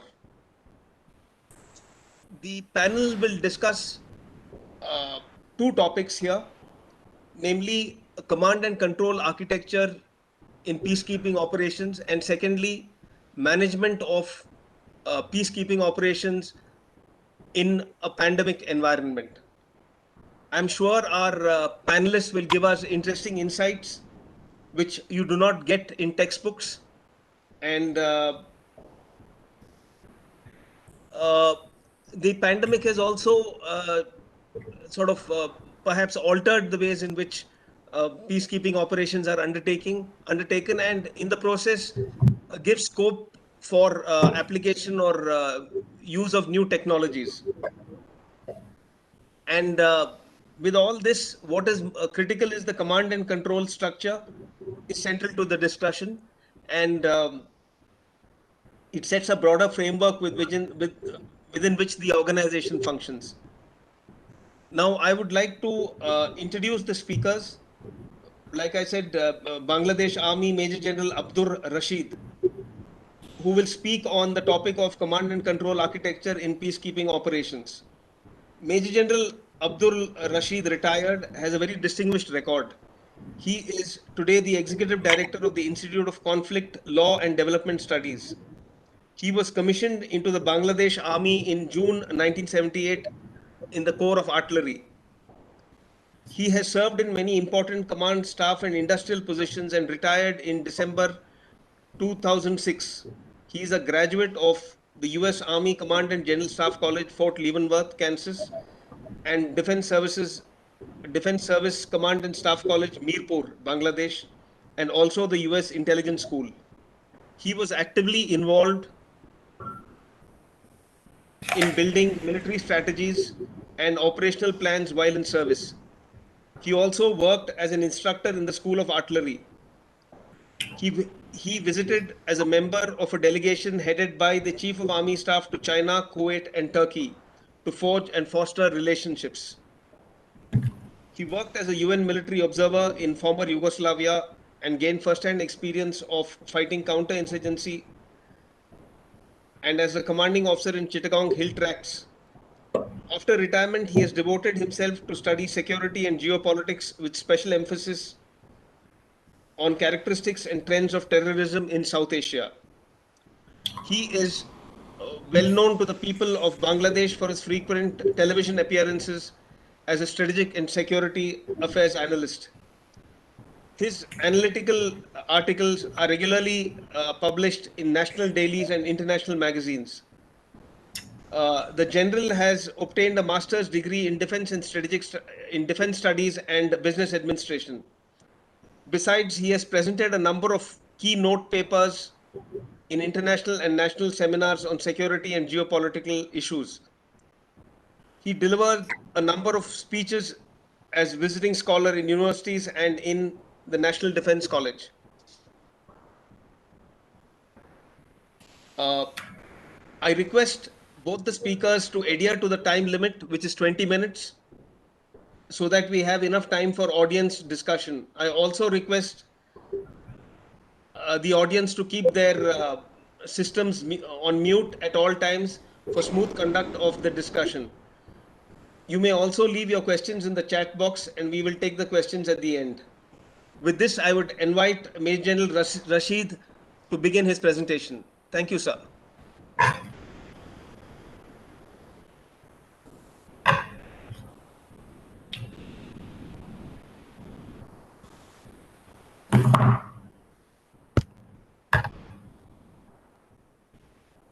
Sir, you're not audible. Your this thing is muted.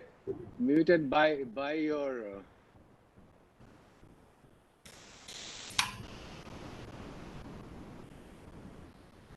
We can hear you now. Can you hear me now? Yeah, you're audible. Please go ahead.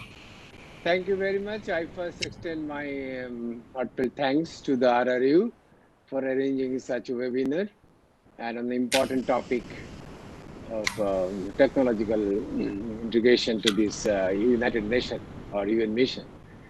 To me, what I consider UN mission is a very complex environment where the military experience and the training and everything is one side. But another side is that we are basically employed there for the peacekeeping, peace mission, not actually employing the military force to make any military solution. So that makes a big challenge, and working together with civilian communities, military and command and structure here makes a very complex one. So as I served in former Yugoslavia, that's UNPROFOR, wherever there were 35 countries were involved, and it was probably the largest mission. And what I saw, that the country, different participation coming with different levels of training, with different understanding and different degree of their knowledge on military tactics or the strategy, whatever you call. So it is very difficult to integrate. One of the biggest problems is the language. So to integrate so many languages and bring them under one umbrella, that is either English or French. So that's first is a difficult task. Second thing is that our reporting system and monitoring system, that is in different army has a different kinds of training and different methodology. We heard that in the last session, somebody was telling intelligence preparation of battlefield, decision-making process. It is not the tools used by the all army similarly. As such, there is a very difficult to integrate the different methodology, different language into a single command system. So that's a big challenge. So, however, I see that in most of the cases, the technology, it is very important because first is the communication. So once you can establish the communication and the command structure, so command structure, I find it is the most of the places if I study uh, the the different missions, because Bangladesh Army has a experience of getting involved in 54 missions of the world in 40 different countries. So it has a very wide and varied experience, a good and also the bitter experience.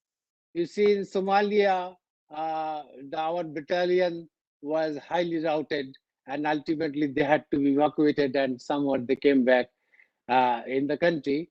And we have seen also in Bosnia Herzegovina. So in the Bihać pocket, we have seen the Bangladesh battalion was surrounded and cut off for about more than a month, and they lived on somewhat the existing supplies on their own.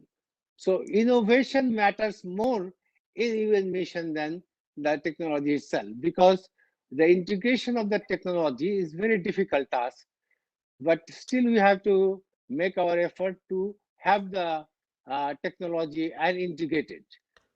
So we see that the command structure, as I have seen in UNPROFOR, that was a central command, and they had a regional command like BH command, and also they divided the whole mission into about sectors, and everywhere there will be sector commanders and his establishment.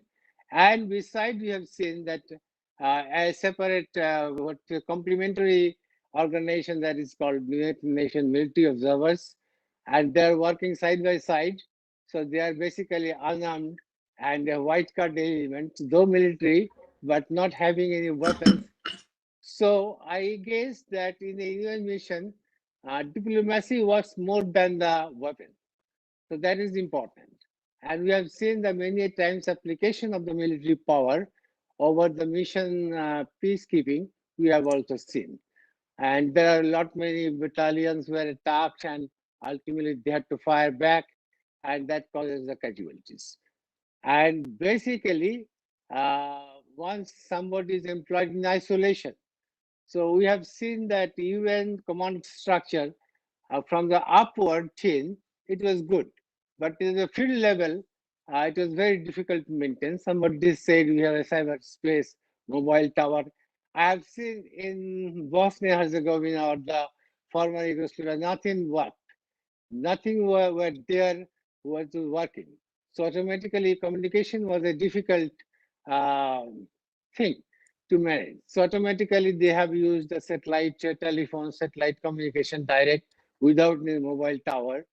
So you see all the wireless equipments that military carries, it has a range limitation. So automatically, if it is a big geographical area, it is difficult to even establish a good command, good communication system. And beside that, once you establish the command structure, so now first thing is that to have or present an impartiality, that UN is not in favor of anyone. That question came in the last session also. I believe that only thing that is used, that multiple nation means nowhere a single nation will work.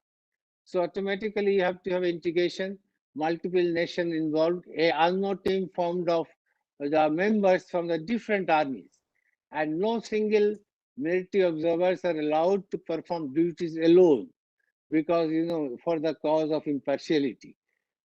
So we have seen that you create a group, and the group that we call it a balance. There is a national balance, there is a regional balance, and once you create the balance team, so that is actually the main tools that is used to present the impartiality. So in the command structure also, you got to have a multiple nation. And if I explain that on Pro4, so we have to see that we have a political advisor, this SRSG, who is from Japan, and the first commander who is from a 4-star general from France. The BH command, who is the regional command, is a general from UK. So, this way you have the multiple nation working together, and thereby UN is presenting itself its own impartiality. So that is in the command structure. That is one of the important thing, that you have a balanced command, and it is a balanced group command. Means the command, somebody is from one country, somebody is from other country, so automatically a kind of a balance that created, and that is an important thing while establishing the any command structure. But another one thing is that sometimes we have seen that a country like Bangladesh is actually contributing a huge force, still the largest contributing countries. But in the command structure, we see very little number of people. So automatically, that if we have largest contributors and also the command positions, then you can have a better implementation of the UN mandate over that particular geographical area. So that is one point. And second, if you call it technology, so I think that technologically, force once employed, it is not very high tech force. It is a very people, mostly they have utilized what is that called innovation. So the one problem is that command and the communication and application to maintain the control, one side, another you have a civilian side, you have a police side. So all the things you have to bring into a single command. So that is a challenge. And in that case, the communication means technology is so different, it is very difficult to integrate with each other. Another one in the field level, for example, the isolated air patrol moving or doing duties, so they are not connected in one single communication network with all other agencies.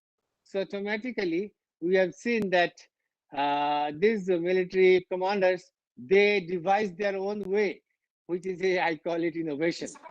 So that caused a lot of problems. We have to create, we have to make the technology available, and also you have to see that these technologies are integrated, because different countries coming with different technology, it is difficult to connect together. Now the equipments, those are given for military operations. Sometimes the country's military are not trained over that. So automatically, how do you make a uniform types of training before they join the United Nations forces? So that is another challenge. So for which, for example, RRU is assisting Indian side, preparing Indian military. Bangladesh has also their Institute of UN Peacekeeping Training Center. So they are preparing Bangladesh as well as the regional countries. So, but still we see that in spite of so much of training, there is so much of differences and divergence once we go in the field and work together. But still, to my mind, that whatever maybe the technology made available to the forces, as well as they made their own innovations, and they made an effective application of the command. So that is a very good thing of the UN. The forces could perform their duties very well. As I have told you, Bangladesh has contributed more than 176,000 forces so far to the United Nations. Still, it is the largest contributing country, having about 9 missions, about more than 6,000 military forces along with police. And one important aspect of that, in the area where you're working, to have the confidence of the people, there's a women participation in the United Nations is very important.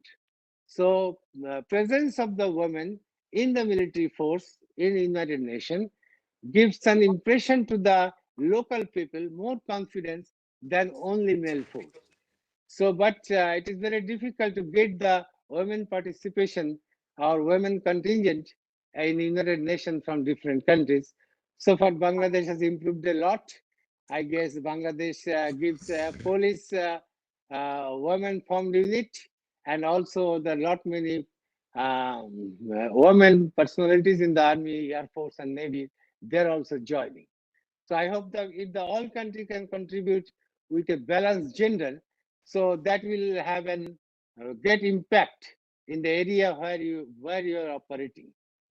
So another side is that to keep the control over own force, because once you have this force operating, maintain the discipline of the force, the command has to be very strong and very effective. So we have seen some of the human rights violation. We have seen some sexual abuse. All these things are there, but still is degree. And if I say count the number, it is far more less than what it should have been. It could have been more. So that if we can integrate the technology with the UN mission, automatically you can have a better monitoring of the total situation. So you can also establish the political elements with the military elements together, so that the threat can be perceived quite well in advance, so that military can prepare itself. We have seen in Bosnia-Herzegovina lot many attacks on civilian communities. It is one of the most important tasks of the UN forces is to save innocent civilian lives. So that is a big challenge. So with that, I can say that yes.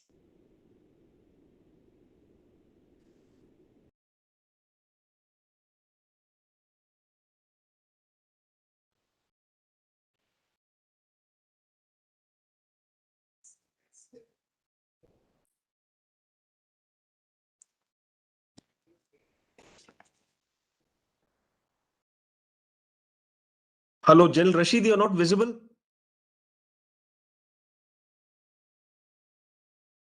Hello.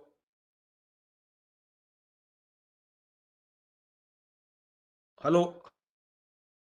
I think he lost his connection. We'll just wait for 2 minutes. Maybe he'll come back. Yeah.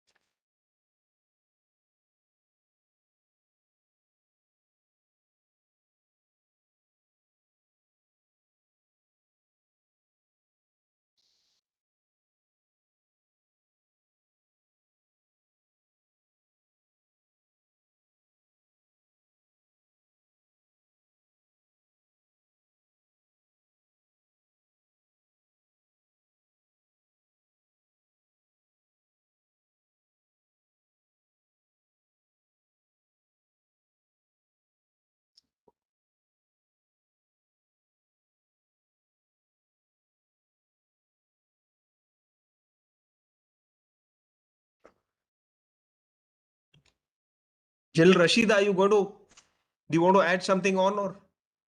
No, I have finished. Okay. And later on I'll participate. Okay. Thank you. It was very interesting listening to you for somebody who's not sort of immersed into UN peacekeeping operations. Thank you very much. I really enjoyed listening. I'm sure the audience too would have got some insights into it, sir. I now have the privilege to welcome Dr. Radha Kumar, who is the chair of United Nations University Council. Earlier, she was Director General of the Delhi Policy Group, the first independent think tank in India. She is a specialist in ethnic conflicts, peacemaking, and peace building, often from a feminist perspective. She has written 5 books and numerous journal articles on the topic and holds a PhD from the Jawaharlal Nehru University, India, and an MA and BA from Cambridge University, UK. Previously, she has been on the board of the United Nations Institute for Training and Research, the Foundation for Communal Harmony, which is under the Indian Ministry of Home Affairs. With this brief introduction, I would now like to invite Dr. Radha Kumar to make a presentation. Thank you very much, Professor. I just have to correct a couple of points. My stint as chair of the UNU Council is over, though I am still a member of the council. And secondly, it seems that you have read the Wikipedia entry on me. I am a feminist, but sad to say I have not introduced a feminist perspective into any of my work on security. So with that correction, let me proceed. Many of the things I was going to say about the relationship of technology and its increasing importance in a pandemic era have already been listed by the very thoughtful and detailed presentations we've heard before. All the technical tools that have been mentioned earlier, radars, sensors, GIS systems, forms of analysis, partnerships with community radio and other types of outreach have become far more important, of course, in the pandemic era when it is much more difficult for peacekeepers to physically interact. In addition to that, what we have seen, and of course, I would be very interested to hear what all the generals have to say on that. We've seen that troop rotations now are much more frequent. The UN, in fact, is looking to try to restrict troop presence to 1 month periods, and that in itself will impose its own problems and difficulties for peacekeepers on the ground. Because after all, there has to be a certain acclimatization period to the area that you are trying to keep peace in. Further, the developments of peacekeeping, the much closer relationship to political affairs, while it offers a better, more expanded, more comprehensive approach, also, as General Rashid has pointed out, creates its own internal tensions. Now, as it happens, General Rashid, I too worked in Bosnia for a civil society network. So I saw perhaps many of the problems that you have alluded to from a different perspective, more ground perhaps. But I can say that everything you've said about the problems of different country troops having to work together, about language, about culture, are absolutely so well founded. Indeed, when the NATO mission started in Afghanistan, this was one of the points I tried to make. The fact is that UNPROFOR deployment in Bosnia tended to be region by country. So, you know, you could have the Americans in one part and the Italians in another part and the French in another part, and each of them had their own culture and their own approach, not only towards military deployment, but also towards codes of conduct, towards engagement with local leadership on the ground. And that inadvertently added to the fragmentation process. And this was one of the cautionary points for Afghanistan too, where in fact there was even less mixing of troops from different countries and even greater allocation for much longer periods to specific country troops. So, you know, for example, the British in Kandahar did a lot more engaging with militia commanders, to put it tactfully, than did the Germans in Mazar-e-Sharif. The Germans in Mazar-e-Sharif worked much more closely with the governor. The British did not work with the governor of Kandahar. So you had, as I say, a kind of fragmentation process merely in this pattern of deployment. And it's one of those dilemmas that I don't see as being easily resolvable. Certainly the more developed countries are far more protective of their terrain and of their authority and of their troops than are the less developed countries. And so there would be an insistence, that it will be, we will be in this area, we will determine how we act in that area. And as I said earlier, that posed a large number of problems that led to further fragmentation. In the case of Afghanistan, of course, this was, you could see this very, very blatantly. And the relationship, not only to government, but to local communities, was so very varied that it became extremely difficult for any central government, say Kabul, to hold together the pieces. The second point I'd like to make is that from the time of Bosnia, I have been arguing that troops contributing countries should have a much greater role in mission planning as well as mission policy. Sad to say, it's often the security, the P5 countries that will do the political policy approach. And then the troops contributing countries are supposed to implement policies that they may not actually agree on. And that makes it, again, a very problematic mission. Now you have, some lessons have been learned. There is a far greater synergy, again, as previous speakers have pointed out, between the political affairs and the peacekeeping missions. How far that has actually improved the capacities of the missions is not entirely clear to me. Synergy is, of course, required, and it was absolutely a problem in the 90s, that while you would have officers of the Department of Political Affairs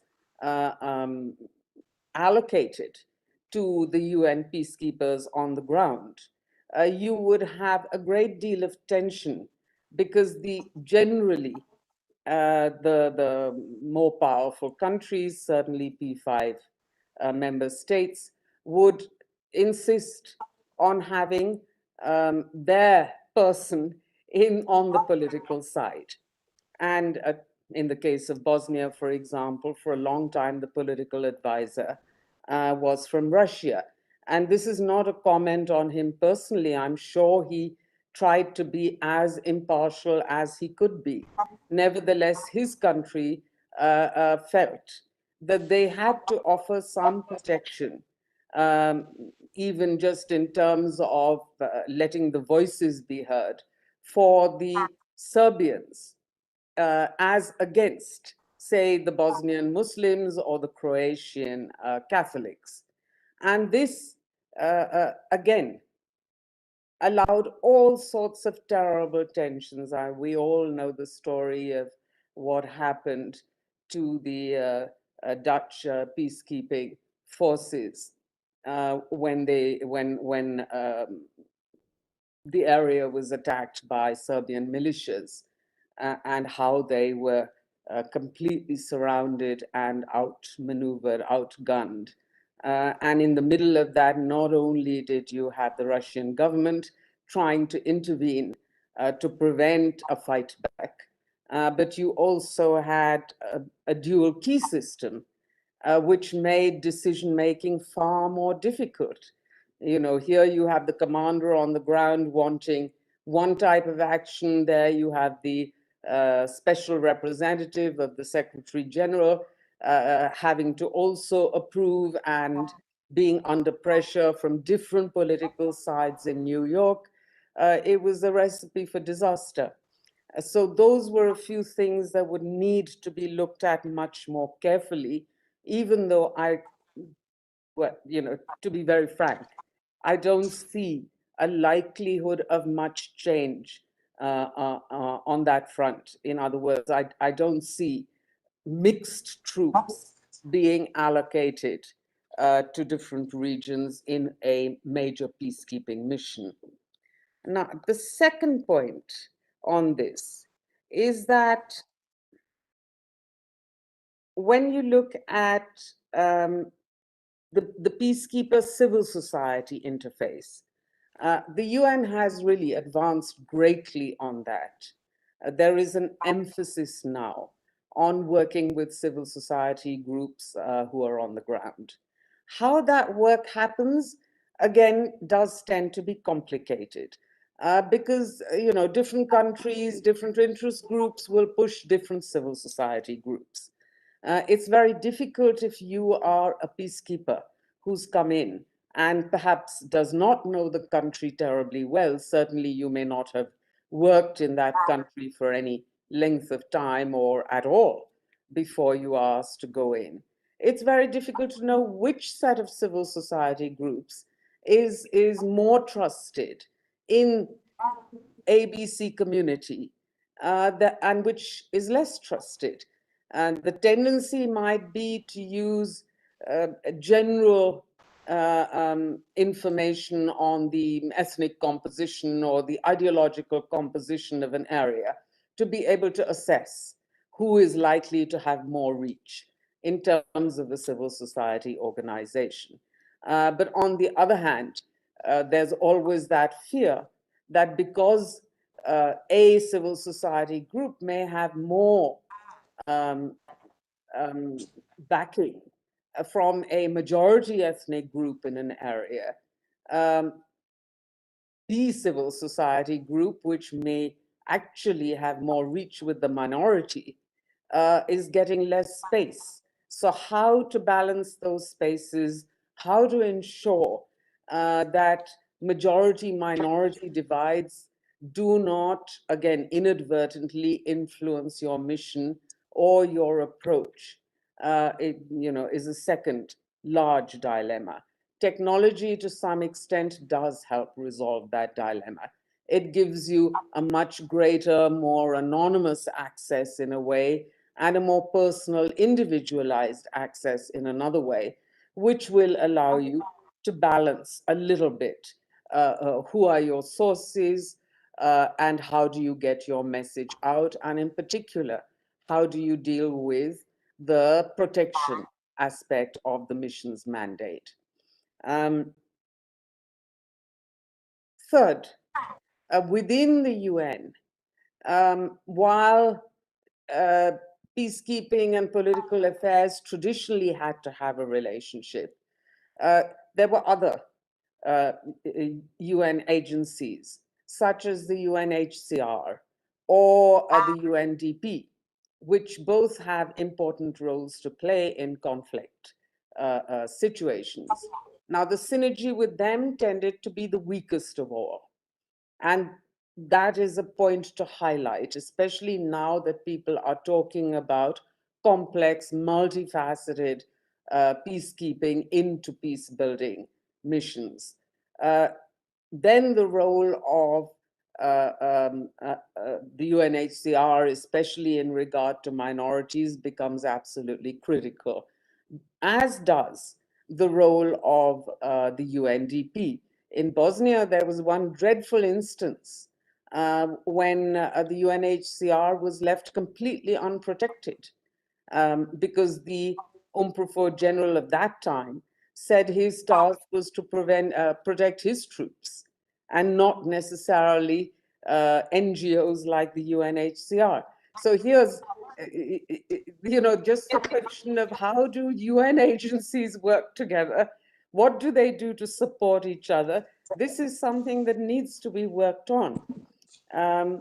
When it comes to peace building and how peace building can support peacekeeping, let's remember that often in a conflict situation, we know that government is always one of the first targets. Now, that means you have to help shore up government to the extent you can. Here, development aid becomes really important. Then the stress comes that should the UNDP not then be helping government institutions to strengthen themselves? I'll say that was actually one of the lessons learned from Bosnia. The major aid agencies, the European Reconstruction Bank and so on, they wanted to give all their aid to NGOs and civil society. They said, oh, the Bosnian government is useless.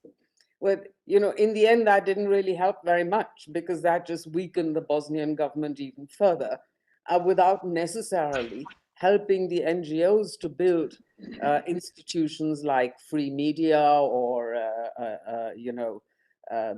accountability, election freedoms and so on. Those institutions did not grow despite the aid. That lesson was partly learned for Afghanistan. But in the case of Afghanistan, you had almost an opposite problem. The government of Afghanistan did receive a great deal of aid. Civil society received very little. And again, the government was not pushed to help build independent accountability and monitoring and protection institutions. It's very easy to point out problems. It's much more difficult to find solutions. And so let me say that when I highlight these issues, I try to do it with the utmost humility and to think, well, what are the small initiatives that have worked that we can find that could be expanded upon? How do you ensure a situation in which civil society government interface is strengthened despite the fact that security is in the hands of foreigners, money is in the hands of foreigners, and has to come only through them, which in itself has already made a problem. And one thing from Afghanistan that we did see that was positive, actually two things. One was that women's groups, for the first time, women's groups began to get access and support from the government. And the second was independent media. Again, for the first time, independent media began to feel that it had sufficient protection to remain independent. And those are two really quite important things to bear in mind, and they are key for a successful UN peacekeeping and peace-building mission. And therefore, I would say, let's see to what extent can that part be expanded in this now new, more synergized peacemaking, peacekeeping mandate. Finally, on policing. With policing too, you have the same problems that you do with peacekeepers. That is to say, police contributing countries.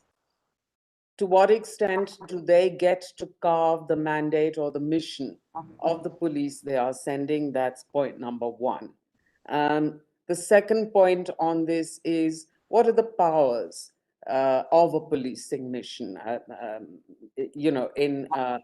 In Bosnia-Herzegovina, the Croatian parts were policed by a European, a mixed mandate European police force.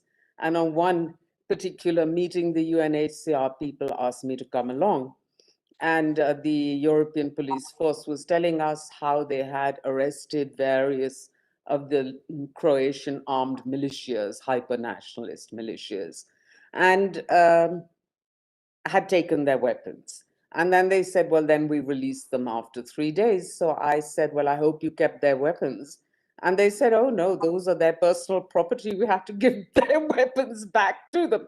So what the purpose of this arrest and so on was, I, for the life of me, could not understand, because they went back and retook control, these little militias of the areas from which they were driving Bosnian Muslims and Serbs out.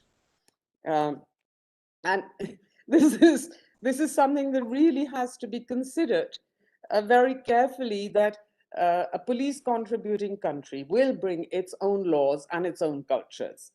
But if those laws actually conflict with the provision of security, then those countries have to be told that no, the UN must have the laws and the codes of conduct. You cannot decide those on your own.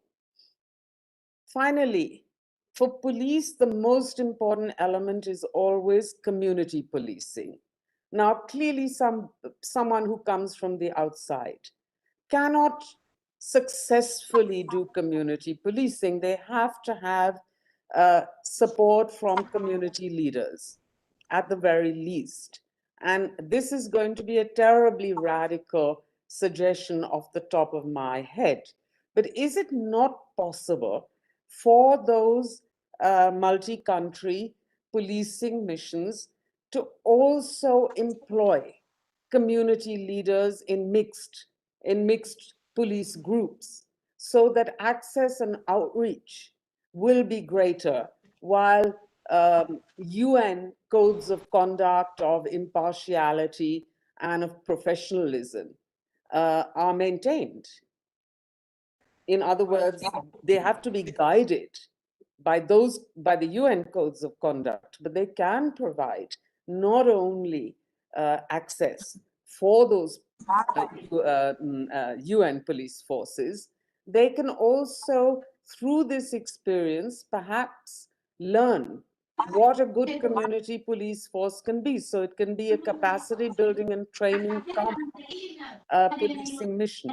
And I'm very glad that everyone else has spoken about gender and about the need for more women, both in peacekeeping and in policing.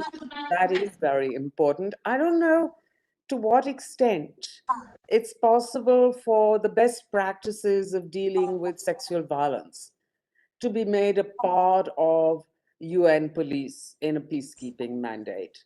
It should be, it's important, but whether it's possible to set up, women-only police stations or women-only access points for women who are being harassed or raped. I have not yet heard of any such being part of a mission. And I'd be very interested to hear if there are any, and if not, whether this too can be a part of that type of mission. And then last point is only an analysis point. In ethnic conflicts, you can generally tell from the demography, from the ethnic composition of an area, where the conflict is going to become most intense, where the greatest suffering is likely to happen. This is easy even to plot. I mean, back in 1980, I sat with friends in the former Yugoslavia, and we plotted exactly the course of the conflict, how it would start in Slovenia, how it would spread to Croatia, where it would become a much bigger issue, and then how it would spread to Bosnia, where there would be conflagration. But when I suggested to the UNHCR, and I'm talking 90s, that it would be advisable for them to do that kind of mapping, to see how the conflict is moving every day and which are going to be the most endangered communities. And they thought it was an interesting idea, but they were not prepared to devote resources to it. The good news is that last year, they have decided to do that, and they're doing it with CIPRI. I expect most of you know the Stockholm International Peace Research Institute. So they're partnering with an NGO, or let's say an independent think tank, to do this kind of analysis. And I think that's the kind of initiative that should be multiplied in other areas of research and analysis, to using big data, for example. Now, there's one problem, of course, with big data, is that back in the 90s, it was the internet. Now, nowadays, it's social media, WhatsApp and Facebook and so on. But the point remains the same, that on all of these platforms, it tends to first reflect the most extreme opinions. It's a source of venting of hatred and anger and so on. And so it's not necessarily the most reliable source of data for analyzing on the ground situations. There has to be a way found where the vulnerable community that tends to be silenced can have better access to such forms of outreach. I'll end there. Thank you, Dr. Radha Kumar. That was very insightful. And to somebody who's not very knowledgeable on the nuances and realities of UN peacekeeping operations, I think both the panelists have given a lot of illuminating points, and I'm sure the audience is benefited. Now we will let the floor open for questions, and I can see the chat box full. Over to you, Sumana. Thank you.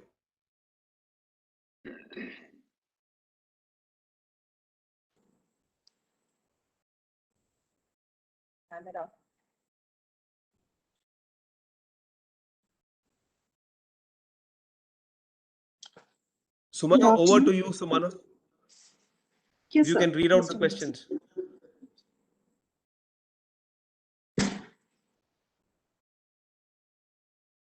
The first question is for Major General Rashid sir, that Bangladesh is the largest contributor to the UN peacekeeping operations, and the audience is requesting you to elaborate on how technology can enhance the training of peacekeepers, and what can be the downsides of overemphasis on this training. I think this question is with respect to technology and how technology and training, and can there be any downsides to this emphasis on technology and training? Thank you very much. The first thing is that technology that being carried to the United Nations by a particular nation contributing, it is its own. So that's why I was initially telling that how that army is adapted to the technology, that's a big question. This is one.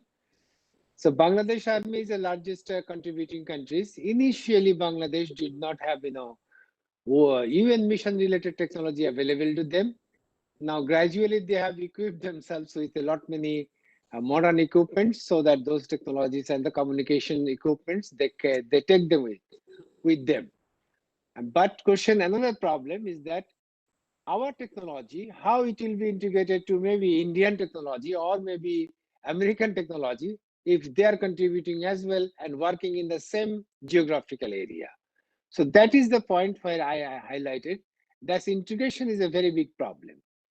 Now, for example, I have seen in Bosnia-Herzegovina that even supplied to the people or the working, like we are the military observers, the night vision equipments. So we have seen a lot, our members from different countries did not even saw that equipment and how they will use it. So that is the one. Another one problem I posed you about training. For example, that you are collecting the reports, you are monitoring the whole area, and at the end of the day, you are supposed to send what we military term call it SITREP, situation report. Then situation report, how to write a situation report comprehensively and briefly, that is a different army has a different kinds of training. For example, Bangladesh did not face much problem with the Western army, because this is basically this part of the world was once upon a time a British world. So ultimately we have the legacy of the British, and our mode of training and the most of the training knowledge is from the British oriented. Later on it was diversified, so automatically it was easy. Another one is for this part of the world, South Asia, like India, Bangladesh, and others. So English is quite, it is a second language in almost all the places.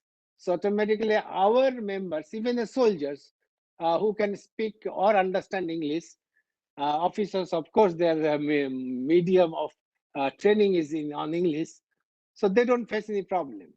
For example, an officer coming from Russia, so who doesn't know anything about English? So automatically, to write a situation report at the end of the day, it was a very difficult task for him. So in that case, how you, all these variations, means divergence, how you integrate them, that's a big challenge. So for example, in Bangladesh, now Bangladesh is also a women contributing countries as well. We are sending we have sent up approximately more than 2,000 women, Army, Navy, Air Force, and police. So there are many countries do not have a women.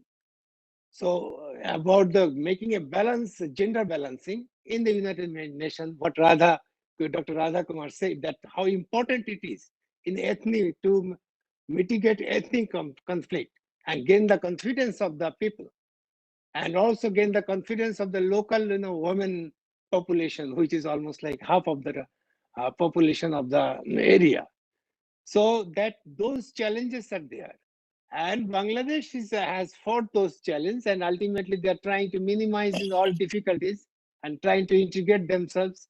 And at this moment, we started our first mission, I think, in 1988 from Iran, Iraq war. So all this journey that they made, they learned a lot. And on this lesson learned, they have improved a lot as well. So now I can say that they can handle any situation or any conflict in any part of the world. Could I make you satisfied? Thank you, sir. There's another question for you. I think it's for both the speakers. As India has assumed the presidency of United Nations Security Council, so what developing countries like India and Bangladesh can do to enhance the command and control architecture in peacekeeping operations? It's for, I think, both the speakers, for Dr. Radha Kumar ma'am as well, and for Major General Rashid sir as well. Okay, I taken shortly. First thing is that how you decide the command structure. Actually, the command structure in decision making, like a troops contributing country like Bangladesh, has a very little to say. There is not much space in the United Nations headquarters to say that who is contributing this forces. So automatically the decision is generally made by, as said by Dr. Radha Kumar, P5. So they are making the decisions.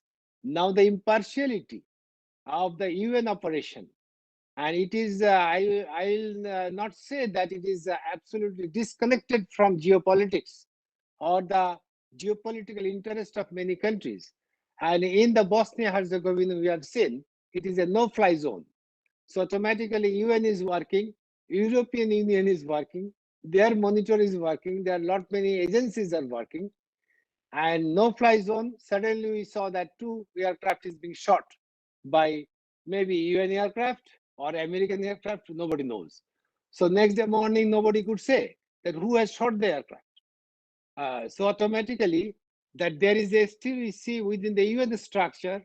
So to implement the no-fly zone, there was a air force, and that was mostly based at Italy and controlled by Western nations as well as USA. So automatically a USA plane, so far I do not know the absolute truth, that it is, people say that they landed in Tuzla and dropped the weapons for the BH, Bosnia-Herzegovina Muslims fighters. So that is how could it be possible for a country coming and delivering weapons under the cover of them. Why? Because sky is controlled by them, so that's why their aircraft would enter, because that is not a UN aircraft. So these are the lot many problems. For example, to save the civilian population, I tell you that you know that there are many warlords as well as ethnic warlords. So they were attacking the opposite ethnicity. So it was known, and then threat was given that they must stop it, otherwise there will be air attack. So that air attack request gone. So at different levels, it is changing. So at BH command, so that air attack approval requires the generals who is in command, his approval, but he will not approve as long as he gets a clearance maybe from his country. So it goes to the next is a force commander. Force commander is a French general. So this geopolitical equation, I think we could not as yet disassociate it from the UN operation. So as we see, even in UN Security Council, as we see that the role played by the different countries or creating a mandate, and there is also a veto power. So there is a lot of political understanding that Dr. Radha Kumar will understand better than me. So a lot of equation, lot of compromise that is being done. So automatically you have to give a space for everybody in the UN mission whose interest is there. As he mentioned, Afghanistan. So Afghanistan problem, it's not a UN problem. And at the last end also I have seen that US and NATO forces once left the Afghanistan, it did not place to the United Nations that, okay, let UN handle these issues and let UN force go and establish a peace in Afghanistan. So Afghanistan peace is still very fragile. And it is like somebody I have seen, somebody said that it is like a time bomb. So it is going to affect whom? It is going to affect the whole, at least 3 regions, which connects Afghanistan. One is South Asia, Central Asia, and West Asia. So in important places where you could not establish peace, but in that case, what I see, the UN is far better successful in peace making. So they have established peace. Many of the countries like Bosnia-Herzegovina even is one of the examples. After a lot of, bitter experience and fight and ethnic conflicts, still the peace could come back. So we have seen Sudan, South Sudan. We have seen even in Indonesia, that East Timor. So there are many places like in Sierra Leone too. So automatically, many examples are there where UN could successfully establish peace at the end of the conflict. But Afghanistan, we could not end the conflict. So it is not on a political system we can put them back. So that is the important, that we have to create the force application or the military deployment to assist making the peace. At the end of the day, the people of the local area will have their own government of their popular choice. And this is nothing but a complementary system, because UN forces never go there to stay permanently. So that confidence also the nation, they gain the confidence. Why? Because you say the UN mandate is not only the decisions of the UN Security Council, also they send to the local government, host government, that which country they prefer. I'm sure that the host country also accept the country of their own choosing to employ the military forces over there. So many equations are there. So geopolitics and the UN activities, we cannot actually separate them. So there are a lot of political issues are more important than the military issues. So military is on the field, who actually face the bullet or saves the civilian lives. But decision lies everything at the political level. So political masters, whatever they do, so actually military is being employed. So automatically, we see that this situation is complicated. Even environment is not a very simple one. It's not a single nation activities that I give a command and command comes from our political authority and is executed in the ground. No. So there are many equations. So one country is in favor, one country is on disfavor. So country like small contributing countries are not influencing that. Certainly P5s are influencing those decisions. Thank you.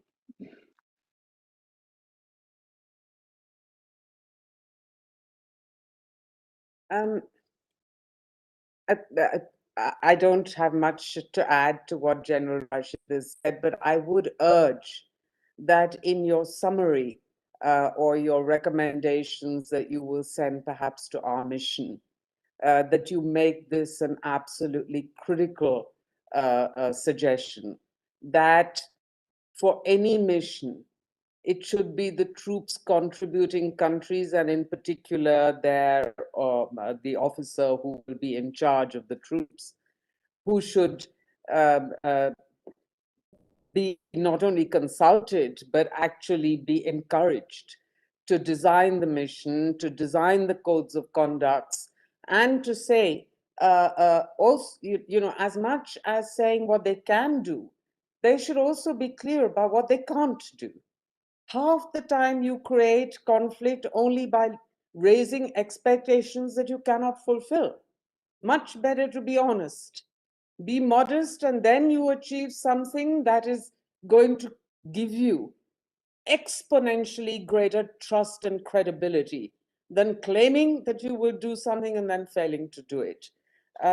So over and over and over again, I would say our mission, other developing country missions, certainly the top troop contributing nations should come together and should make this point very, very forcefully, that the military experts of these troops contributing countries have got to frame the mission for the peacekeepers and the code of conduct for the peacekeepers. And then when a decision has to be taken, for example, for airstrikes or no-fly zones, or it has to be the military commander on the ground whose word is given the greatest weight. I'm not saying he can be the ultimate, or she can be the ultimate or final authority, but that person has to be given the greatest weight in such a decision. As a general point of good practice, the implementer has got to be the person who helps frame the policy. You cannot have a workable policy if the implementer isn't on board with it. So it's a very common sense point, but unfortunately it needs to be made very loudly, very forcefully, and over and over and over again.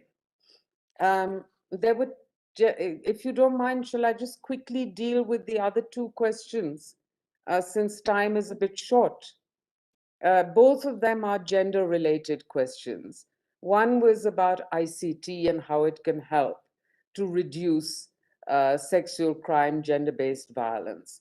The important thing about ICT is that it provides almost a level playing field in terms of access.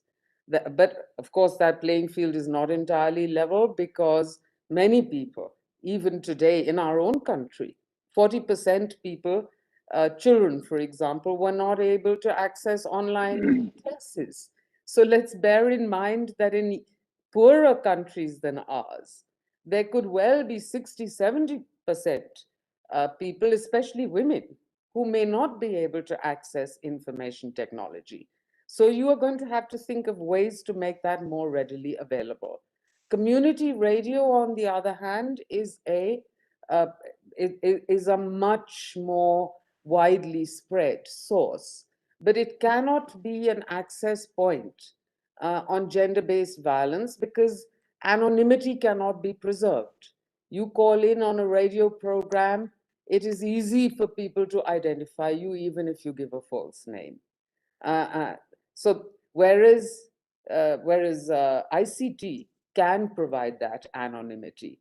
So it may be that you need to see whether you can put ICT points in various community areas where people may perhaps be able to access more widely. Think about imaginative ways you can do that.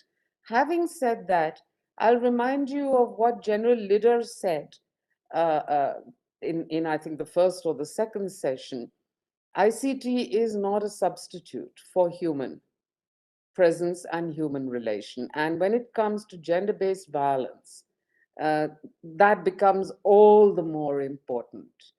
You know, a woman who wants to complain knows that generally these are domestic violence cases. She knows that her husband or whoever is going to be very angry. If it's a community gender violence, then the whole community can turn against her. She needs to feel that not only will her anonymity be preserved, but that there is a woman who is supportive, who will care, who will show the kind of reassurance that she requires. And even with Zoom and face-to-face on Facebook or anything like that, that physical reassurance cannot be substituted for. So you have got to always have on-the-ground presence if you want to deal with gender-based violence. Finally, on gender-based violence, I would say we might find the UNHCR the best advisor on good practice. They did extraordinarily well dealing with victims of ethnic violence and preserving their anonymity. And therefore, I would say that they could perhaps help train in a way that others might not be able to. And I hope that is an answer to both questions.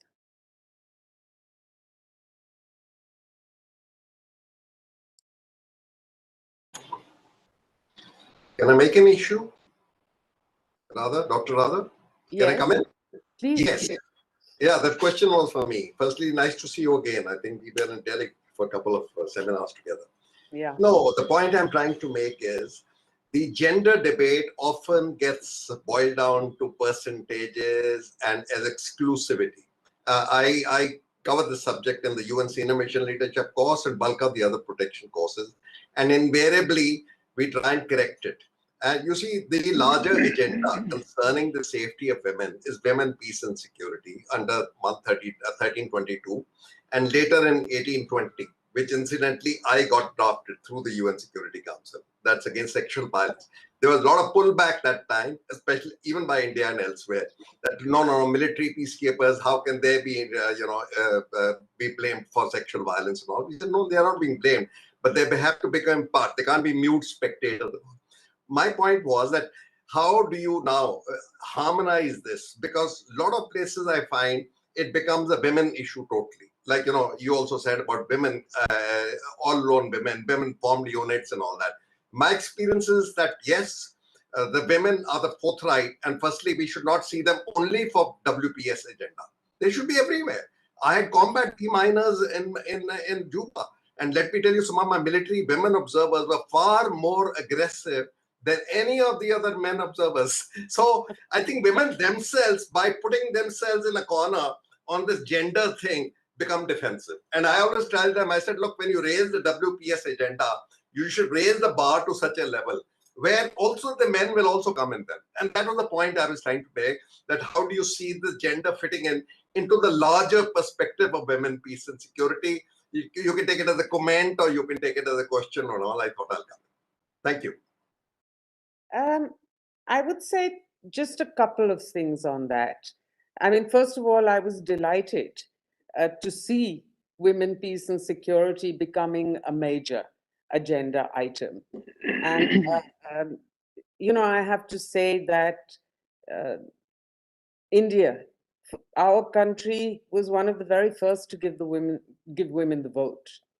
So I believe that we have had on some issues a stellar record on some elements of gender.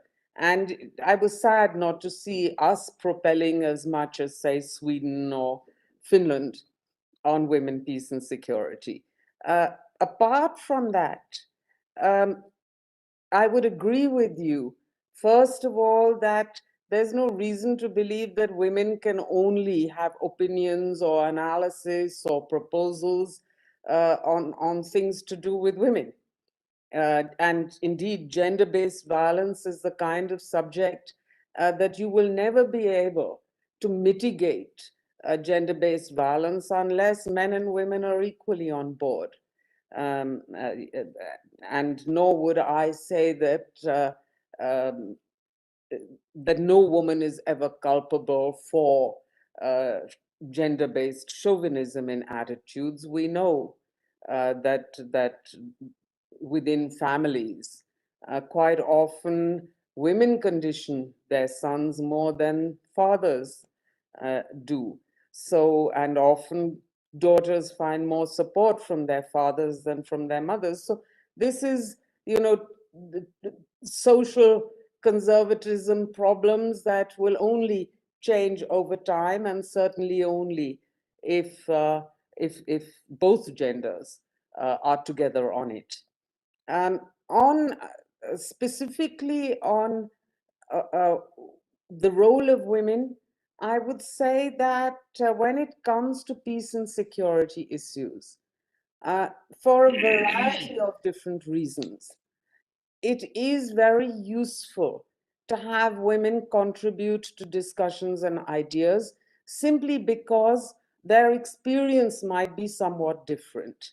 Up until recently, women were not really integrated into power structures or into policy-making structures in the way that they are beginning to be integrated now.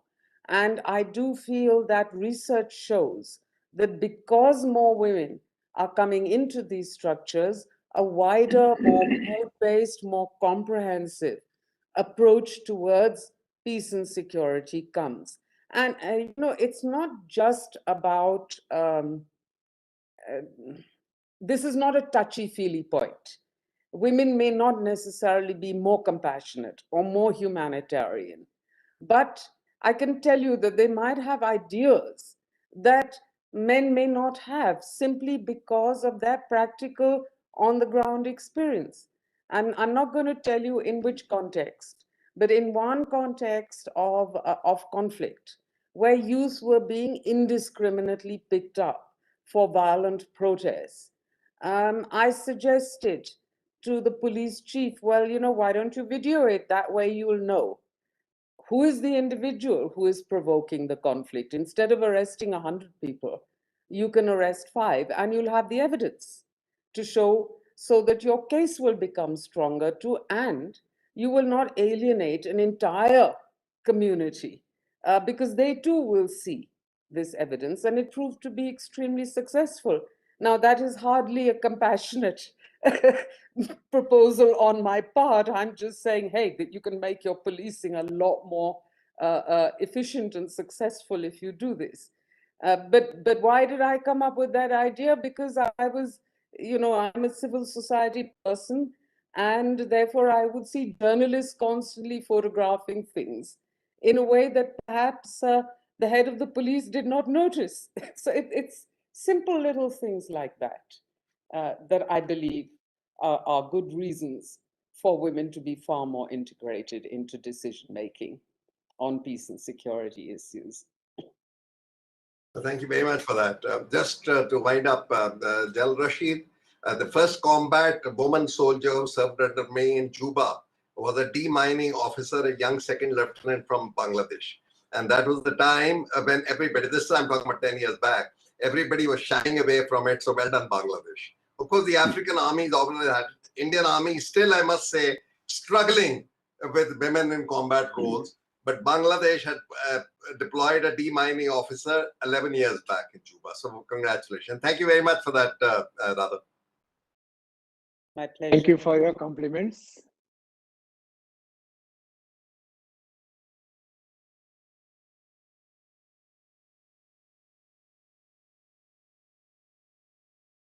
You're muted, Professor Chengappa. Yeah, I think we've had a fascinating discussion thanks to the two panelists, General Rashid and Dr. Radha Kumar. They've really given the audience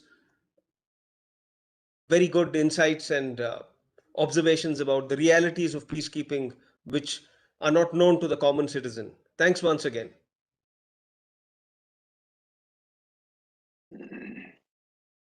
Thank you very much.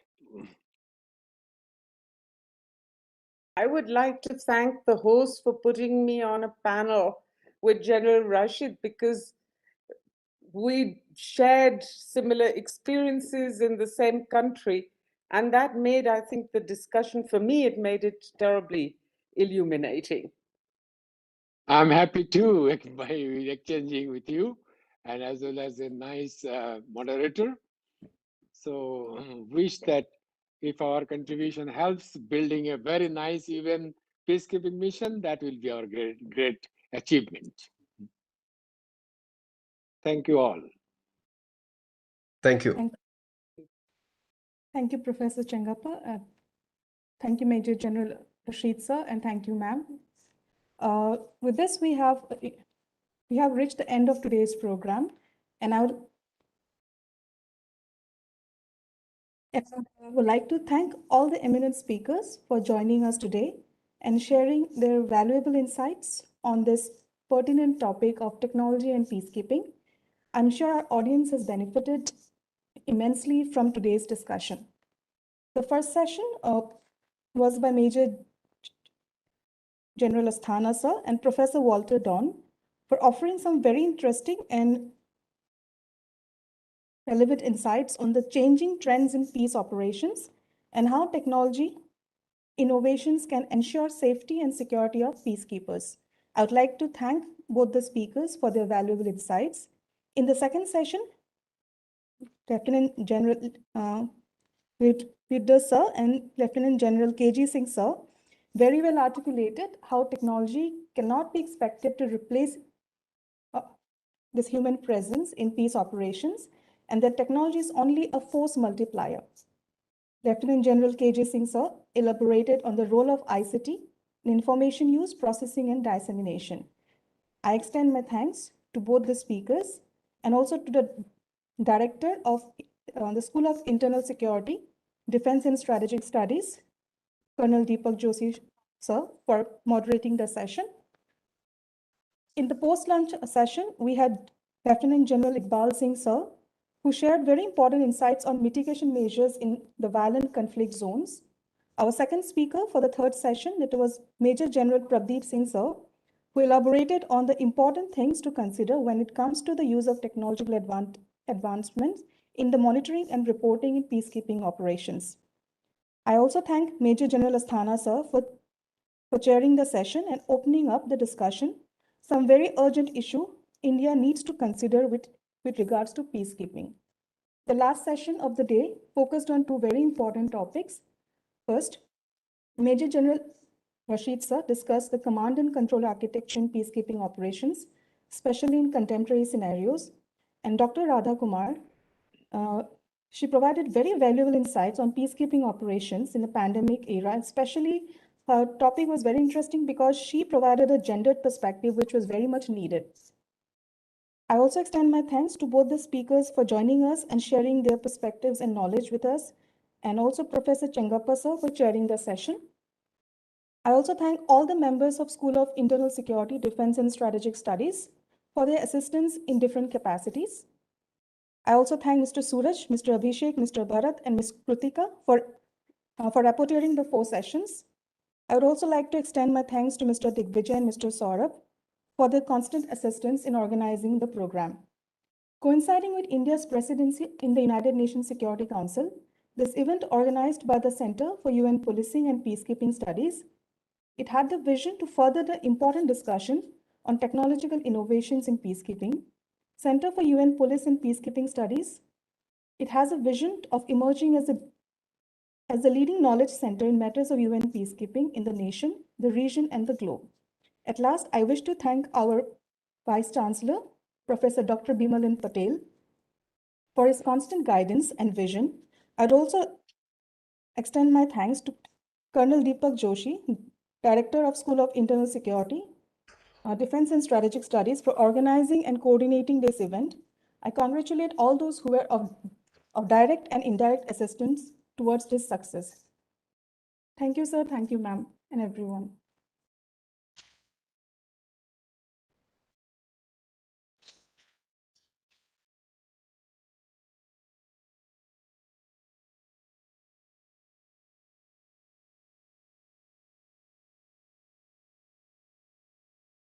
Ma'am, you're muted. Would say. Oh, I just wanted to know, should we say goodbye? Yes, ma'am. Like, we can say goodbye now, sir. Thank you, ma'am. Okay, goodbye. Thank you, sir. Bye. Goodbye. Let me leave this.